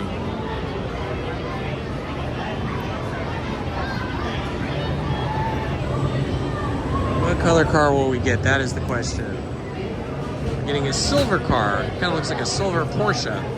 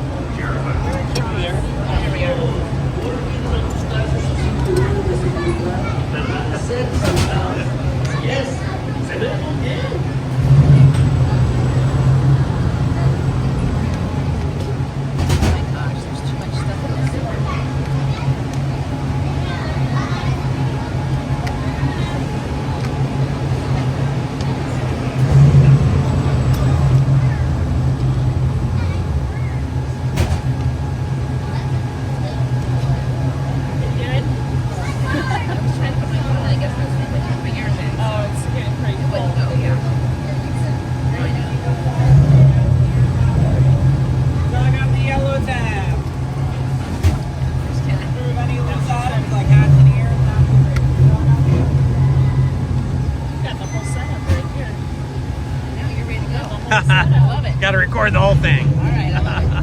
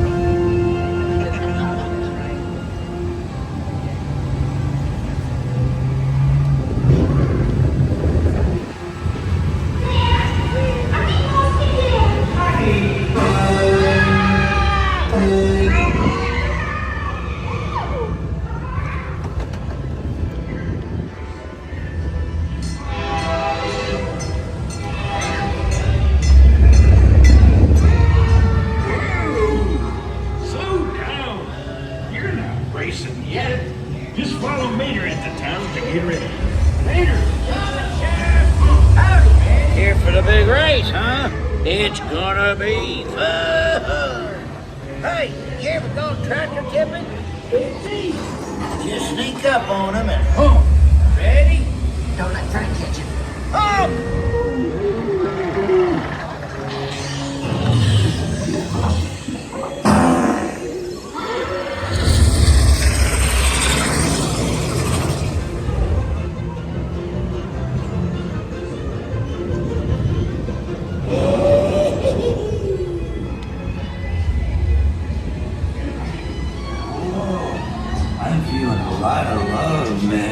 Probably just a bad spark plug.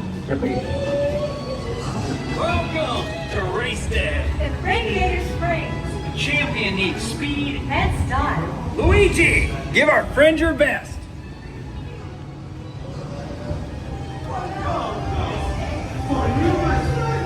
Only the best. Oh, yeah. White on tires. Now you look like a real race car. Guido, to the starting line. It takes more than new tires to win a race. I'm your new crew chief. I'll tell you when to pitch it hard. Yes. Now you have the chance to make this the most glorious race of your life. You went for the show. Tonight you get ready and go on.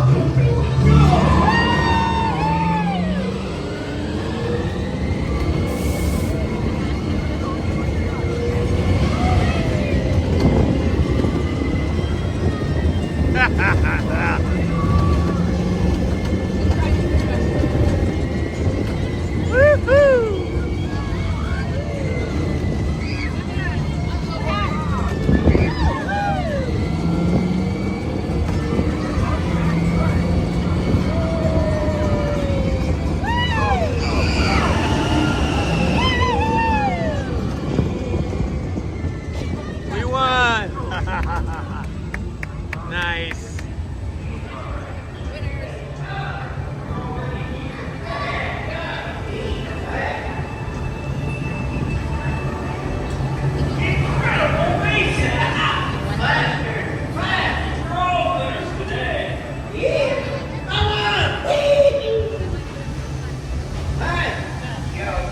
That was super fun. Boy, there's so few people here. You could just get on this and go over and over again on single rider.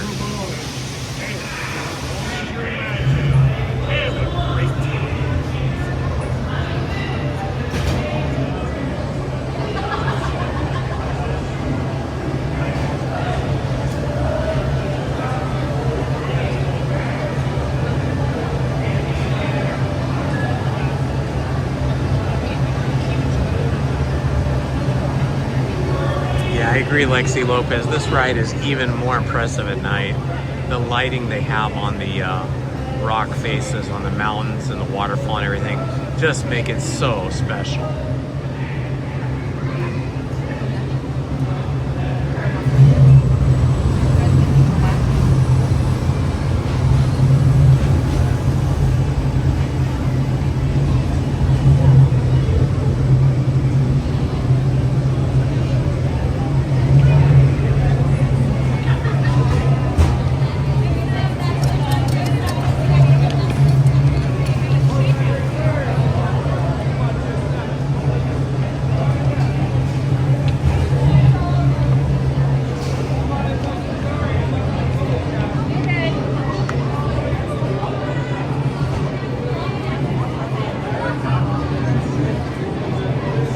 That was amazing.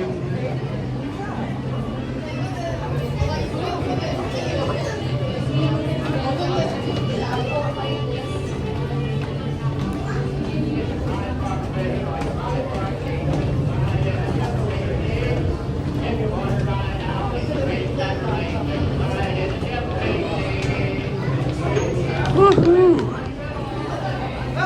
Well, we got two of the best rides. And California Adventure completed.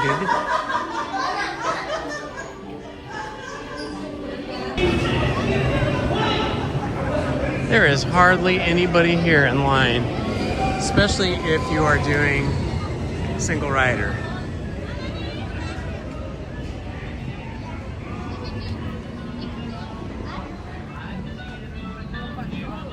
I'm always blown away by how beautifully, perfectly they have captured the southwest of like Utah and some parts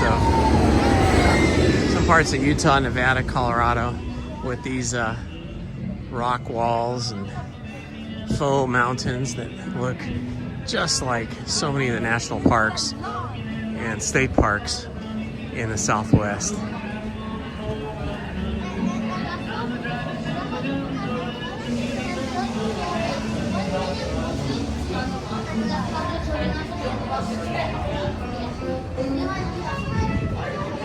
Kind of incredible, huh? I mean, that was a 12 o'clock high, 12 noon,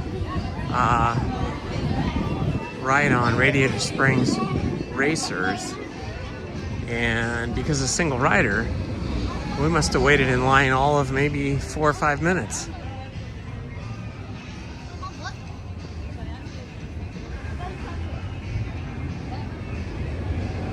Right through there, you can see the new attraction they're building for the Avengers Campus expansion.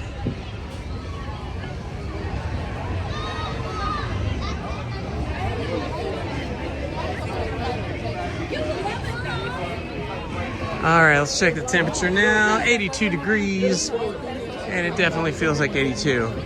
I will say though, it feels a little less hot now that it's 82 than it did earlier over at Disneyland. I think maybe because once we reached a certain temperature, the heat like dissipated or evaporated the moisture in the air. So I feel like our humidity level, which isn't that high anyway, I feel like it went down even more over here at California Adventure once we got past 80 degrees. Let's see what the line is like. It's a pretty huge line for Luigi's, so we're gonna skip that.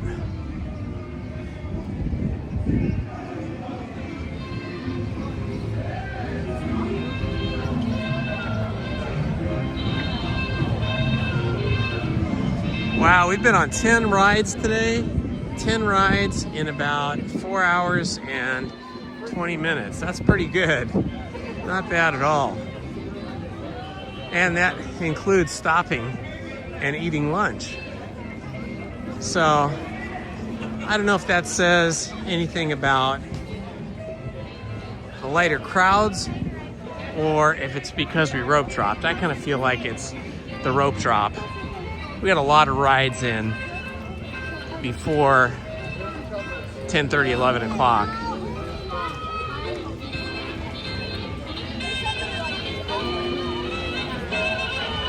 Some crazy old rockabilly music going on here on my left, just blasting away, giving us that 1950s, early 60s even, but probably more like 1950s Route 66 rockabilly western sound. Yep.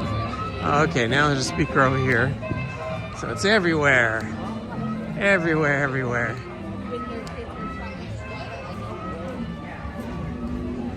All right, that was fun.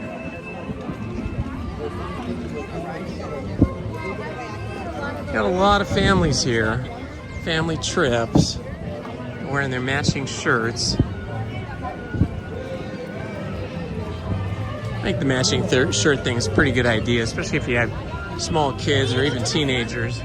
Kind of spot them more easily and keep everybody together more easily. Well, more and more people are pouring in now. They're just pouring in.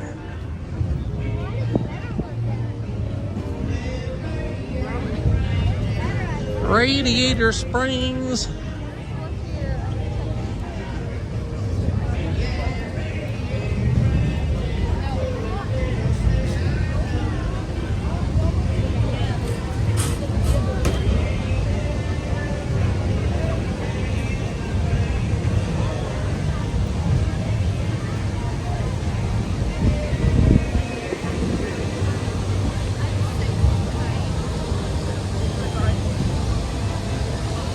Let's see, what do we got over there? We got the 3D Spider-Man attraction. Probably too late for that. I think that would have been a rope drop.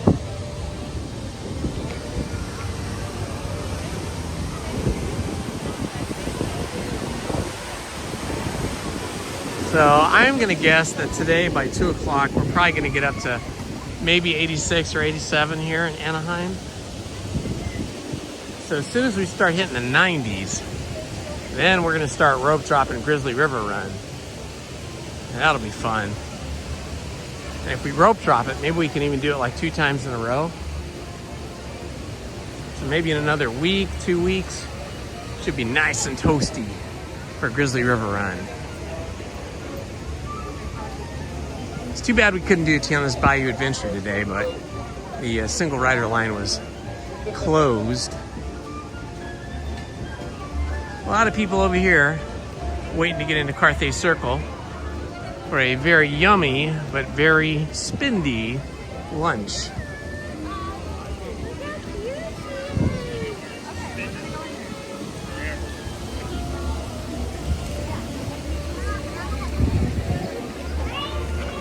Let's see.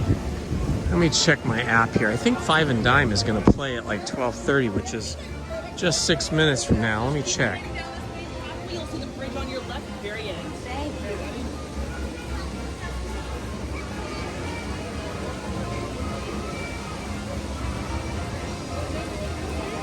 you. Okay, now the app is not showing me what I want to see.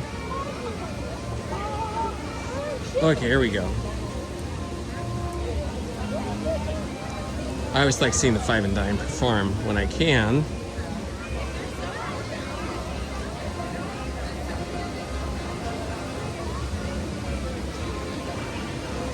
Well, a lot of things are closed. Goofy Sky School's closed. Guardians of the Galaxy's closed. Five and Dime, yeah, Five and Dime are going to be playing here in about 6 minutes. So we're gonna hang here and wait, because that is the Five and Dime stage right there. So this could be actually a good place to see them from, because I could still be in the shade, and I think I could zoom in. Yeah, this is what we're gonna do. We're gonna stay here. Usually I walk up front, stand right in front of them, but it is very hot out there in the sun today.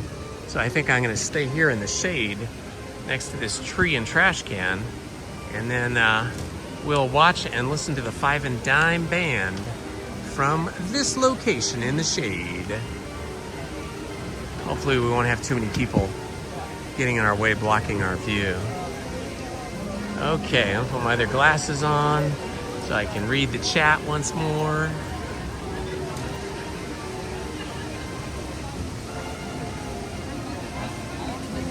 DCA doesn't have anything like that. They don't have anything like the Opera House with Abraham Lincoln or Walt Disney.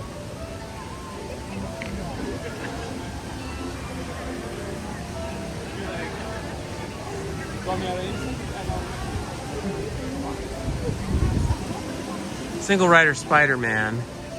Yeah, I have tried that once before, and it was a little quicker. You know, I like the idea of that Spider-Man ride, but the problem is all those 3D rides, whether it's like Star Tours or Mickey's PhilharMagic or Spider-Man, they require you to wear the 3D glasses. And what that means for you guys at home is I can't make it look 3D for you, because you need to have one lens over each of your eyes, and you guys are looking through one lens. So the best I can do is just put one of the lenses from the 3D glasses they give you over one lens, and then it doesn't look 3D anymore. It just looks like you're watching a regular cartoon movie or interactive attraction or something. So I tend not to love those.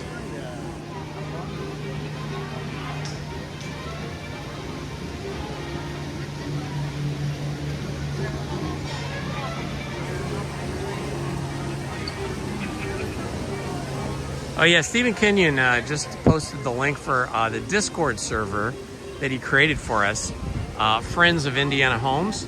I highly recommend that everybody clicks on that link and create yourself a free Discord account if you don't already have one, and join the conversation.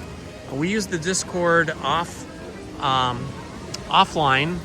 when I'm not live streaming. I usually will check it in the morning and reply to any messages, answer any questions, and then I'll check it again around 9 o'clock at night and do the same thing. There is a chat set up that Steven set up just for moderators. So if the moderators ever have a question during the live stream that they want to check with another moderator regarding, you know, what they should do about a particular person or persons, that are maybe spamming the chat or whatever they're doing, you can communicate with each other outside of YouTube on the Discord, Friends of Indiana Homes Discord channel in the moderator chat. And then there's a general chat for everybody. And then Steven set up a cool pets chat where we can post pictures of our pets. And I did post pictures of Meadow, and several other people, like his Bills, has posted photos of their pets. So that's pretty cool. So yeah, check that out, guys. And if you're new to the channel, do me a favor and please like and subscribe. It would mean so much to me. Let's see, how many subscribers do we have? Oh, look at this. We're at 5,601 subscribers. That is amazing. It would be so cool to have 6,000 subscribers by the end of August. Maybe that's a goal, right? Try to get up to 6,000 subscribers by the end of August. With your help, we could do it. So if you're not subscribed yet, please do.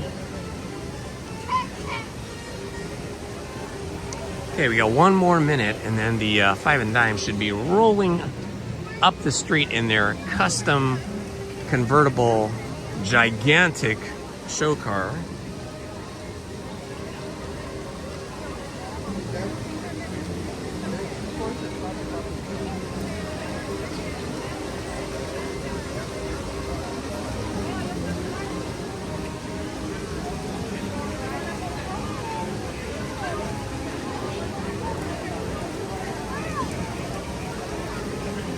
Steven deserves all the credit for creating that Discord. He did a really great job of setting it up and coming up with the categories for us. Very impressive.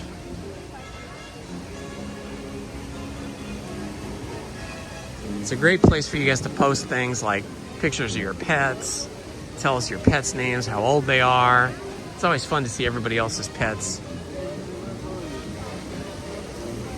Even if you have a hamster or a mouse, post it. It'd be fun to see it.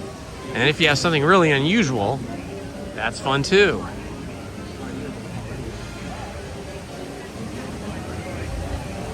All right, Garrett, maybe. Maybe.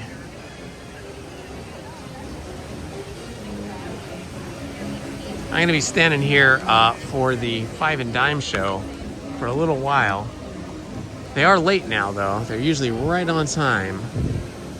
Let me check and make sure they didn't cancel the show.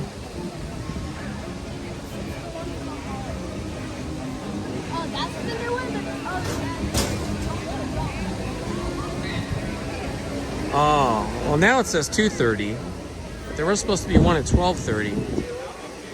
Or unless maybe I read that wrong. Maybe it always was 2:30. Maybe I just thought it said 12:30. Well, okay. Let's do a merch search. We always do merch searches over at Disneyland, but we don't get any merch searches in too often over here at California Adventure. So I like the Gone Hollywood shop is nice because it's not too like packed full of merch, but they do often have some cool merch over here. So let's go check this out.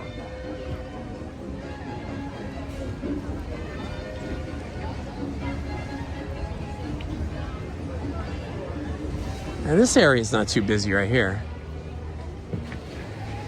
Once again, no shows at the Hyperion. We need to start a letter writing campaign.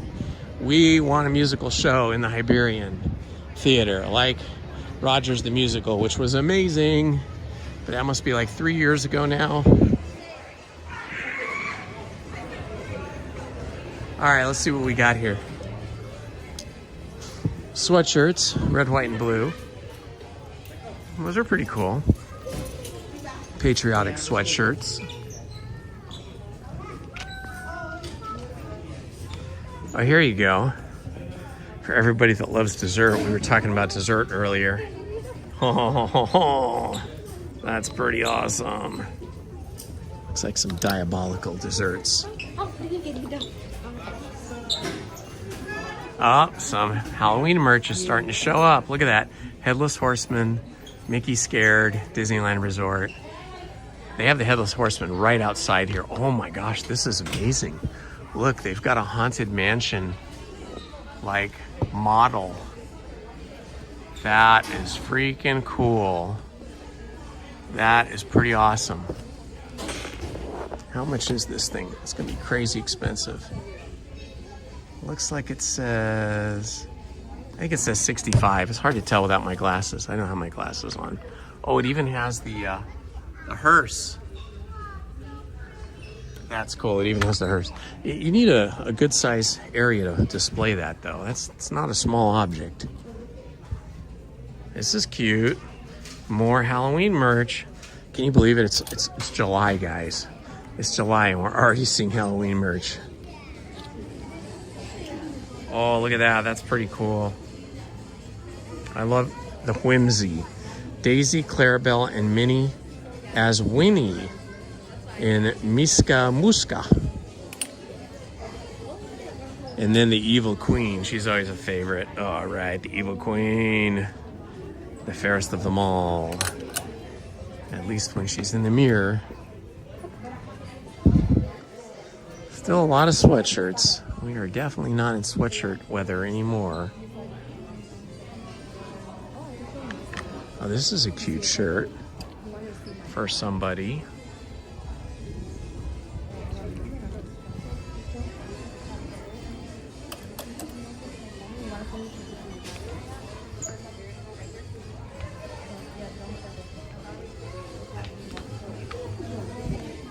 Okay, so as you can see, this shop doesn't have a lot of stuff in it, but it has really nice displays. It's always nice and cool in here.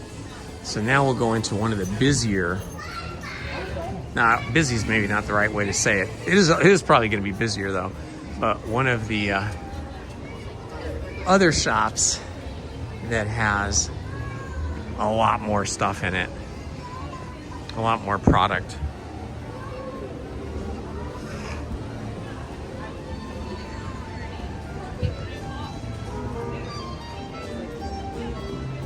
This always reminds me of the original Tiffany's building in Los Angeles, Hollywood. It's the Elias and Company, but there was a Tiffany building that was sort of like this. Also the Max Factor building, Max Factor being the makeup company, makeup that they used for so many movies before they even started making it for people in stores. That's nice. It's so pretty. Look at this.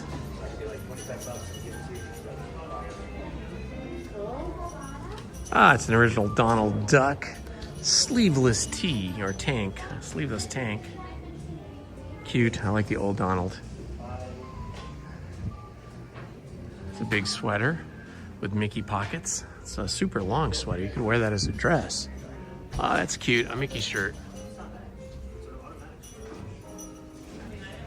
Nothing on the back.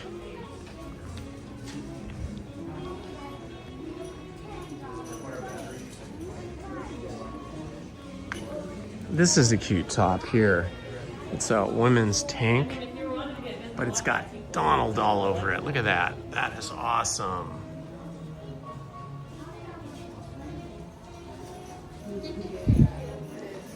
I don't see any sipper cups here. We'll probably find some along the way. This is a new set of ears. It celebrates Fantasyland.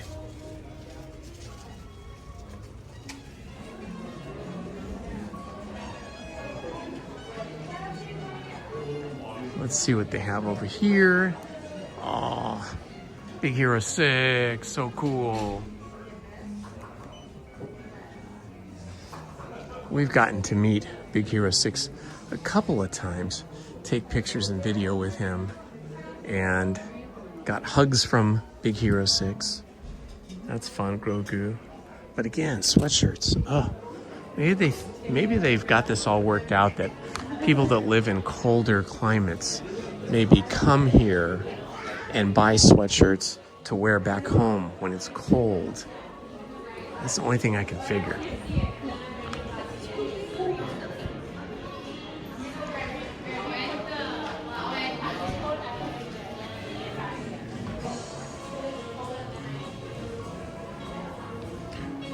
I said this before, but this whole building, inside and out, reminds me of the Wilshire building in Los Angeles. I think that's 6th Street. I think it's on 6th Street in Los Angeles. Outside of downtown LA, but not quite into the Wilshire district. It's in its own neighborhood. And it was the fanciest, most exclusive, most beautiful department store ever in Los Angeles. It is now, I think, owned by USC or maybe Great Western Law School, one of those two. And it's now a law library. Incredibly beautiful building inside and out. Very Art Deco. But they do give tours of it like twice a year. It's quite expensive though. And they'll have tea as well, like tea time, because that was always a big thing. In the Wilshire, they had a tea room where they used to have professional models model the clothing on a runway, elevated runway platform for models.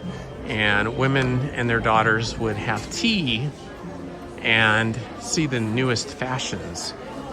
I don't think anybody does that anymore. I don't think there's any stores that do that.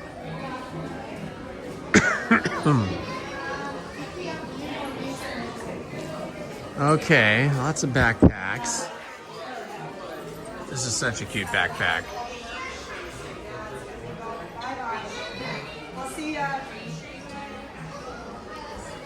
Just too small, those. Talk about small. This is the smallest backpack ever. That is teeny tiny.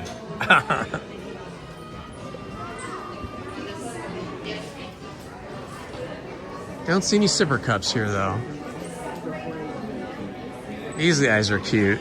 Fork and spoon. Ha! I love it. And aliens. And Remy. And Zero.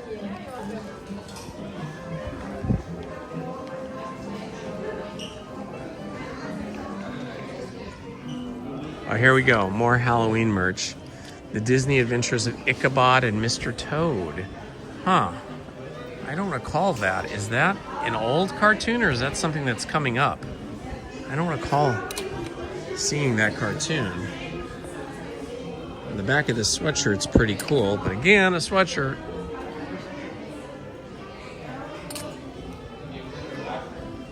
Some new ears.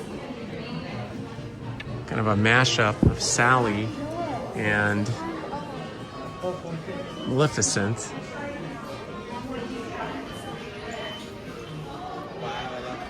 This is a cool 2026 Christmas tree ornament. Very nice.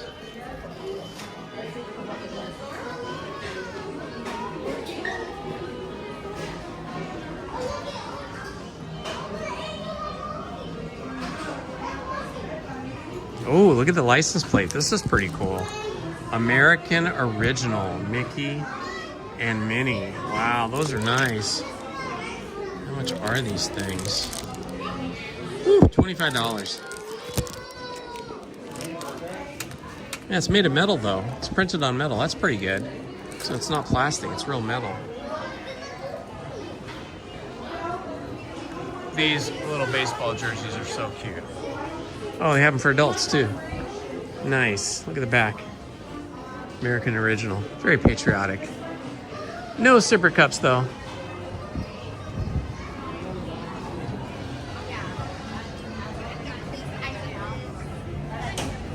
I know, I can't even believe the Halloween merch is coming and is arriving so soon. We saw some last week over at Disneyland, and now we're seeing some over here. It's pretty awesome. Get your Halloween merch early.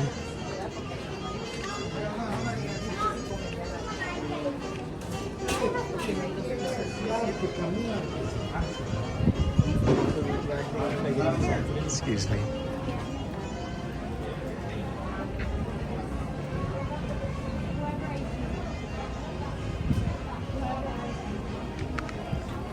All right, my friends, I think that is it for me today.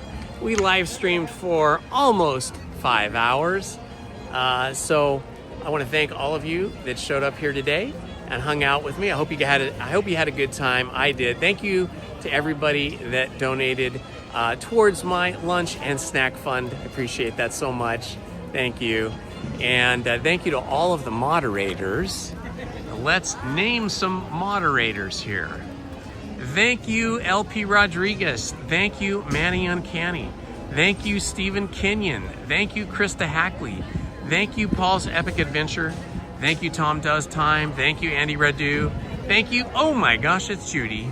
Thank you, Rachel Castro. Thank you, Disney cast crew member Monique. Thank you, Beach Bandits Metal Detecting. Thank you, Tiffany Johnson. And thank you to our newest moderator, Johnny Way. I hope I'm pronouncing your name correctly. Johnny, if I'm not pronouncing your last name correctly, email me and give me a phonetic spelling so I don't keep butchering your name. We'll add your name to the list of moderators probably tonight. I forgot to do it. But I want to thank you for being here and helping out and supporting the channel and supporting me. And Lizzie and I will be back here on Friday. That is our plan, unless Lizzie gets buried with work and has to cancel. But the plan is that Lizzie and I will be back here and we will be live streaming on Friday for Rope Drop. So please join us then. All right, folks, and make sure you have your notifications turned on so when I drop those 2 new videos, the one of Laguna Beach and the Sawdust Festival, and the other one of Balboa Island and Newport Peninsula, you will get notified so you can watch them. All right, guys? So we got 10 rides in, we got a little merch search, all good stuff. Hello, Travis Libby. I'm just gonna read the chat a little bit as I walk out of the turnstiles from California Adventure. It is now 80 degrees, which is still manageable. But I do have a few things I gotta get done at home, so I think it's time I pack it up and make my way back home.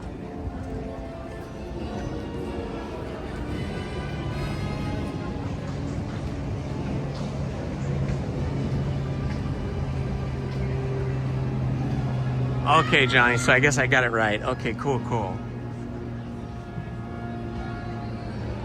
Thank you, Andy. You're so sweet. All right, and if you guys want to continue with this without the live stream and continue chatting, go over to our Discord channel, Friends of Indiana Homes, and you can continue chatting with each other. You can ask questions, you can post pictures of your pets and so on.